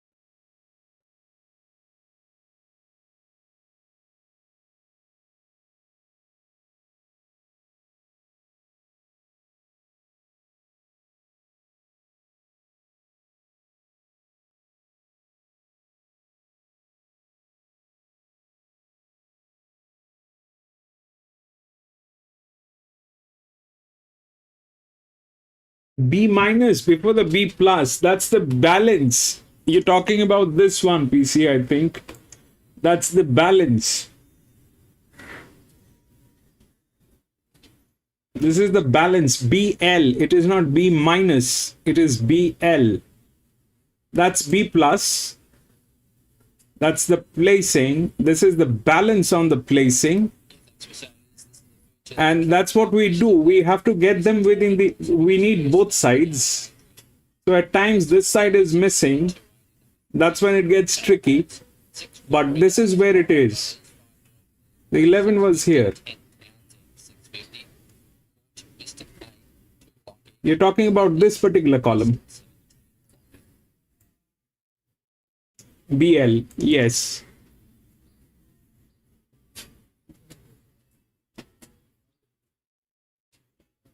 I mean, we are calculating that in probably 2-3 different ways. We are calculating that. That is like the engine. It's like the car has an engine and then the body. So the weight of the body and the engine. So the engine versus, the body weight. So you need a high power engine and a lower body weight. That will give you the balance, which is like, it is like a sports car, like a carbon fiber body and then a very strong engine in there. So that's what it does. And we are measuring that in 2-3 different segments, PC. It's not just there. It is the primary one where we started off last 1 year ago. And it has always been there. If you remember, it has been there since the very, very inception. Not exactly the inception, very beginning, but yes.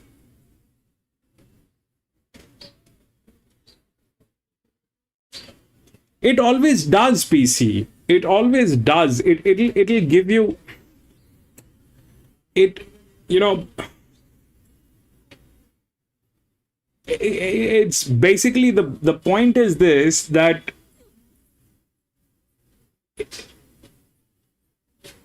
it's mathematics, PC. So at the end of the day, it's got a very, very strong strike rate on the balance, and it has to be with the B plus, which is basically the placings. How so what is happening, PC, is this is, you see, so I'll compare here. So you see the balance is here, okay? Then we know the placing, okay, where they stand. And here we are measuring the pressure on each and every horse. So we know how much pressure is there on that particular horse. And then we have started calculating the burnout, which is, it needs to be worked out. It is something that needs to be worked out. It is still half baked. Here we have the BB, where we know that this is the body balance, this is the engine to the body weight kind of a thing. Both are more or less same, but there is a difference in these two. All right, in this two there is a difference. This one doesn't have the carrying weight. This one has the carrying weight and the jockey weight. It is calculated here. Then we have the then we see the jockey here, the jockey pressure. So that is how this entire thing is. Like here, if you see, everything worked well apart from that 8. All right, 6, 5, 4, 11. I think that is what the results are. 6, 5, 11, and 4. So we had them here. Apart from this one, I don't know why it did not run, but it just did not run. That happened, but this was here. The 11 was right here.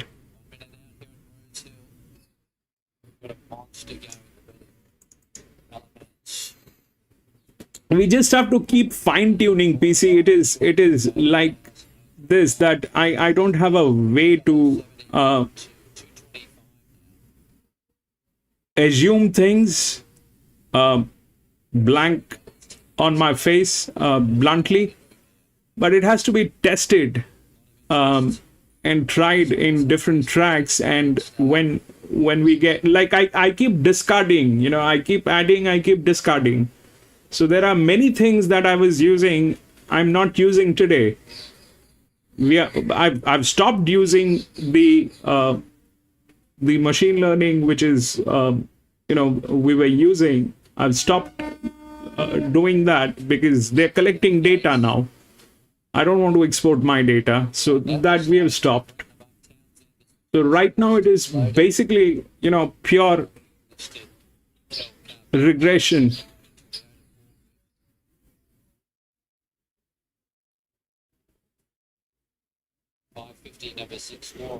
We'll get it straight someday, PC. It might take a little time, but we will get this thing straight. One day, I'll make you proud, PC.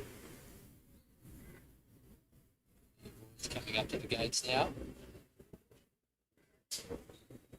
Touristic and Jesus. The last two in. 2:15 now, Bellamaz. And Jordan about to come up. Josh Parr's already ridden 2 winners here today. It needs to be, just the BL is not the thing, but you have to have the other things in place as well. The pressure, the placing, the jockey. It's just not one thing. If it was just one thing, I'll measure just one thing. We've got 50 channels opened here. We're looking at it through 50 different channels. So something's got to give here. They're 4 and 5 abreast at the moment. But yes, the lowest BL is running and doing that thing. You see that? 6. And Elamaz, the heavily backed favourite, goes to the lead for Parr. He takes him to the top. 1,300 metres to go. He's 1 length in front of Glory Days. Third on the rails was Age of Kings. In fact, is that a 6 or a 16? That's a 6.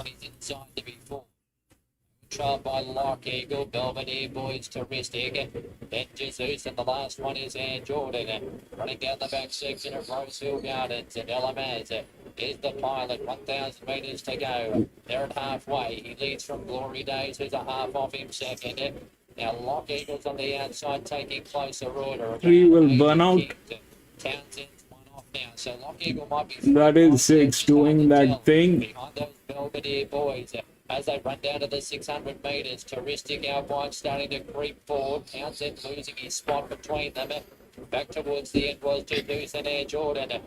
We'll get it straight, PC. We'll get it straight. I'm constantly trying to do this, but at times we just don't have the tracks to measure this, and it becomes very difficult to work with other tracks and run, baby. Boys the outside. 100 metres to go. Alamaz in front. Belvedere Boys is surging. Alamaz Run. Belvedere Boys gets 3, 5, 6, 9. I think Alamaz will scramble home and win the McKell Cup. They put a stack on it, and I think they're about to get paid. Glory Days third. Not sure what's run fourth. Age of Kings, Lock Eagle, Jesus, Townsend behind them, and Air Jordan. Photo here. But I think the big plunge is going to come off. It's trying to scramble home. Belvedere Boys coming after him. It'll be 3 or 5, 5 or 3 in the McKell Cup thrilling race with Belvedere Boys coming out of the pack. But he'll miss.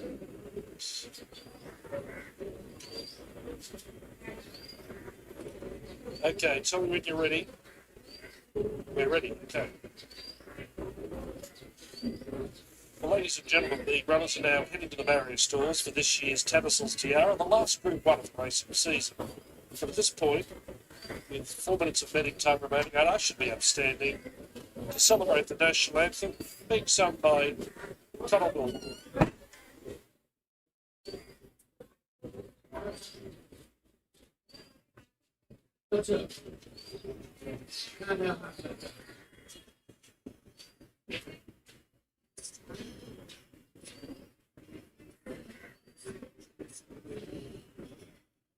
Now he's singing.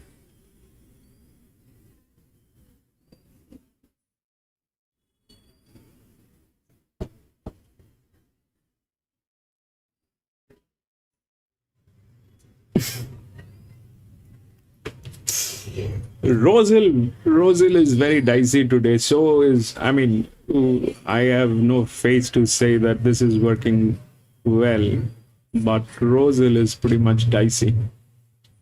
Pretty much dicey today.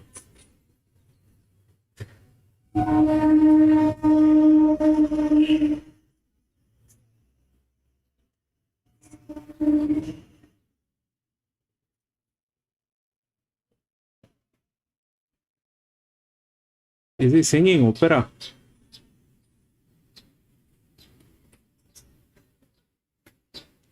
Thank you, Connor. Connor Wilmore with the national anthem as the first of the runners now arrived at the barrier stalls for the Tattersall's Tiara. Samana, $61.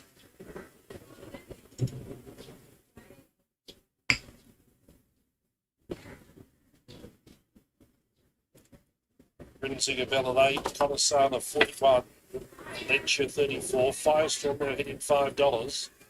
Cuervalonde 41, Lubbers Bay 41, and Boundary is at 19.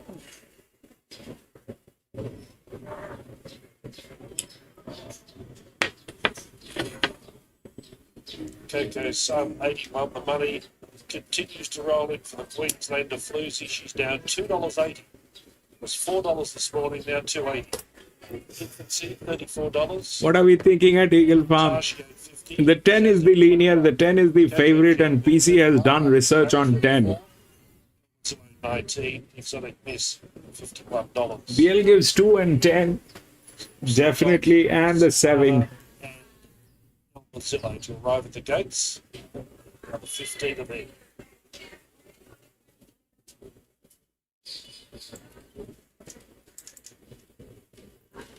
So I do smallest 2, 10. The 5 is there. The 7 is there, which is the third linear. Let's go now. Not just gone, but gone completely blown to smithereens. 7. And $2.80. 2 is on. I don't think 2 will miss it, but how that will work, whether the 15 will get in or JMac is going to get in, is something else, but it's pretty much there. The 7 is there. And from this side, this guy, 17. I'm not very sure about 17. 10. I think you've done that research, PC, and it is showing on data as well. So there's no contradiction. There's no contradiction. And we miss you here, PC, because you are the one who used to get the contradictions. And now the contradictions are gone. So everything relies on the data. if she can win this race today, the right to this race. And now you got the 10, but the 10 is not in a contradiction. It is the linear within the rails. Why will it not win? And you've done the research, so we are pretty much in a clean shot, I think. It's been an amazing ride for Floozy as well, Ange Jones. She's been on a roller coaster ride today, already with a treble. She just missed out on Zarastro in the Kingsford Smith Cup, missed out by a whisker, getting her first Group 1. She partners Floozy here. Of course, Tony Gollan already celebrating a Group 1 success during this card. I like Simana. Which is Simana now? Lewis numbers. Without one, they're moving. Zazu comes up. Turn. Bounding goes into a good game, which is a rarity for a bounding. Normally the recipient of bad barriers, but today drawn a lot better. Fingers crossed, yes. The market comes up. Firestorm moves in for J-Mac. Frank likes 13. It's 5 or 6 to move in. 13 is the second linear. Lewis, 1. Chris Wallace. Where did you get the 1? That is coming from gate number 16. So 6 runners to move in for the Tattersall Tiara. Rounds out the Group 1 schedule for 24-25. 1,400 metres ahead of them. This famous track, number 10, Floozy, $3. 5, Firestorm at 5. So you get that money drive. No, the 10 will win. The 10 will win. Back to $8. They're not. This is the second or the third one at a 400 meter. I'm sorry, at a 400 linear. So they're not handicapping it tightly. They're not doing that, which is okay. Fair enough. Good line out. Bubbers Bay, one of the first to go. Exotic, Miss and Commissar have got early speed. Floozy and It'll expose. About not too far away in the first call. Then Tashi, followed by Coco Subadventure, right off the track, but going for Coeur Volante and then Arctic Glamour, followed by El Mazzillo, Sabana, Zazu, Firestorm. Third last as they round that first bend, then Infancy and Coco Jet Boo. Rinsing a bell in front, Floozy. Up second, sitting 3/4 of a length behind the leader. Floozy run. One away, fourth, Exotic Miss. 2 to a bounding in a good 50.5 mile. Trying to start on the rail. Tashi between runners and Coeur Volante is doing it tough in the middle part, 3 and 4 wide. Then Alentia, followed by Coco, San El Borzillo. Sabana is a long way back. Firestorm gives the maid at the 500 metres. Arctic Glamour right off the track. Then Zazu. Second last, Coco, Jet, Boo and Infancy. Whip the bend. The Tiara. Run, Floozy. Baby. Floozy ran to the lead. It's a long way up this big Eagle Farm straight, but Floozy's making every post a winning post. Bubbers Bay is challenging. Here's Tashi the bounding with a big baldy face joining in down below the 200. Floozy's all out, and Tashi took the lead. Floozy battles on. 13. But Tashi goes for Come on. Tashi raced Go. 13. Firestorm next, and then came Infancy. Bubbers Bay, followed by Sabana, Coco Jambu, Grimsinger Bell. Well back was Comasana, El Mazzillo, Arctic Glamour, Zazu. And out towards the tail was Coeur Volante, Tashi. Boom. Carnival. Today's the greatest Group 1. 13. 6. No, 13. 8. Number 13, Tashi, Tom Sherry for Peter Snowden. She's been racing terrifically.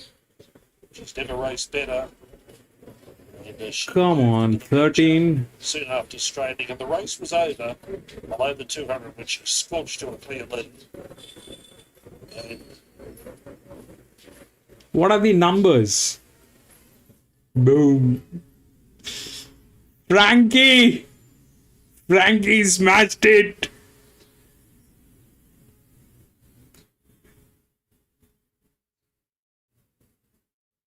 Four got a place.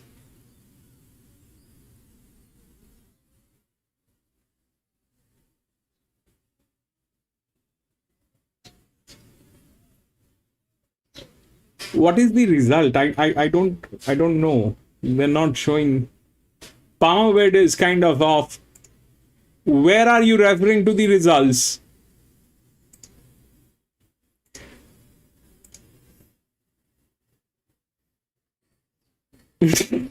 Bad. No, I'll show you what happened.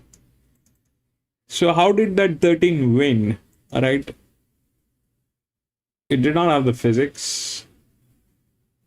93-22, and this was 83-30. That was 63. This is 60. Here it is 56, and that is 29. So it is almost double with a less pressure. It is almost double the sectional speed on this, and this is where it knocked it out. And you know, I was, so if you look at what happened, this is a very, very strong, I mean, I did not want to contradict PC on this. Even I was very sure that this is going to work, because this one worked here with a 47, but this one was a 67% burnout. This one was a 67% burnout. I'm not saying this is 100% right, but we are getting some results. We got this one through this, and that's where it was a little thing. Here 10, then the 7, both were high burnouts. Okay, then here if you look at this and this is the smallest. This was there, but it was way down. It was way down. It was not the thing. But here it was 13 was like that.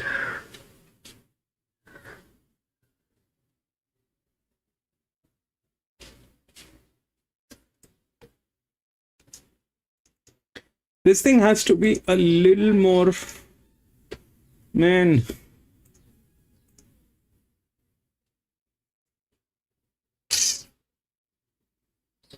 What are the numbers? Anybody has any idea about the numbers?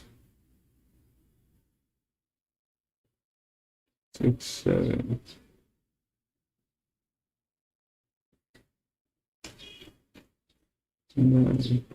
Rows 6, 7. That was rows 8.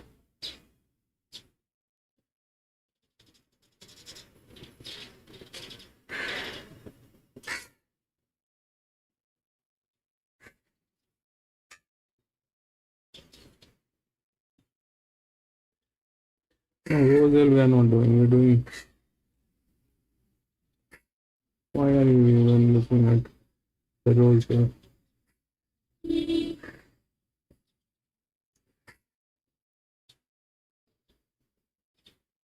Okay. 13, 8, 4, 18.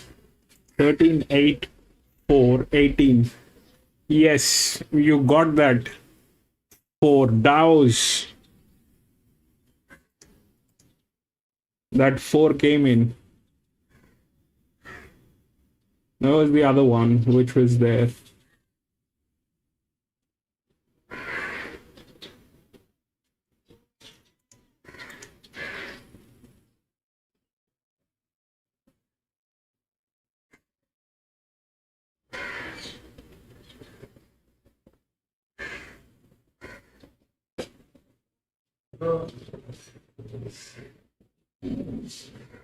Thirteen, 8, 4.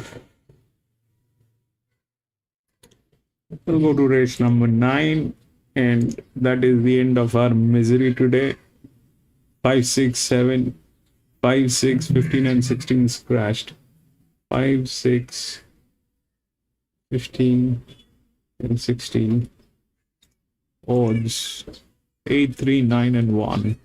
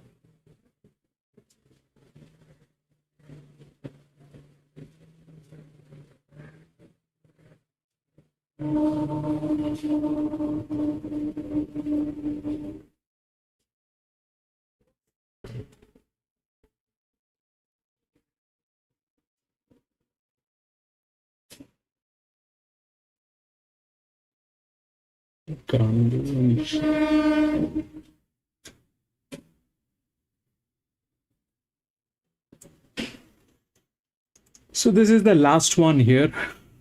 And if you look at the odds, that's 8, 3, 9, and 1. 8 is the favorite. Then 3, 9, and 1. When we look through the rails, it's weird because they have this side and they have this side. So 8 is the linear. Okay, it's a 222. You're getting a thing on this. Now, so we had this thing with JMac on this particular race, right? Where was it? Here, the 1400 meter. This thing won with like that. So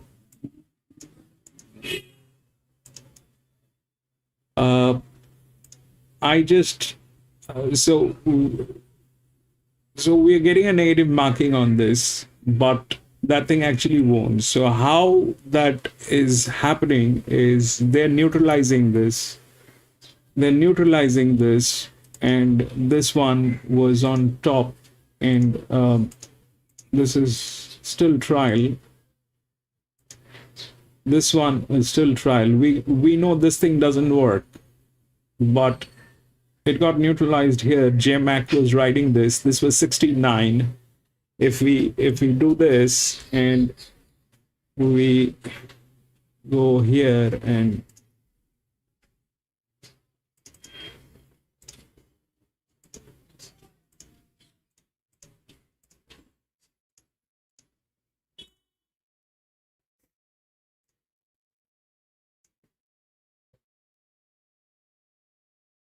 it's probably 9. Now, if we look at the pressure, this is 54, 31. So 54 and 31. Where is my calculator?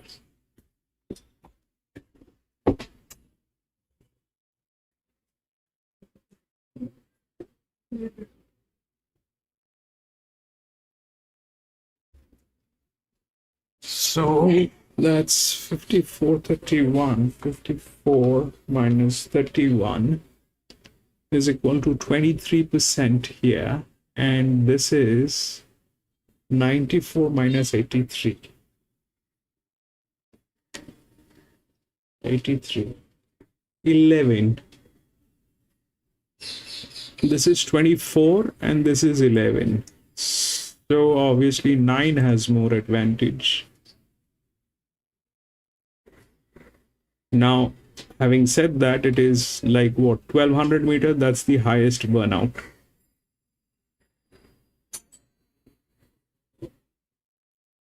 That is like that. So 9 is what we are getting here, and if we smallest one is then here, but this one 11 40, but this one has physics 70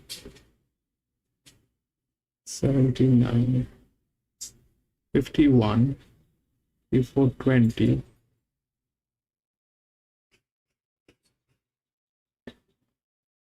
1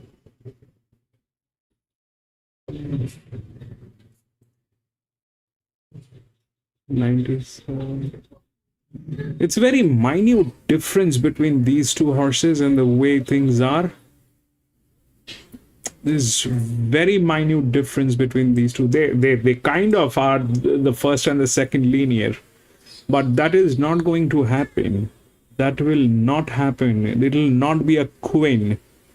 So what is in between that might be a shocker is from here is 75 spent 2.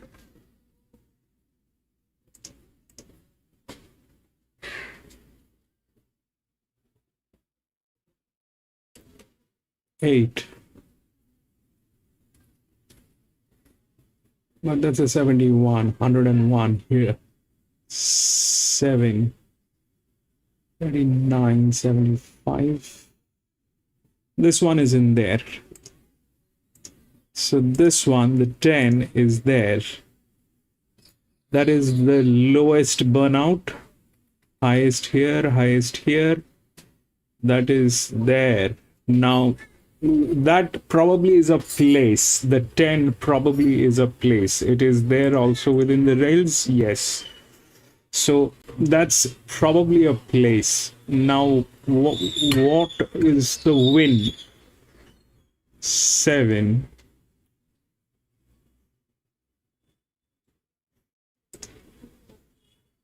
Oh man, please don't tell me this is...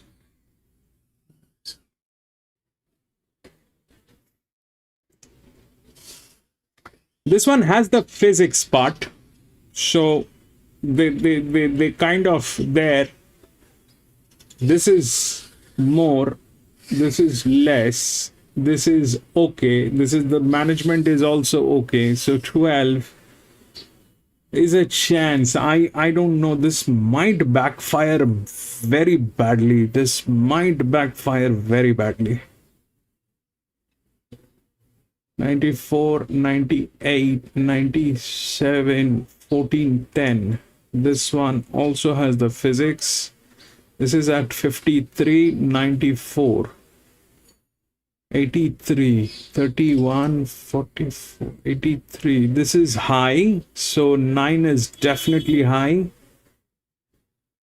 8 is definitely high. This one falls down to nothing almost. 97, 14, 10. All right. This one is at 53. This is 42, 54. So the difference is about 8. And here the difference is about huge. 40% approximately. Here it is 4. Here it is 40. So 14 is the one which has got the highest advantage out of these guys, all right?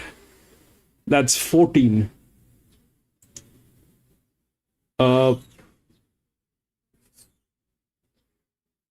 who's riding 14 and what has it done? R. Maloney No, that is the last race. This is R. Stewart. I don't know who is he. Tommy Berry, 3, Tim Clark. All that will not happen. There is a very strong chance this one is going to go somewhere else. This 14 has, the 14 came in third last 2 weeks ago on a 1200 meter. And that's where it stands. Here, 10. Then they have the neutral, which is here, 9. So up here, what are we looking at? 10. Then probably 7. I think it is 10. I mean, if this is a 98 and it is handicapped at that level, this one is nothing. It actually happened here also, right? So here it was opposite. Here it was low. This was high. This one went through. So if we come to that conclusion, which one is winning? In that case, the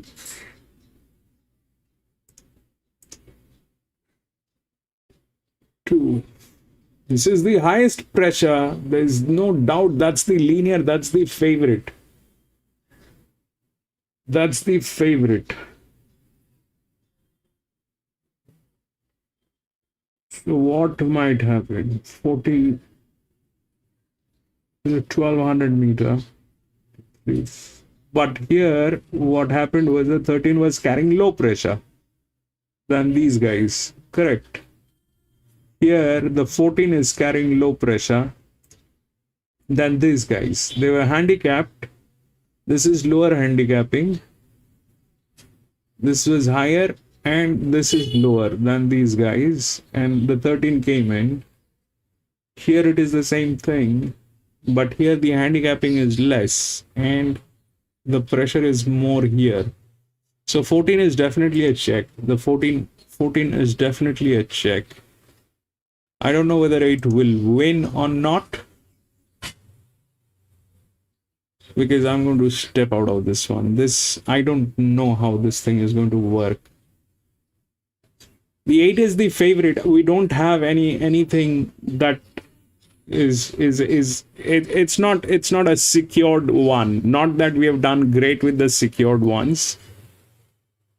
They also backfired, but this is twice that chance.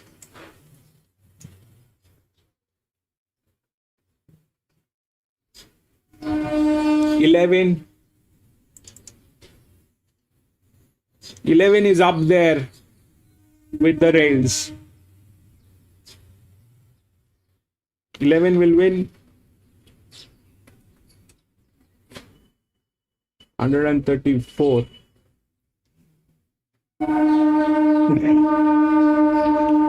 Okay, 11.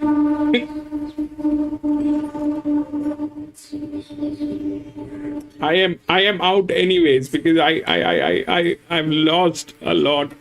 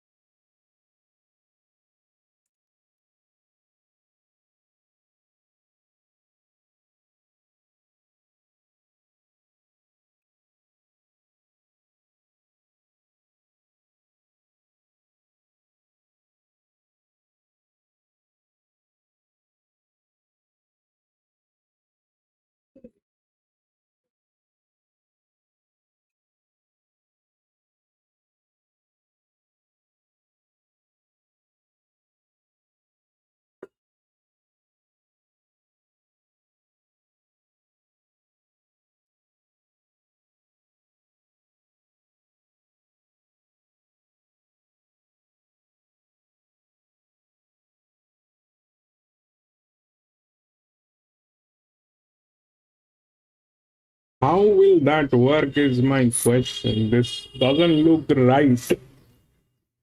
I mean, not about the 11. I'm talking about the 8 and the 9.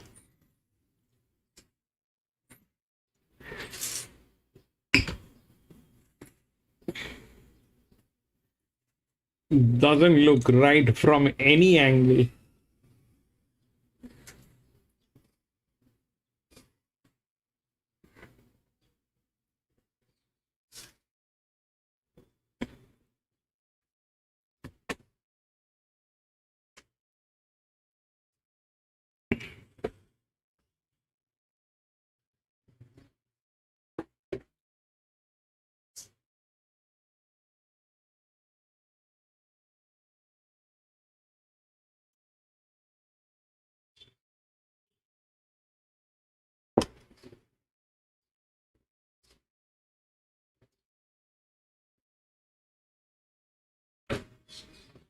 $13.9 to Rosehill.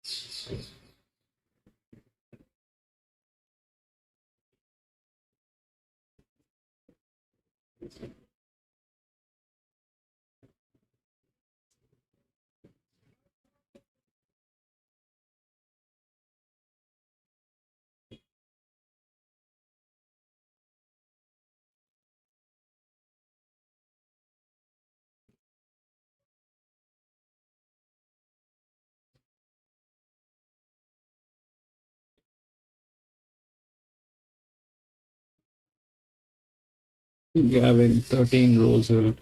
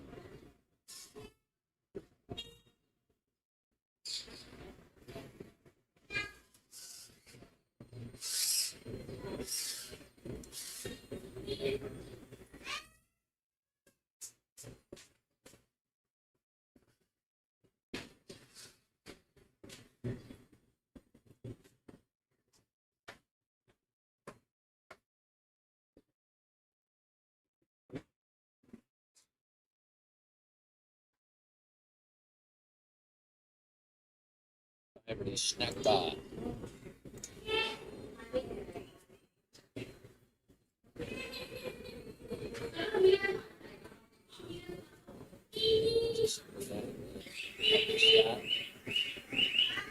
Pocket of sunshine over there in the back straight. It's glorious that late afternoon when the sun and late extreme quarters come up. Grandstand goes in. Flying Destiny moves up. He looks at improving here from a better gate. Second up. Walk and talk now moving forward. There's a bit of pace in this race. Elson Boy, walk and talk and Flying Destiny.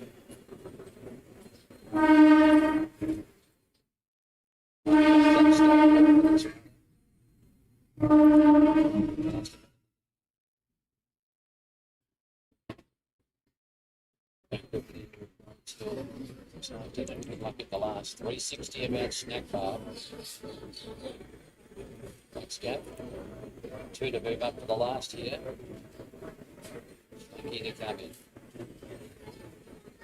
Bad race this to finish with competitive.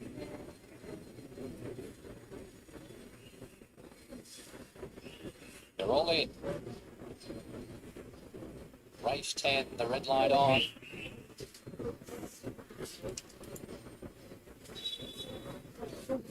Stand by, they're racing now, and Lady Extreme Barrier 1, one of the first out. Going for speed is Flying Destiny, walking, talking right up there, and Elson Boy's charging up as well. So they put a bit of heat into the race early stages. Snack Bar getting his head up and over racing inside of Iron Man. Native King has caught wide presses forward. Further back was Liberty State, followed by Unstoppable Eye to Fire. 2 lengths to Slinky. Elson Boy working hard on the outside of Flying Destiny, who won't give up the fence. 2 or 3 lengths away, walking, talking, and Lady Extreme is railing through. Behind those Native Kings, Snack Bar goes back down to the inside for par, looking for 4. As they spin, Elson Boy and Flying Destiny, they've cut at each other here. Trying to get out, Lady Extreme got pocketed. She had to go back to the inside. Walking Torkins running on that Snack Bar at the 250. It's Flying Destiny. Now the run's coming for Lady Extreme, and Iron Man's running home with Snack Bar. 100 to go. Flying Destiny the leader from Lady Extreme. Iron Man, Snack Bar. 4 of them are coming to the line here. They hit it, photo. 13, I think. Has dived at Flying Destiny. Not much in it. 13, baby. Iron Man fourth. Unstoppable Slinky, followed by Liberty 13, 13. Nelson Boy. Further back was Walking, Talking, and Eye of the Fire. Who's got the bob? Boom. Lady Extreme might have got there. Well, that replay says she has. She's dived at Flying Destiny. She's a real bulldog, this man. Never runs a bad race. Here they come to the line. 13, 5, 12. Jet Salute 480. And that 8 is getting tailed. Barber 21. Needs one 370. Metal Art 550. The Novelist 19. Mossbar 9. Midnight in Tokyo 15. Shalom's Moment 71. Abbott Girl 26. Go to the gates for the last race. And we'll run late here.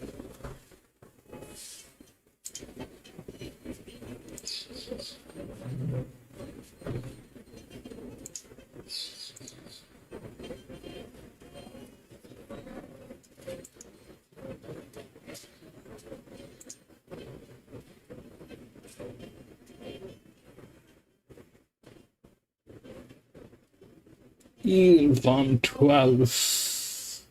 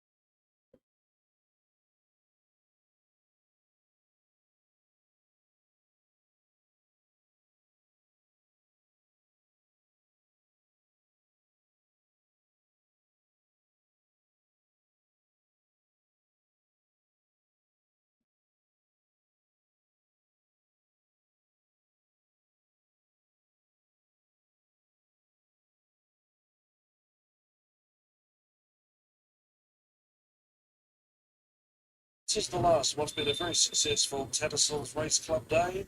No, Of course, by three, Tasha, with the attached Tiara, telling Sherry's first group one week into starting competition after the race. I'll have a chat with both tomorrow and pass the post. Just after 9 weeks, same time. But she went comfortably. 2 weeks was the margin, 121.8, $80 a time on the quicker. Tattersall's Tiara, races history. Other features today, the Inflictor bounced back to winning form, winning the Tats Mile. The Crown was won by Miss Jolie. You'll see her making the winning list. Tats Cup won by Man Joyce, a long time out of the winner's circle, but he was back there today. He won easily, 2 nearly 5 lengths. I think Autumn Boy created a great impression for the future, winning the Tattersall Stakes at Mystic level. And the Battle of the Bush was won by Peshawar. Fighting finish got there by a short half. There's absolutely, it's a hopeless kind of a situation here, Gavin. PC says 11 has a huge run. 11 has the rails. It's a good one. I'll go coffee on 11. Let's see. It's absolutely hopeless. $6 metal arm. There's no clarity on this one. No hope. If the 8 wins, 8 wins. That's the linear. It's got the physics, but it's getting tailed. It's a 4-year-old gilding. And 94% pressure on that. It is. I hope it doesn't just put all its leg up in the air.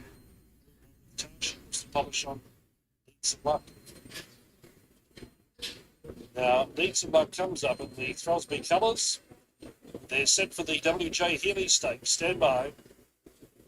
Group 3, 1200 metres. Racing Brisbane. Hidden Wealth and Prince of Boom both began fast at the start, showing early speed and novelist as well. And Appen Girl and Shalaz moment with the last pair. Fully homeward bound to the Healy, 350 left to run. Hidden Wealth's the leader. Osmar gets out to give chase, then the novelist. Barber's coming home strongly. General Salute's out wider. Needs to going to move on. Hidden Wealth still the leader. Benelard pitching inside runs. Then came Osmar. General Salute down the outside. They're swamping Hidden Wealth. Benelard breaks to the lead. Shot the gap, ran away. Won the Healy. Benelard first. Second Osmar. Photo third. General Salute or Hidden Wealth. And Barber just behind them in fifth. Then Needs 9. Cannonball. Midnight in Tokyo. Shalaz moment. Well back up. So that was right actually. 9. Tucking ride by 9-11. Jockey Collett. Sees Metalart and Kelly Schmieder. Feature race double on Tats Day. 9-11, 3 and 1. General Salute will get up for third. I'd say Hidden Wealth will be on for fourth. Winner. 9-11, 3 and 1. So what happened is that 8 was not happening. You had to have this 9, then came 11, then came 3 and 1. All right. So how did that happen is because of this.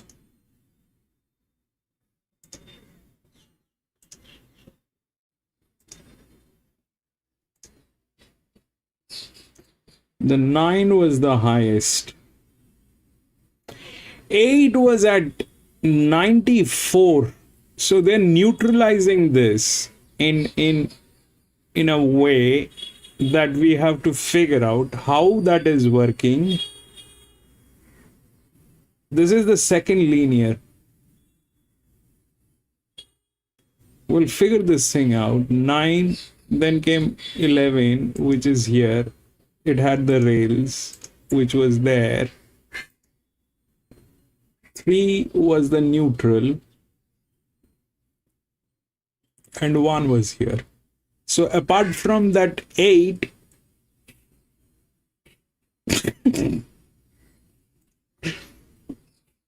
everything worked. How did this work? Here is still lower than this one, 68. just 11, then 14, 10, all that, 11, 3, 9, 11, 3,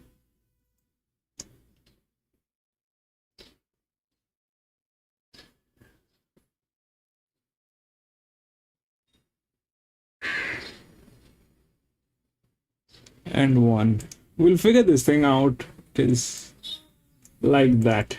Anyway, that is it, ladies and gentlemen. That is it. Yeah, that probably happened, and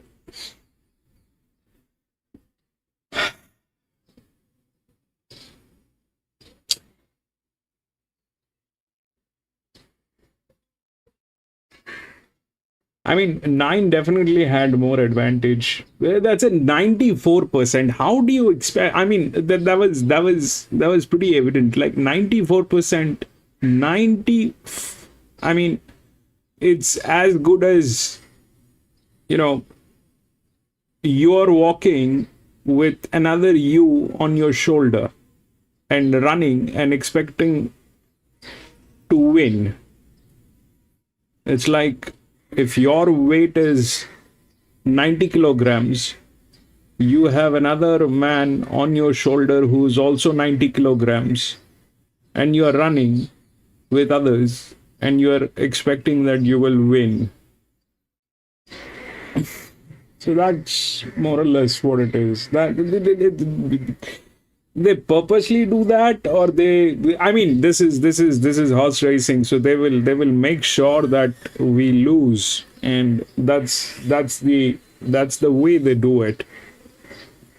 Anyway, that is it, ladies and gentlemen. I'm not going to be racing tomorrow and Monday. Tomorrow we have no tracks. I'm going to be back racing on Tuesday, so if you have a little time, please come and join me. We will race together, do a little chit chat, and try to have some fun. And thank you so much for being there. Gavin, thank you so much, my friend, for being there. PC, I can't thank you enough, PC, but thank you so much for being there, my friend. Lee, thank you so much for being there, my friend. Adaman, thank you so much for being there. Dows, thank you so much for being there, Dows. Lewis, thank you so much, Lewis, bro, for being there.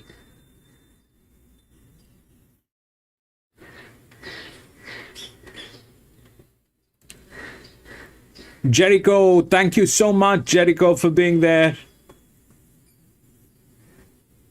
I think that is it. Thank you, gentlemen. I'll see you on Tuesday again. Thank you, and have a blessed day. Bye-bye.